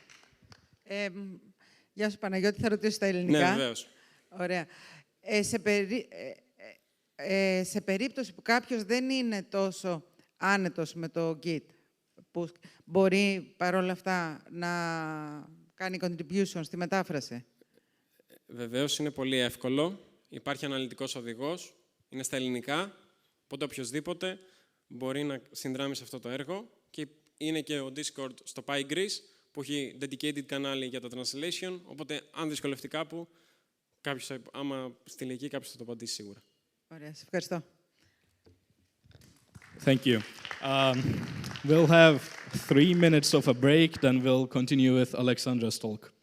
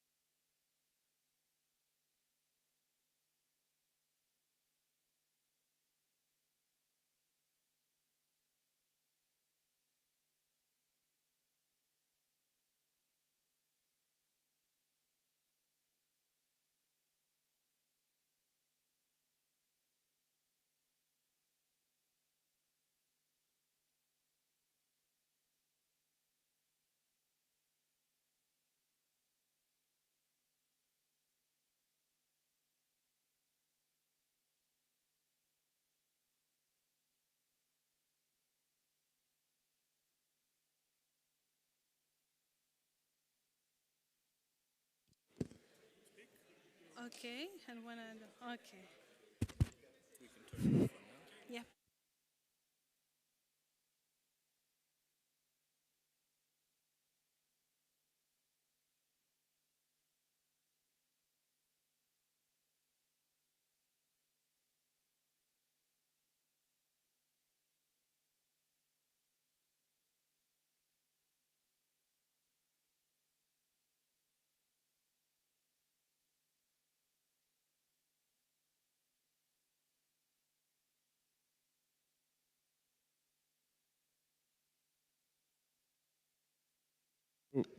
All right.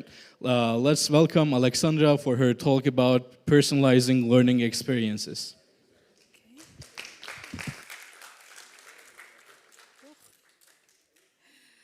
Hello, everyone. Welcome. Latest session was very inspiring, and I'm glad that I'm continuing from this speech.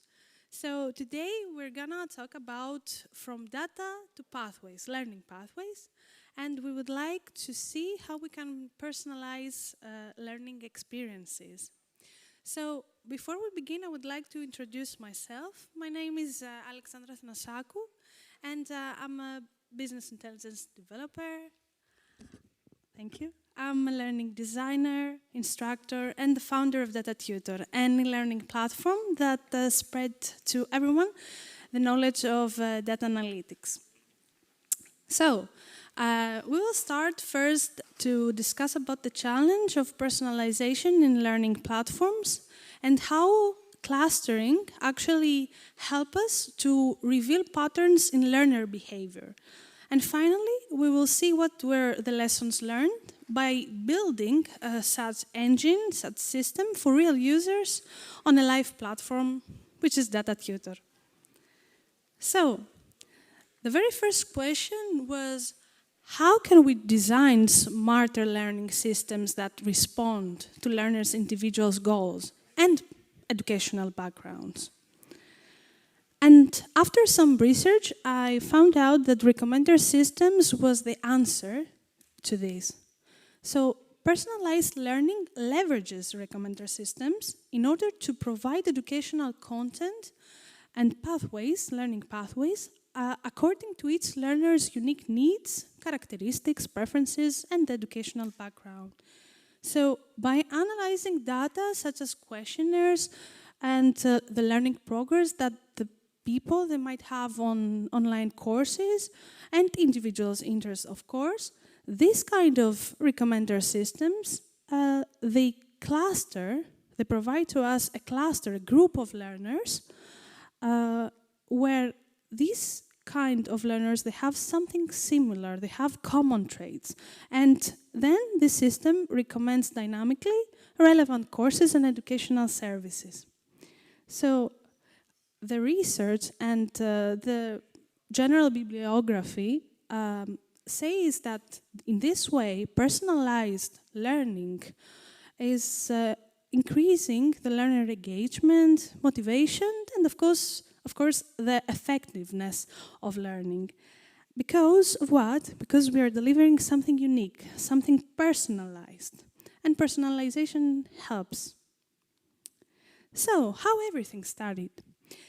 The idea was that I would like my students on this e-learning platform to receive personalized recommendation for the online courses that I offer and educational services. So the next step was to create a questionnaire in order to gather insights from potential students, interpret their needs, and through my perspective and experience in the field of data analytics, to send them a personalized educational plan. But then I thought, what if one day I have a lot of students? What if I scale? So then they will ask me for my personal point of view, what do I need to study, what I need to do in order to succeed. And this is where the second idea came. What if all these people that reach out to me for my perspective, my experience, they have something in common? So there might be patterns in their needs and obstacles, and patterns that I can offer to them more targeted recommendations. And the solution was to identify a group of students with shared learning needs, beliefs, and challenges, and provide to them recommendations by using the unsupervised method, machine learning method, which is clustering. So, what has been built exactly? A personalized learning recommendation engine. At first, we apply clustering to identify learners with the shared characteristics that they have. Then, we deeply understand these groups, these clusters, and what unique needs they have, what are their motivations, and what are their challenges. And the third one is to offer to them tailored online courses and educational services that speak directly to those specific needs. So, what was the procedure in order to create this recommendation engine? Again, we created a questionnaire, a more specific one and targeted one, and we collect responses to uncover the level of expertise of these type of learners in data analytics, what are their ambitions, and what their underlying beliefs. So, those are the questions. You can see that there were questions like which tool you find the most suitable or valuable for you, what's the most important step for you, have you ever used Power BI, for example, for data modeling, which is a very important tool for data analytics, and other questions. Take a look also at those ones.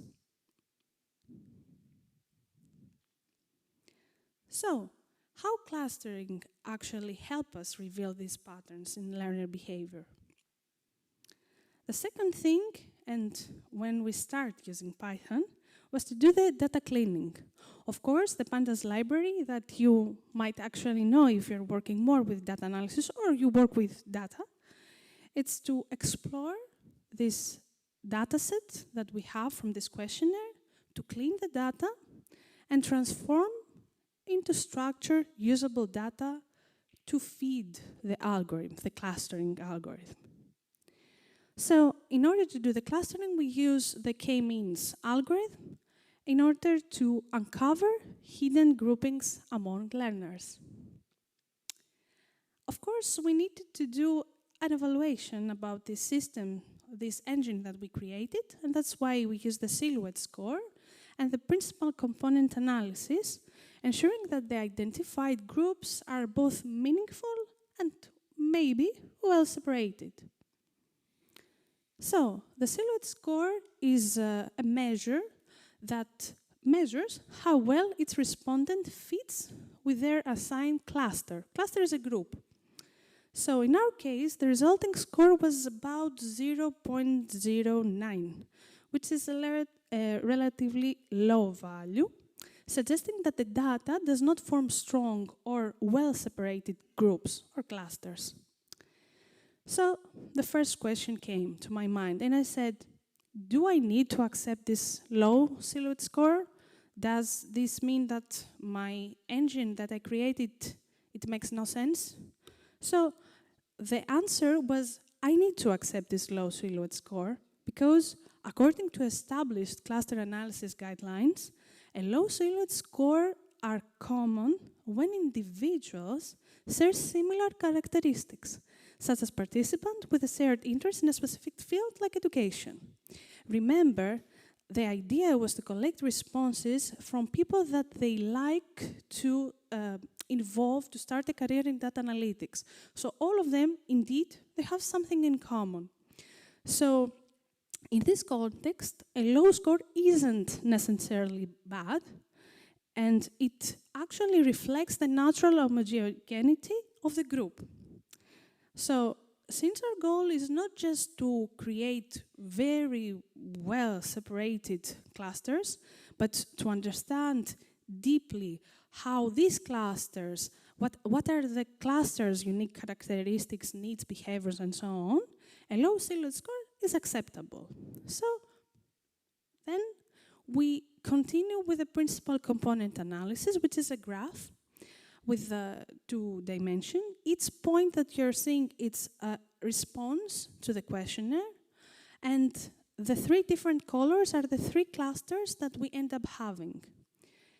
If we observe it a little bit, we can see that the cluster number 1 is more well separated, let's say. But the rest, the cluster 0 and cluster 2, they are kind of overlapped. And this, again, shows that the clusters, they are not that much well separated, but at least we know that these learners, these people, they have something in common. Challenges, traits, and so on. So at least we did a kind of simple evaluation just to see if what we created has a little bit of sense. It might be useful for our learners. And indeed, we find that we can create 3 different personas. So we capture for each persona their level of expertise, the key obstacles, key tools, and specific learning needs that they have. After creating these personas, drawing on our expertise, we align each online course and educational service to each cluster. It doesn't have to be every course to a single cluster. It might be an online course to several clusters. Of course, based on their characteristics and needs. And finally, after creating such expertise, we have the recommendation. So we take the respondent's submission, the 10 questions, and we put the algorithm to work for us.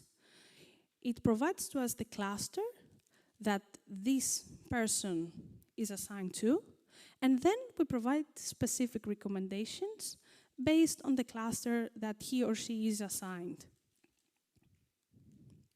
So, we said that we created 3 different personas. How did we do that? How did we understood what they need?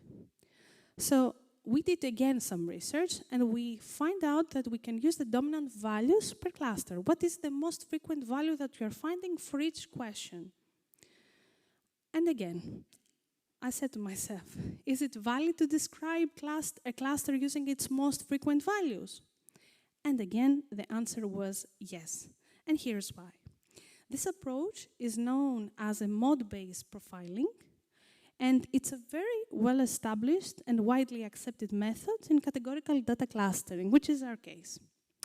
So we have 3 learner clusters.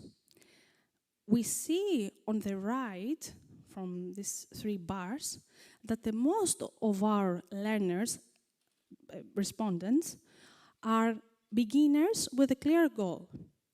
The title of its cluster, it was something that we created after analyzing and after we found out what are the characteristics. So this is something that we created. So 49.2% of the respondents, which were 63 people that answered this questionnaire, they were beginners, but they have a clear goal. A little bit less, 36.5%, it was people that they were misguided. They were new to the field, so they didn't know exactly what it has to do in order to be a data analyst, for example. And the least people, which is about 14.3%, it were advanced learners, but they need guidance from somebody expert. So, as we said at the first, which was related with a low silhouette score, all the respondents, they shared one driving ambition, to start a career in data analytics. However, all of them, they face common challenges. The first one, it was the limited understanding of what it takes to succeed. Then the need for somebody expert to guide them. And finally, a desire for a clear and structured learning path. So, a little bit in more detail about each persona. The beginner with a clear goal is a very highly motivated and purpose-driven learner, and they already have some expertise in Microsoft Power BI. It's a very important tool that we use in data analytics. However, they lack exposure in the other hard skills that you need in order to become data analyst.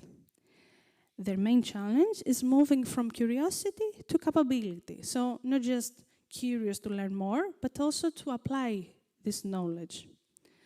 And finally, they need a clear, structured learning path filled with practical use cases and mentorship from somebody expert to help them build a strong foundation in order to start their career. The next one, it was the misguided newcomer. These learners are fueled by enthusiasm, but misled by the Python hype. The idea is that Python is very important skill in data analytics, but of course it's not the only one. So without a clear understanding of the broader skill set required for the data roles, we name them as misguided. So their biggest hurdle after the Python enthusiasm only is confusion about the path to move forward. And what they need is clarity, orientation, and foundational learning before they dive deeper into the tools that they need in order to become data analysts. And the final persona was the advanced learner that needs guidance. So these learners were one step before they start their career in data analytics. They are already engaged with key data tools, but feel stuck at the theory to practice transition. So these people, they are self-driven. The type of learning is mostly asynchronous. They don't need somebody, they don't need live sessions only, but they need structured support and mentorship to transform their knowledge into confidence.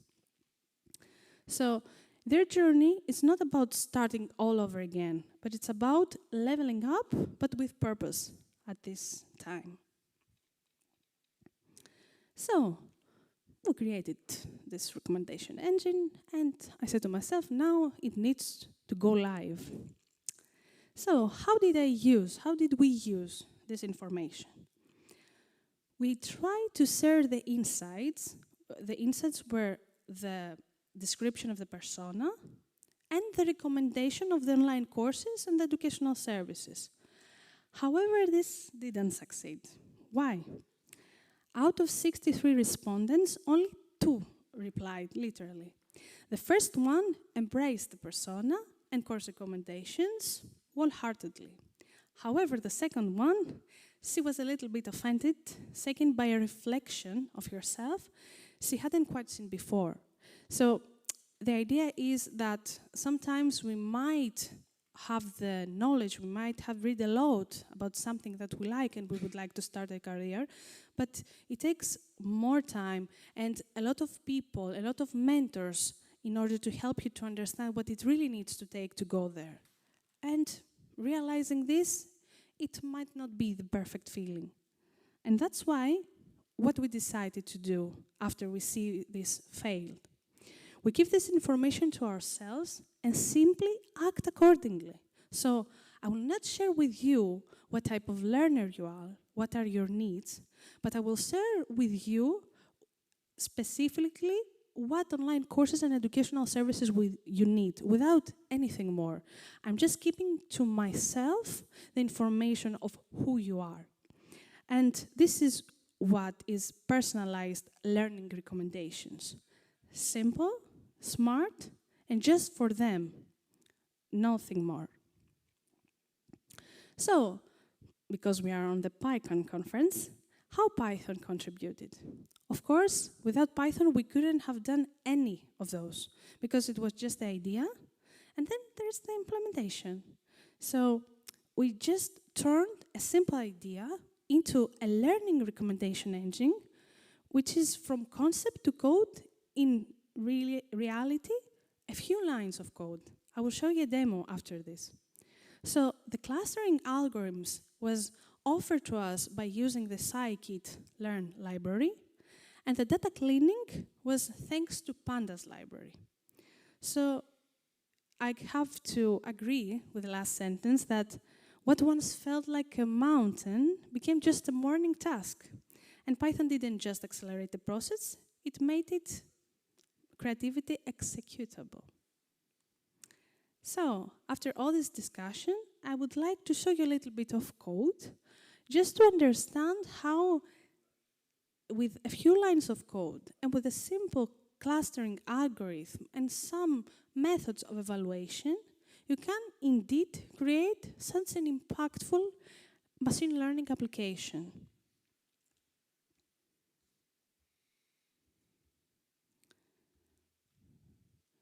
Don't mind the Greek that you might see. I will explain to you almost cell by cell. So we start here by uploading the data set, the submissions that we have from the respondents, and then we remove any information that is related with understanding or revealing the identity of the person, because this is not something that we would like to see. It's not the purpose of it. So we did this, and this was the data set, the final one that we used for the clustering algorithm. And we see that we have the 10 different questions and the very important information. What interests you more? Are you interested in career in data analytics? Are you interested to learn more about data analytics in your current work? Or you want to level up as a data analyst? Then we continue a little bit with the data cleaning, data transformation phase, where we just change into more simple names, the column names. And we end up in this cell creating the k-means algorithm. But before this, because k-means needs the data set to be in a specific format, to do one-hot encoding, it's a normalization, it's a scaling method for the data, and it converts from text to number, but not any number. It's within a specific range. I don't remember exactly if it's between 0 to 1 or -1 until 1. And finally, with this, we see that just 3 lines of code, 4 lines of code, and we have the algorithm. 1 line of code to provide the data to the algorithm. And finally, this is the column that we created, and we have the cluster that this submission is assigned to. So this is the final data set with a cluster column. And then we start with the evaluation, with the silhouette score. As we mentioned, we found about 0.09. And then with the principal component analysis, where we visualize the result of doing this. Then, in order to understand its cluster unique characteristics and needs, we did the method of dominant values per cluster. And here we can see that we have 3 different clusters. And for each question, for each feature of our algorithm, we see what is the most frequent answer to this question. And this is the description that I provided for each persona. I said to myself that I need to have specific traits, specific information, like what is the most useful tool for this persona, or what is the obstacle for this persona, in order for me to be more easy to understand what its cluster needs.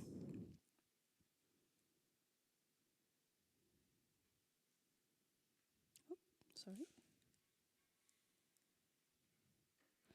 So finally, I uploaded the data set with online courses and educational services.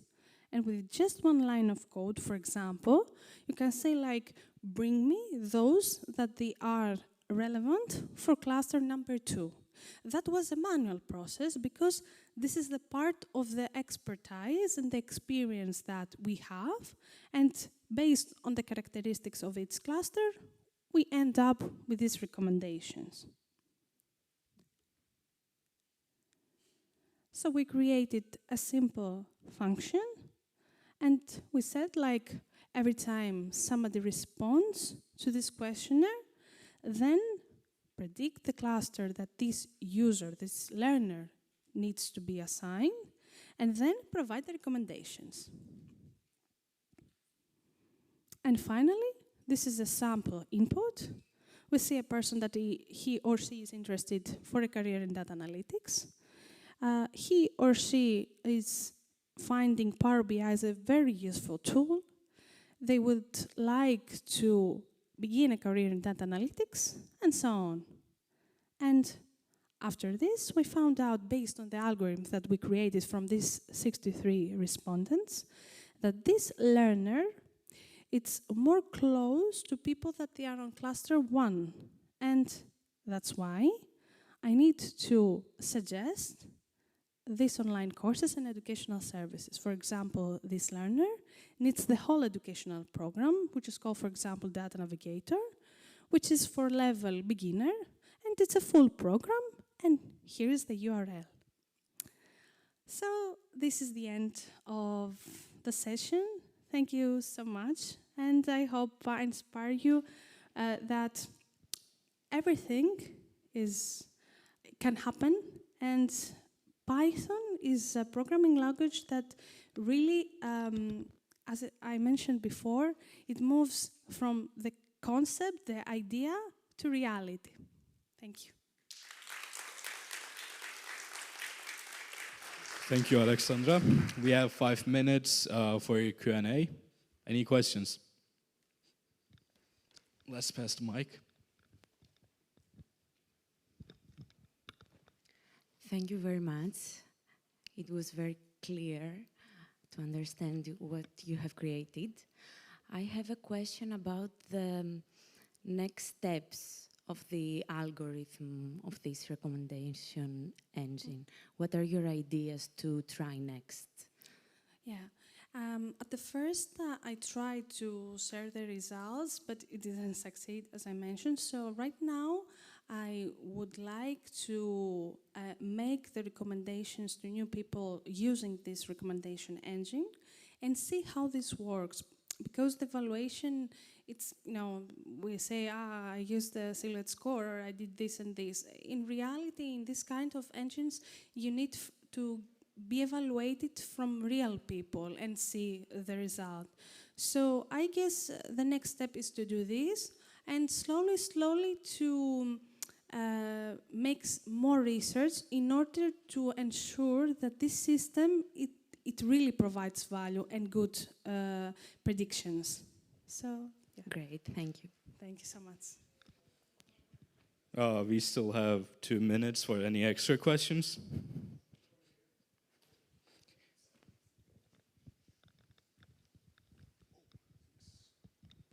So thank you. It was very structured.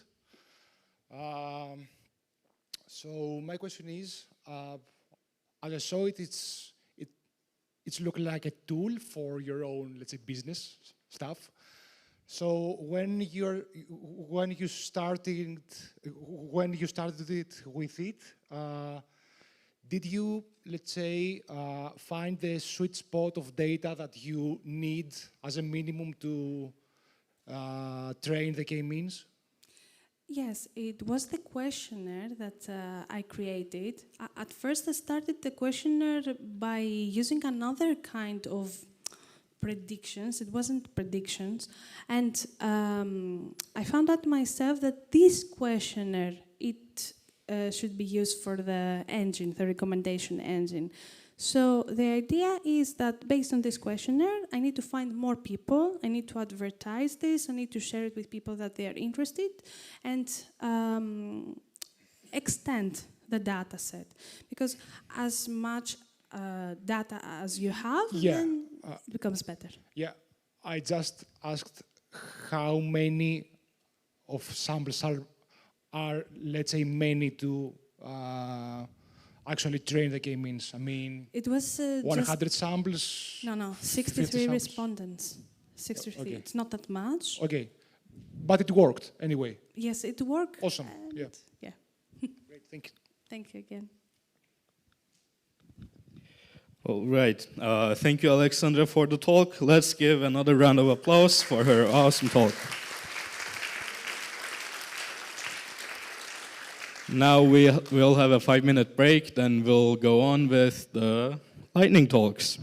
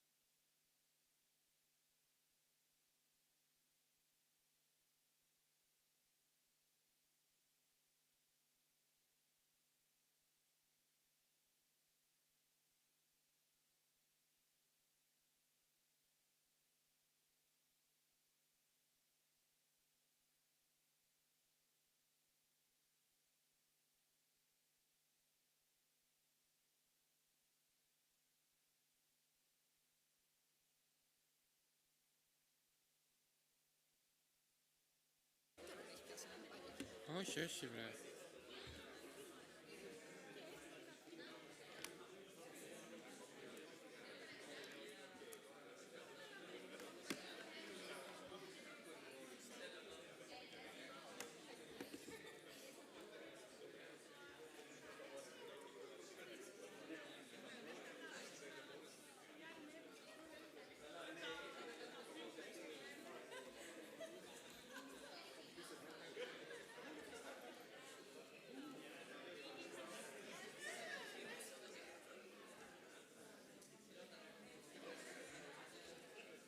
Έχεις μικρόφωνο εσύ? Έχεις.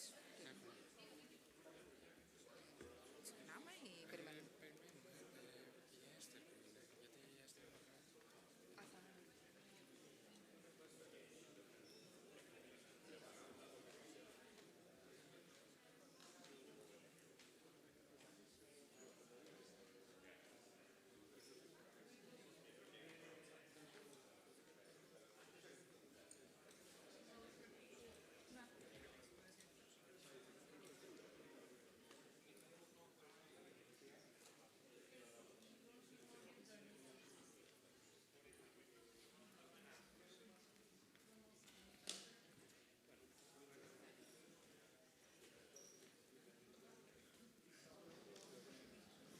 Okay,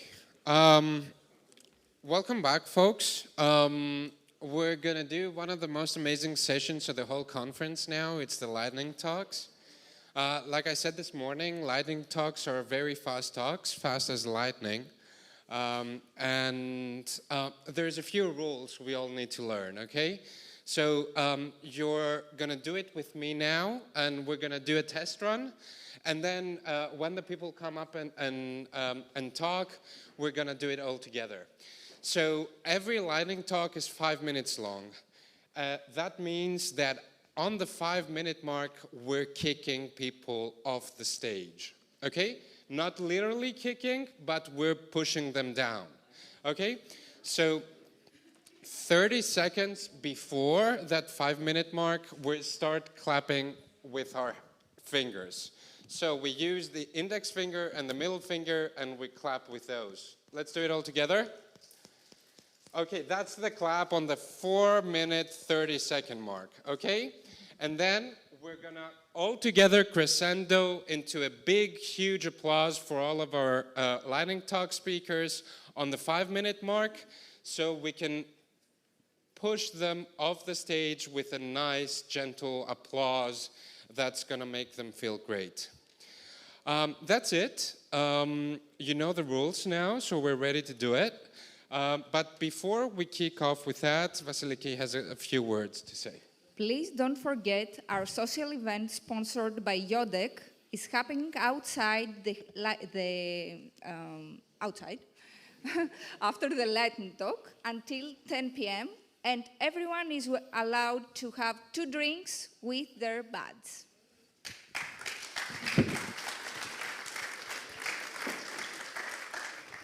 Let's start with the conference announcements.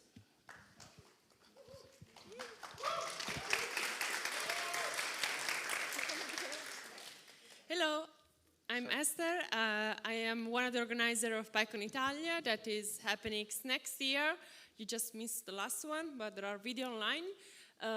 In the next edition is in Bologna next year from the 27th to 30th. Is going to be 3 days of talk, 6 tracks and workshop and beginners workshop day as well.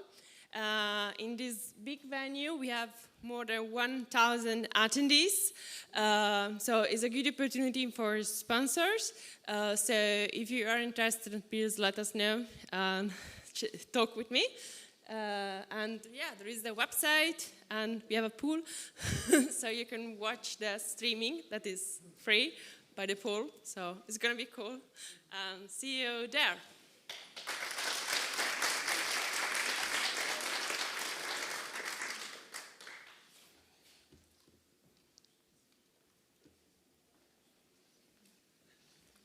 Yes, hi, and I'm Aris. I'm one of the organizers from PyCon Sweden, and I would like to invite you to a small trip there, about 2,500 kilometers north, The conference is happening on the 30th and 31st of October. The call for proposals is still open, so you have 2 more days to submit your proposal, and there might be an extension.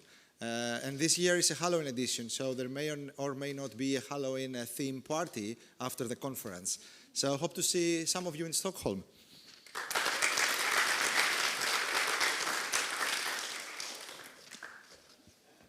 Hi, my name is Maria Jose. I am one of the organizers of PyLadiesCon. PyLadiesCon is an online conference. It's 24 hours conference. It's going to happen in December. The schedule gonna be, and the talk's gonna be announced very soon. And of course, if you want to contribute in some way, here is the QR, and we're very welcome, and I hope to see you, all of you there. See you. Awesome. So a big round of applause for all of our conference organizers. Let's give them a round of applause. Yes. Okay. So first up is going to be Viraj, and his talk is called Large Concept Models, Faster and Better AI. And Hugo, you're next.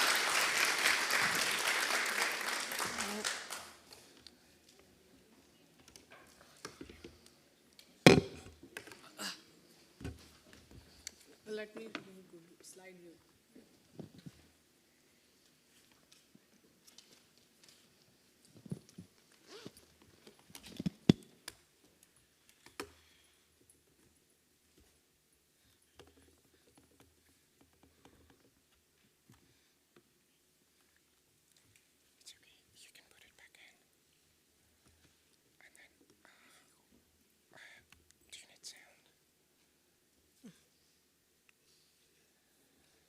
No. Oh, not. Do it again. There you go.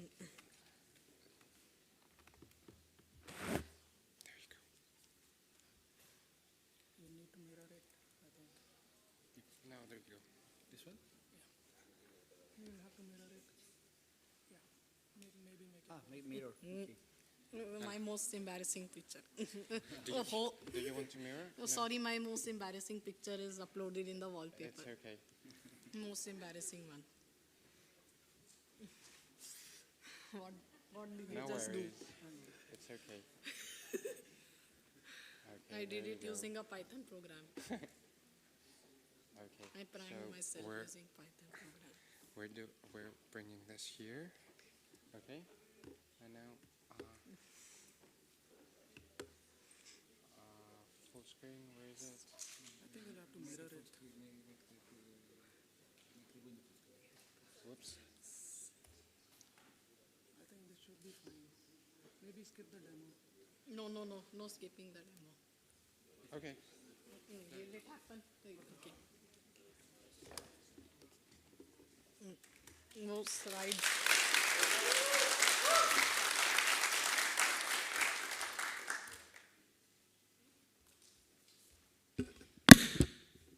Hello, esteemed AI folks and Python developers. I'm Viraj Sharma. So today I'm going to present a very interesting topic called large concept models. So raise your hands who are aware of this technology. So very less people. So I'll explain it to you. Large concept model. Before explaining you, let me introduce myself. I'm a Python developer and a tech enthusiast. I've been coding since 4 years, and I've been an active tech community member since 1 year. I study in grade 9 Presidium School, Delhi, India, and I've been giving speeches like this in many conferences. So before explaining you this large concept model technology, let me explain you what are large language models.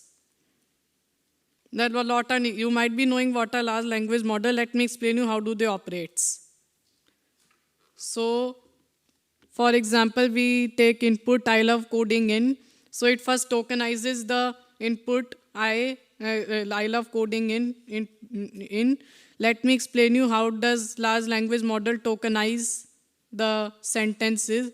It basically breaks it into different words, and then after tokenizing it, encodes them into into its numbers, like I is encoded to 40 and love is encoded to 302 and so on.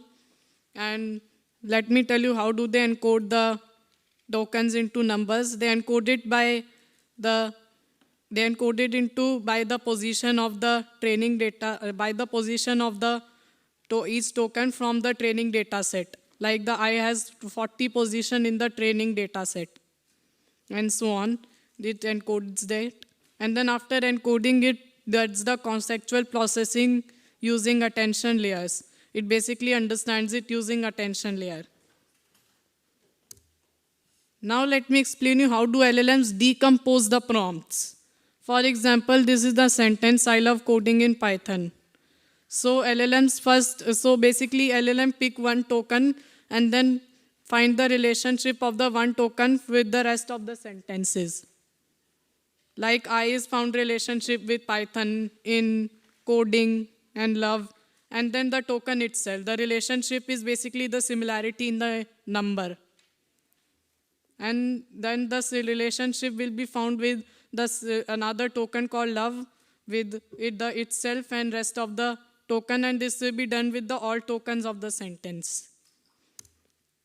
Now let me explain you how do large concept models work. Now here the core part comes, which I am going to explain you all. So let's take the example so let's take the example explained in the previous slide. So this is the example. So you might not be able to see this graph very well. So I am showing you here. So for example, this is there, I love coding in Python. I is decomposed into its, so here, it's not finding the relationship from the one token to the rest of the sentence. Let me explain you what core part here it is doing. It is basically further breaking the word into its concepts instead of finding the relationship. So this makes it more faster. Like I is broken into self, me, independent. These are similar words of I and concepts of it. And then love is broken into like and passion. And then after breaking, they keep combining and breaking until they reach into a final similar concept. So like I is broken into self, me, independent. Love is broken into like and passion. And then the independent, like and passion are combined into hard work. And then coding is similar to instructing computers. So this is the token. So this is the concept of it. And in is broken into the two concepts using inside and so on. And it has finally reached the concept, me like hard work of instructing computers using Python. So this is how it works. And this, let me tell you what this graph is called. This graph is actually called a knowledge graph. Knowledge graph is basically representation of knowledge in a graphical form. And so here the relationship between first node and second node is basically for simplicity. Otherwise, the other knowledge graphs represent it in a more complicated ways like roles and all that. I have more to speak. We have more people that want to speak. A big applause to Viraj. Thank you very much. So this is how actually large, so this is, so because of, okay. Thank you. Hugo is going to give us some news about Python 3.14.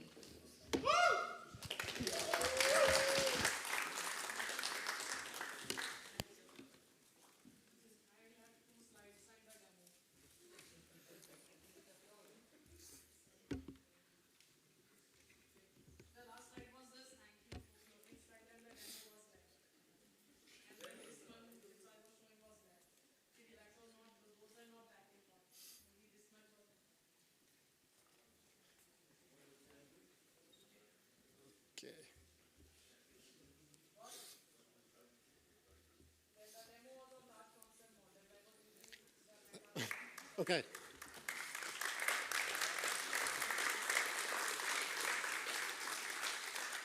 Hello, my name is Hugo van Kemenade, and I live in Helsinki. That's a photo of me cycling on the sea. I'm the release manager for Python 3.14, and the one responsible for all the pie in the release notes. Thank you for the letter, Greece. My day job is also working on Python. I work for the Sovereign Tech Agency, and we have funding from the German government to invest in critical digital infrastructure. Just as governments maintain infra like bridges and bike lanes, open source also needs maintaining. I'll tell you a little bit about some of the fun things coming to 3.14. The second release candidate is out now. That means it's time for everyone to test it and look for bugs. If you find a bug now, we can get that fixed before the big release in October, which helps everyone. And you might find some places in your code to update as well, which helps you. One of the exciting new things in 3.14 is template strings. T strings are a generalization of F strings. Their syntax is just like F strings, but with a T prefix. The big difference is T strings give you a new template type. For example, here's a familiar F string. It gives us a string. Here's a T string. So far it looks the same, except we use a T prefix instead of an F. However, it has a new type. And the really interesting thing is we can access the internals of what went into the T string in the first place. It's made up of the static plain text parts and the dynamic parts called interpolations. So the T string gives us access to all the parts that went into it. An obvious use is to prevent SQL injection. The user gives you an untrusted T string and you can sanitize it before using it in a safer way. Here's another example. Let's say the user gives us some evil input. With an F string, we just get a string. Well, that's no good. But with a T string, we get the input parts. We can then iterate over these input parts. If we get a static part, we keep it. Otherwise, for dynamic parts, we can check if it's evil and fix it. And we keep the rest. And this gives us sanitized input. You may have noticed the REPL in these screenshots has color syntax highlighting. This is also new in 3.14. We started adding color in 3.13 for tracebacks and doc test. And in 3.14, we've added color to unit test and the JSON CLI and argparse help. We tried hard to pick colors that work well in dark and light mode, that have good contrast and are still also readable if you're colorblind. However, there's a million different terminals out there with a million different configs. So we've added experimental theming support so you can tailor the colors as you wish. For 3.14, it's in the _colorize module. We'd like you to play with it and we'll see about creating a public API for 3.15. Let's say we want to make the REPL more Greek. We can set a new theme in our Python startup file, something like this, and change this into this. Much better. Finally, we're organizing the first PyCon Finland in 9 years this October. We just released the program today. Welcome along. Thank you.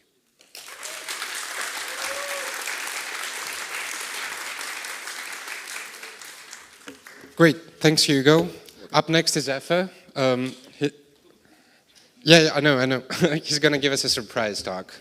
He didn't want you to know the title of the talk. Auditorium, you're up next.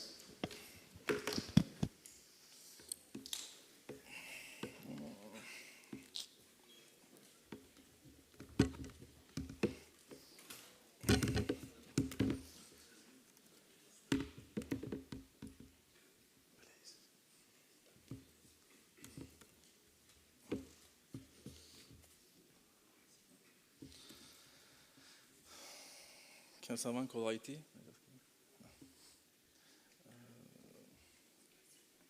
Yes. Start my time. Hello everyone. According to the unpublished statistics, most of engineers having a memory problem, so therefore I would like to make a memory quiz as a group. I'm going to ask some pictures to you. If you remember, please tell what it's about. The first one is coming. What is this? Do you remember? 360. What is it? Xbox 360. Yes, it's an ancient brick right now. Nobody likes to use it. It used to have some red light problems, I guess. People were, yeah. Now they have better things. What about this one? This is more local. Huh? What is this? Yes, Eurovision. I actually checked the lyrics of this song. It's so nice. It's like a love letter to Python. I'm gonna read it. I already prepared. It's like, you're my lover, undercover, you're my secret passion, and I have no another. Like, it's like a Python developer who dedicates this song to Python. Maybe we can sing together, or it's too much? Let's try. I like to do stupid things. So we're gonna say, you're my lover, undercover, your secret passion, and I have no another. Then we're gonna scream Python, okay? 3, 2, 1. You're my lover, undercover, you're my secret passion, and I don't know other. Python, yes. So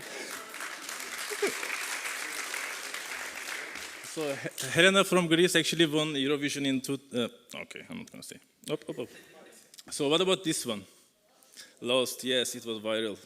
I hated the end, to be honest, but it was super addictive TV series. And what about this one?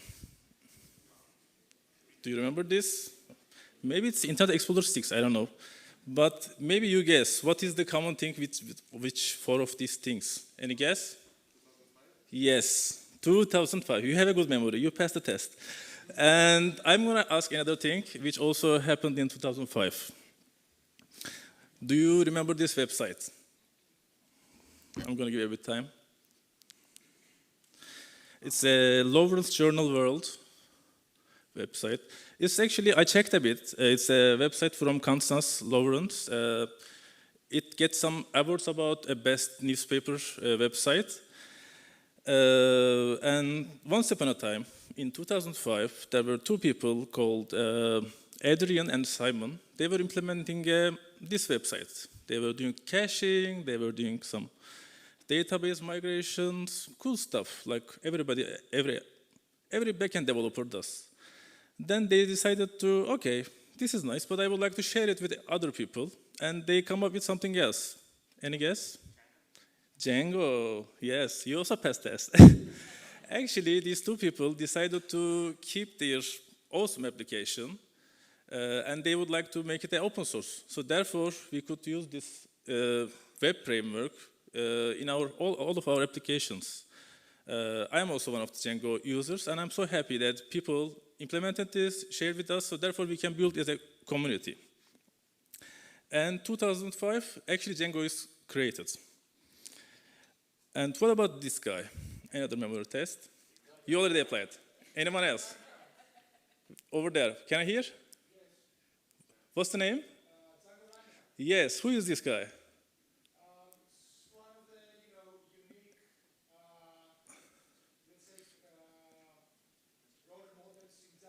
Yes, exactly. He is famous jazz gypsy musician. And Adrian, one of the co-founders of Django, was a big fan of jazz music. And he took the name of Django actually from this artist. And then they decided to donate this project to Django Software Foundation. They didn't claim that, okay, this is our property. No, they said that, okay, this is actually for public. And they founded in 2008 this Django Software Foundation.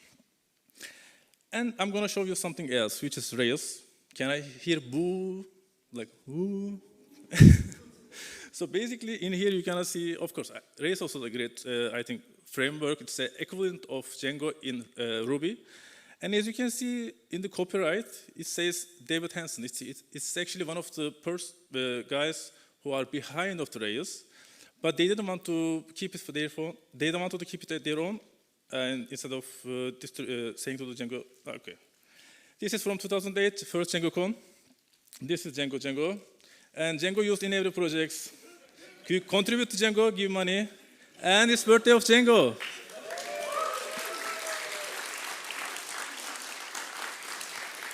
You got the message. Thank you.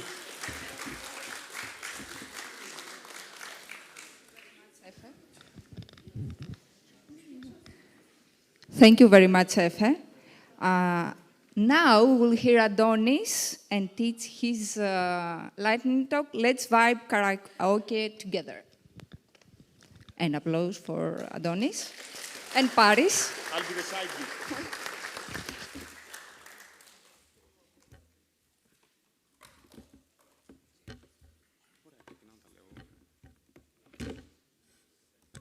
I will let the IT guy do the work. Yeah, the first surprise for the presentation is that I'm not alone. The second one is that, okay, it's working. Or kind of working. It was working. Any computer person in the room to help us? Okay. So this will be a lightning talk between Paris and myself. I'm Antonis, he's Paris. We do many things together, one of which is having a company. Yeah, today actually we will start with surprise announcement. It's something that we've been working on for a few months, shall I say. Yeah. Would you like to share more? We have done no preparation about the talk, so it's going to be fun. Okay. So, those of you who believe that we're done with conference announcements in this conference, we have another one. Do any people here use Django in their everyday lives? Can I see any hands? Okay, so next year, DjangoCon Europe is going to happen here in Athens. So, yeah, it's going to be great. It's going to be in April. And yeah, that's it. It's the first official announcement. And the website is going to come next week. I think so, or at least a teaser website, something like that. Yeah, and hopefully, yes. We'll see, yeah. we'll see. And we'll see you in April, the furthest from now. So yeah, the idea was to do an announcement because it was a great opportunity by the organizers. Amazing work, by the way. Thanks a lot for doing all this. And it was one of the reasons we got inspired about doing DjangoCon Europe next year. Plus, we wanted the motivation to start doing things. So announcing it here is a very good motivation to actually put out the website. So thanks a lot for helping us do that. And now about the lightning talk. So the title was generated this morning. It's called Vibe Karaoke. So who's familiar with vibe coding? And who's familiar with karaoke? Cool. So we're going to do a combination of the two. Bear with me. It's going to be at most 5 minutes, so it's going to be fast. But the idea is that we will start with ideas that Paris will have combined with you, and then I will do a karaoke presentation with whatever comes out of it, generated by AI. So it's going to be fun. I mean, we had fun presentation before. Hopefully this is going to be a fun one. So I'm going to give the stage to Paris and start doing the questions. Okay, so let's see if there's anything around Python that someone would like to learn in this conference and has not learned it already. So is there anything additional that you would hope to hear about? Just shout. PyBrew. No idea what that is. Let's go. Others. Pydantic. And let's go for another one. Rust. Okay, let's go. So hopefully something useful will come out of this. It's working. Do I have Wi-Fi? I have Wi-Fi. Okay, so let's see what happened here. So, if you don't know anything about PyBrew, PyBrew is a new Python package manager. It's very new. You have heard of UV, and all the other old stuff, like, it was like last month. Who cares about it? And it's actually inspired by Homebrew. So Homebrew is another tool that's very, common in macOS people. It aims at making Python dependency management easier and more reliable for developers, as if we don't have any reliable and easy Python package managers. But, use PyBrew from tomorrow, because next month it's going to be something new, so you have to be ready for it. Why use PyBrew? Because it simplifies environment setup, handles dependencies, because it's a dependency manager, and also virtual environments. So if you remember 10 years ago what you did for development, you can do it with PyBrew today. It's inspired by Homebrew. Did I say about that? Yeah, I did. Then, there's a nice library that, if you dig very deep, you will find it in old Python code that's called Pydantic. And it's a data validation thing, because we want to validate data. Python is a, dynamic language, so we have to find a way to do that. Also, you can use type hints, so it's, more cool and all that stuff. And it helps you write clean code, robust and maintainable code. Why use Pydantic? Automatic data validation, out of the box. Type safe models, and of course widely used in frameworks like FastAPI and other Python projects. Rust and Python, who cares about that? Many people. Few seconds remaining. So Rust is increasingly used by Python for performance critical tasks because we are very happy using Python, so we want something miserable in our lives. So that's why we use PyO3, maturing, make it easy. Okay, I have no idea what's that. So while Rust, memory safety, in quotes, great for building Python extensions and growing ecosystem like UV and other things. Thanks a lot.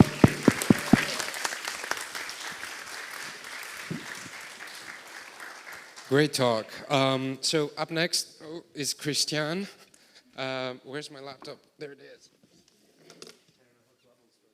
Yeah.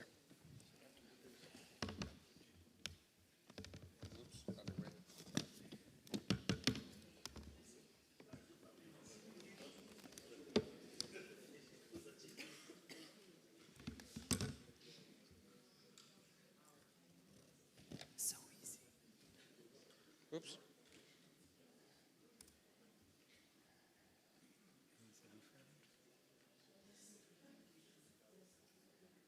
Okay.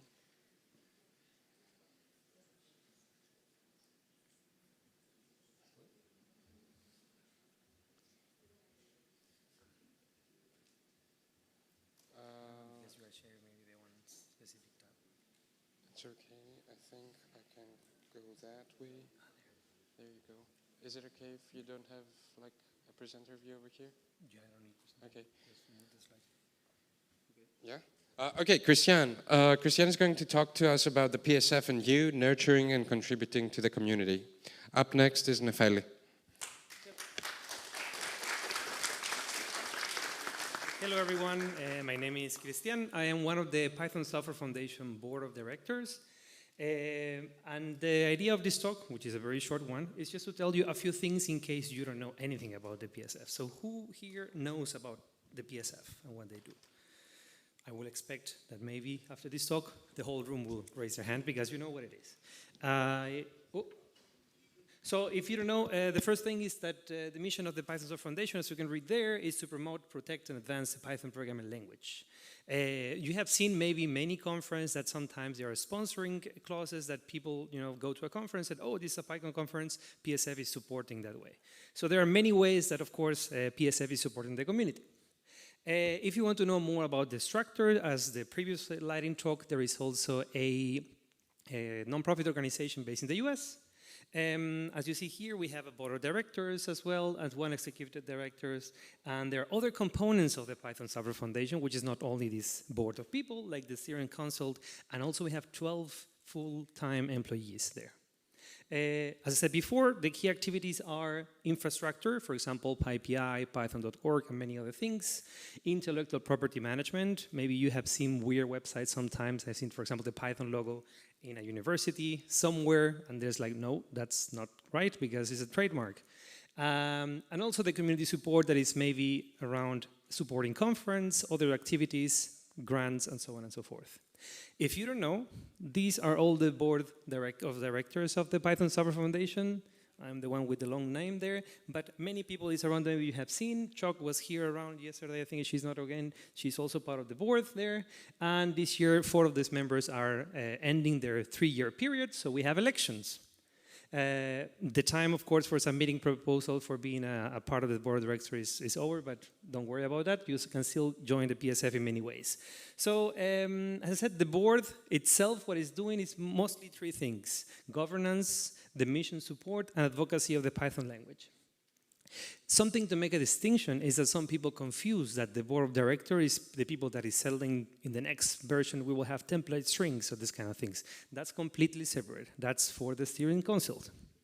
If you don't know the steering council, you can see the faces there. Pablo tomorrow will have a keynote, so you will maybe we'll mention some things about it. But this is a different group of people trying to nurturing and growing the language itself. If we want to make a distinction, you can kind of put it in this way, like we have the PSF with the staff, the board, and the members, while the enhancement of the Python programming languages is based on all those entities there. These are the people that are hired for the PSF, so it's not like, randomly we have Python.org or grants going on, or we have maybe one form or something. There is a lot of people working here. And you can get involved because the PSF also have many working groups. Do we have people here participating in work groups for the PSF? Okay, good. We need more hands. And we need your help, and that's more things. So if the things that you are maybe interested to do trademark, code of conduct, grant, packaging, whatever, you have the chance of also joining any of these working groups. Other things that we do is we organize the main Python conference, as you maybe are familiar with PyCon US, very large event. We also have a nice director there in charge of the whole conference. And we have a lot of grants also support. But maybe if you are reading the news, this was paused recently. So if your company is doing something related to Python and you have the possibility to support and maybe donate to the PSF so we can support more conferences like PyCon Greece, please tell your employer. It will help us a lot. As I said, you can be a member. You can self-certify yourself. If you are spending 5 hours minimum per month working on Python projects or initiatives, you already fulfill all the conditions for being a self-certified PSF member. Who here has five or more hours per month, not day or week? A lot of people, if you contribute to a random GitHub project on Python, maybe help here and there, okay, lots of hands. You can be a member of that. Also, if you want to pay, you can also be a supporting member. And also you can be a fellow if someone nominates you. And this is the most important thing. At least I will leave that slide just to the end of my presentation. You can get that certification there. If you have any questions, approach me and I will give you a shiny Python sticker, limited edition, if you have questions. Thank you.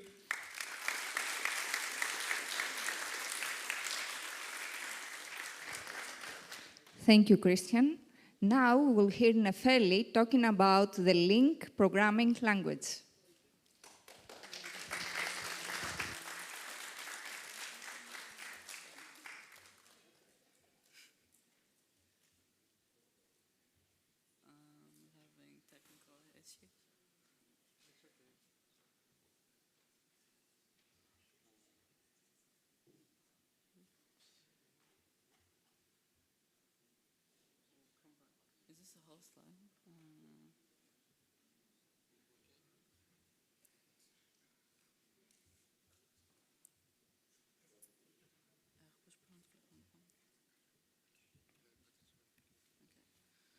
Okay.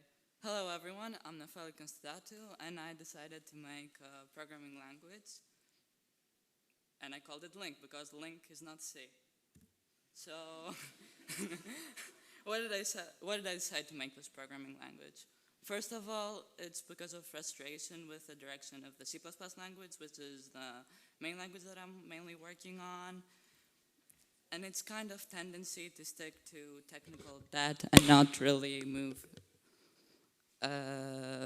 make huge directions forward and maintaining compatibility. Second of all, I'm quite fascinated with programming languages, because who isn't, and compilers specifically.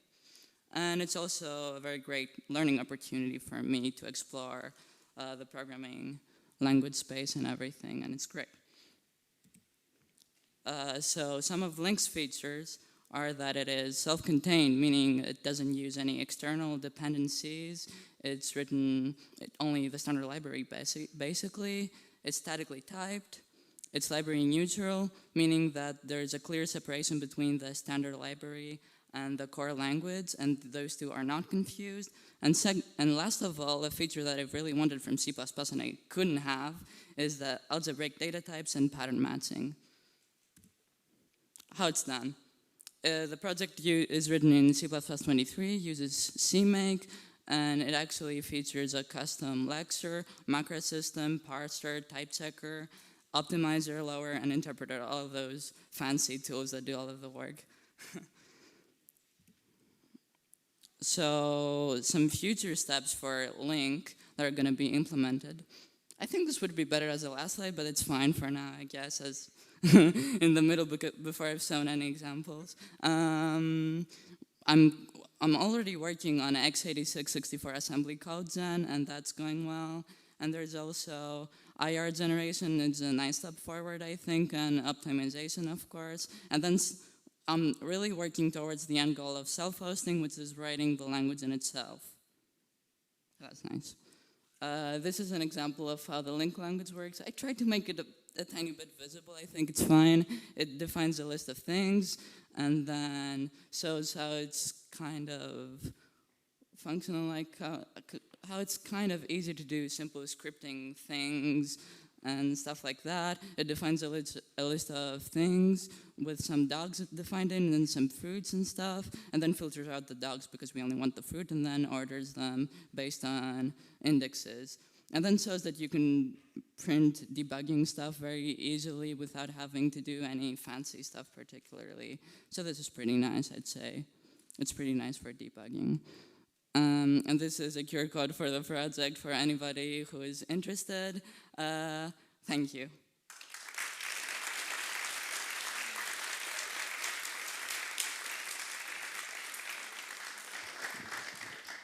Awesome. Recursive acronyms are the best, yeah. Next up is Konstantinos. He's going to talk to us about Death by Serializer, a Django horror story. And up next is going to be Pablo.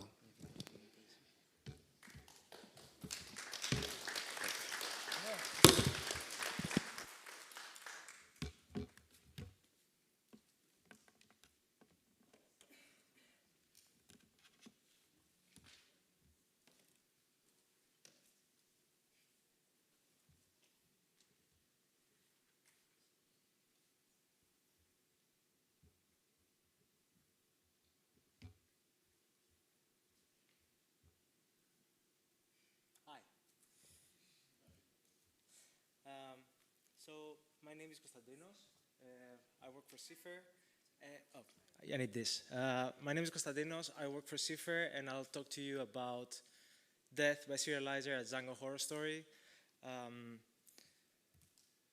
What is this talk about? I will talk about how a small line of code in a Django serializer caused a critical production incident. This is a real story, with almost a day in downtime. That's why, yes, death. For those not familiar with DRF serializers, they are essentially a small piece of code that translate database models into JSON objects. Those JSON objects are then used as API responses. So imagine like a very simple piece of code that does the mapping. Why death and horror? It's actually quite strong, but I think it makes the talk a bit more fun. So I wanted to share some context on why this downtime actually was, for me personally, a death and horror story. It wasn't that big, but that's how I felt it. And the context here is important because Cipher is an early stage startup, and this incident happened back in 2023 when the company didn't have any significant revenue. So we didn't have a lot of clients. We were just making it month by month with our funding.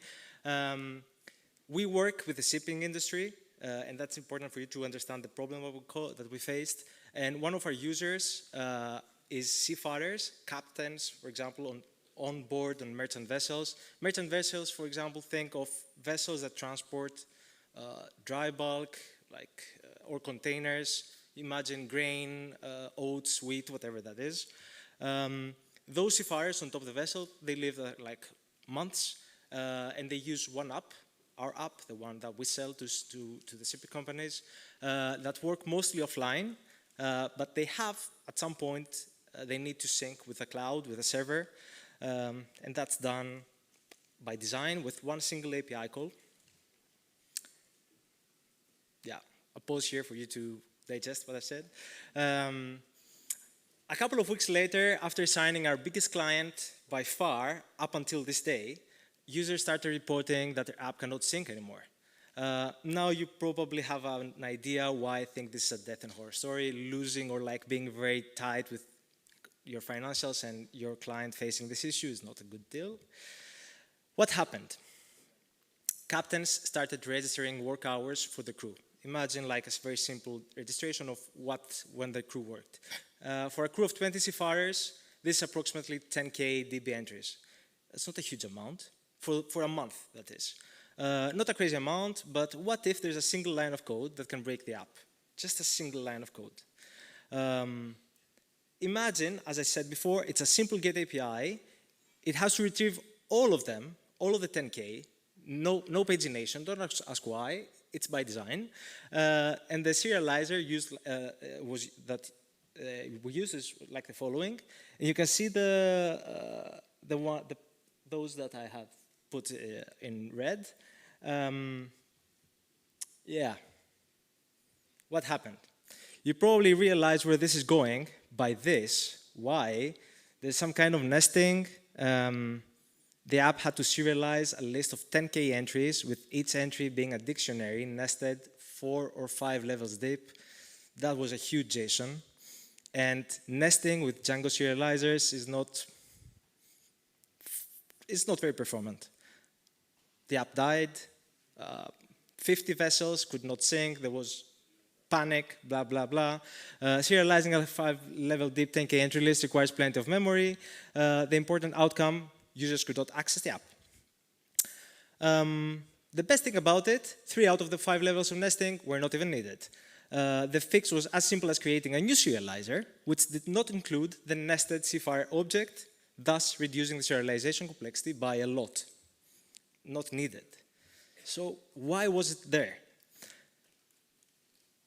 What I want to get is wet over dry. You could derive plenty of learnings from this discussion. There's a lot of optimizations, like you can go very deep in the technical part, but what I would like to emphasize is that principles like dry are suggestions and not laws. In this scenario, we just reuse the serializer from a different API call, which was not what we should have done. We just create a new one and get done with it, but this is how we broke production.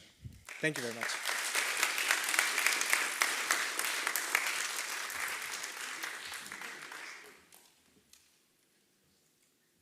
Thank you, Kostadina.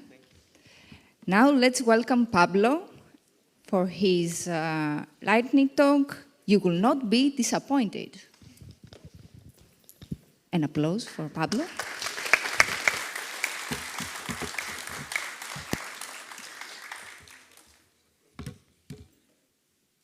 It's a lie, you will be disappointed.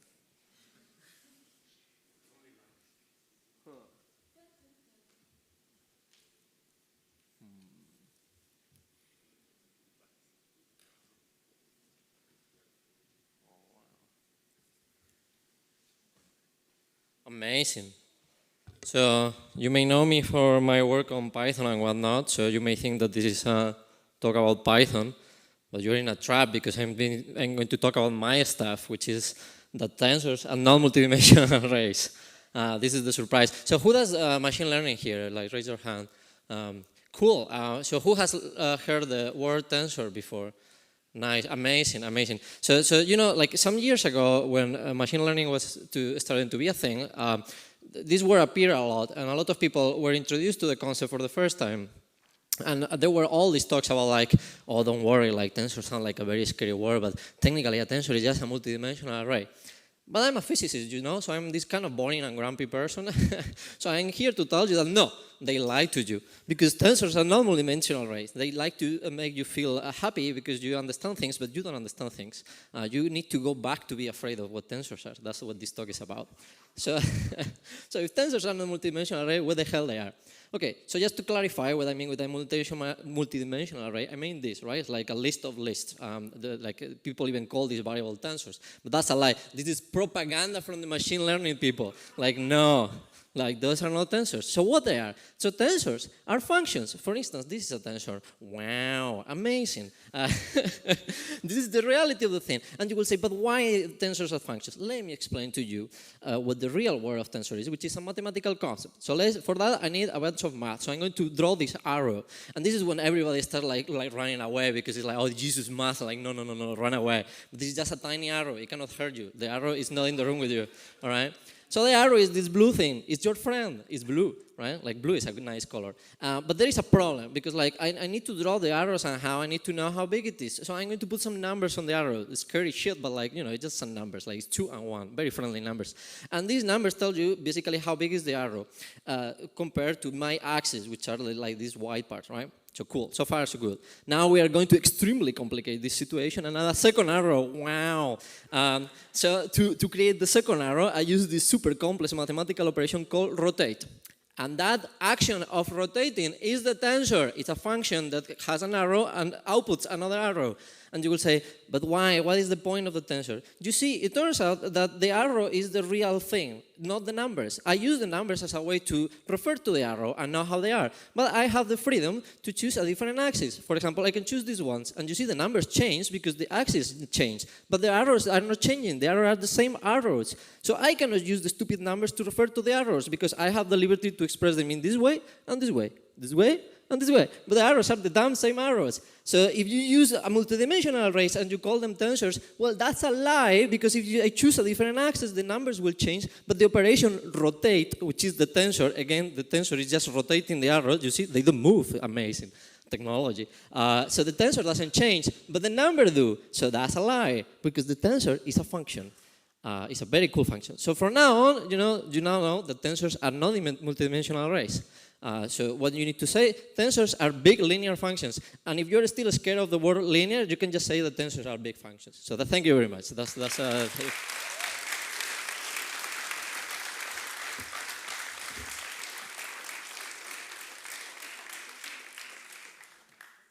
Okay, folks, that's it for today. Hope you had an amazing first day of the conference. Don't forget, we still have a social event coming up. It's going to be right outside here. It starts now, and it's going to go up to 10 p.m.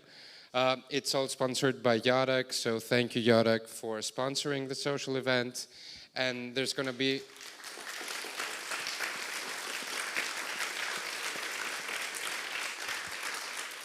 And another very important thing, don't forget, tomorrow the PyLadies lunch is happening. There's still open spaces. There's still going to be space.